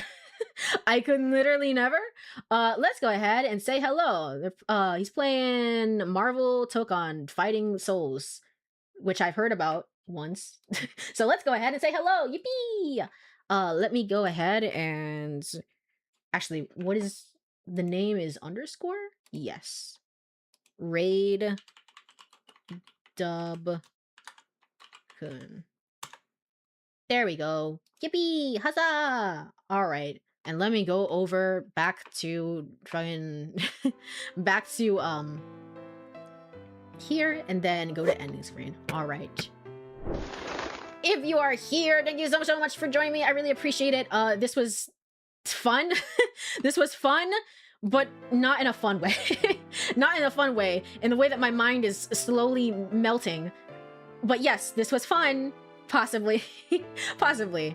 Also, Derek Cito, thank you so much for the follow on YouTube. Welcome on in. Welcome on into the group of Star Stuff. I will be back tomorrow, probably, with some more of this game. I don't have any restrictions otherwise, so I think we should be good for that, yeah? Yeah, we should be. Fun in an unfun way. Yay! Yay! Yes, I will be back. And then, anything else I need to say? Or are we okay?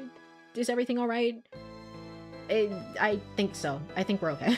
I think we're okay. Oh, I was gonna say, this is literally just the ending of... Remember me playing 428 Shibuya Scramble and being like, no, this one will be the finale. No, this one will be the finale. No, this one will be the finale. It's just that, again and again and again. I hate it here. So, but have a wonderful rest of your day or night, whatever time it is. Bye-bye, bye-bye, bye-bye-bye, bye-bye.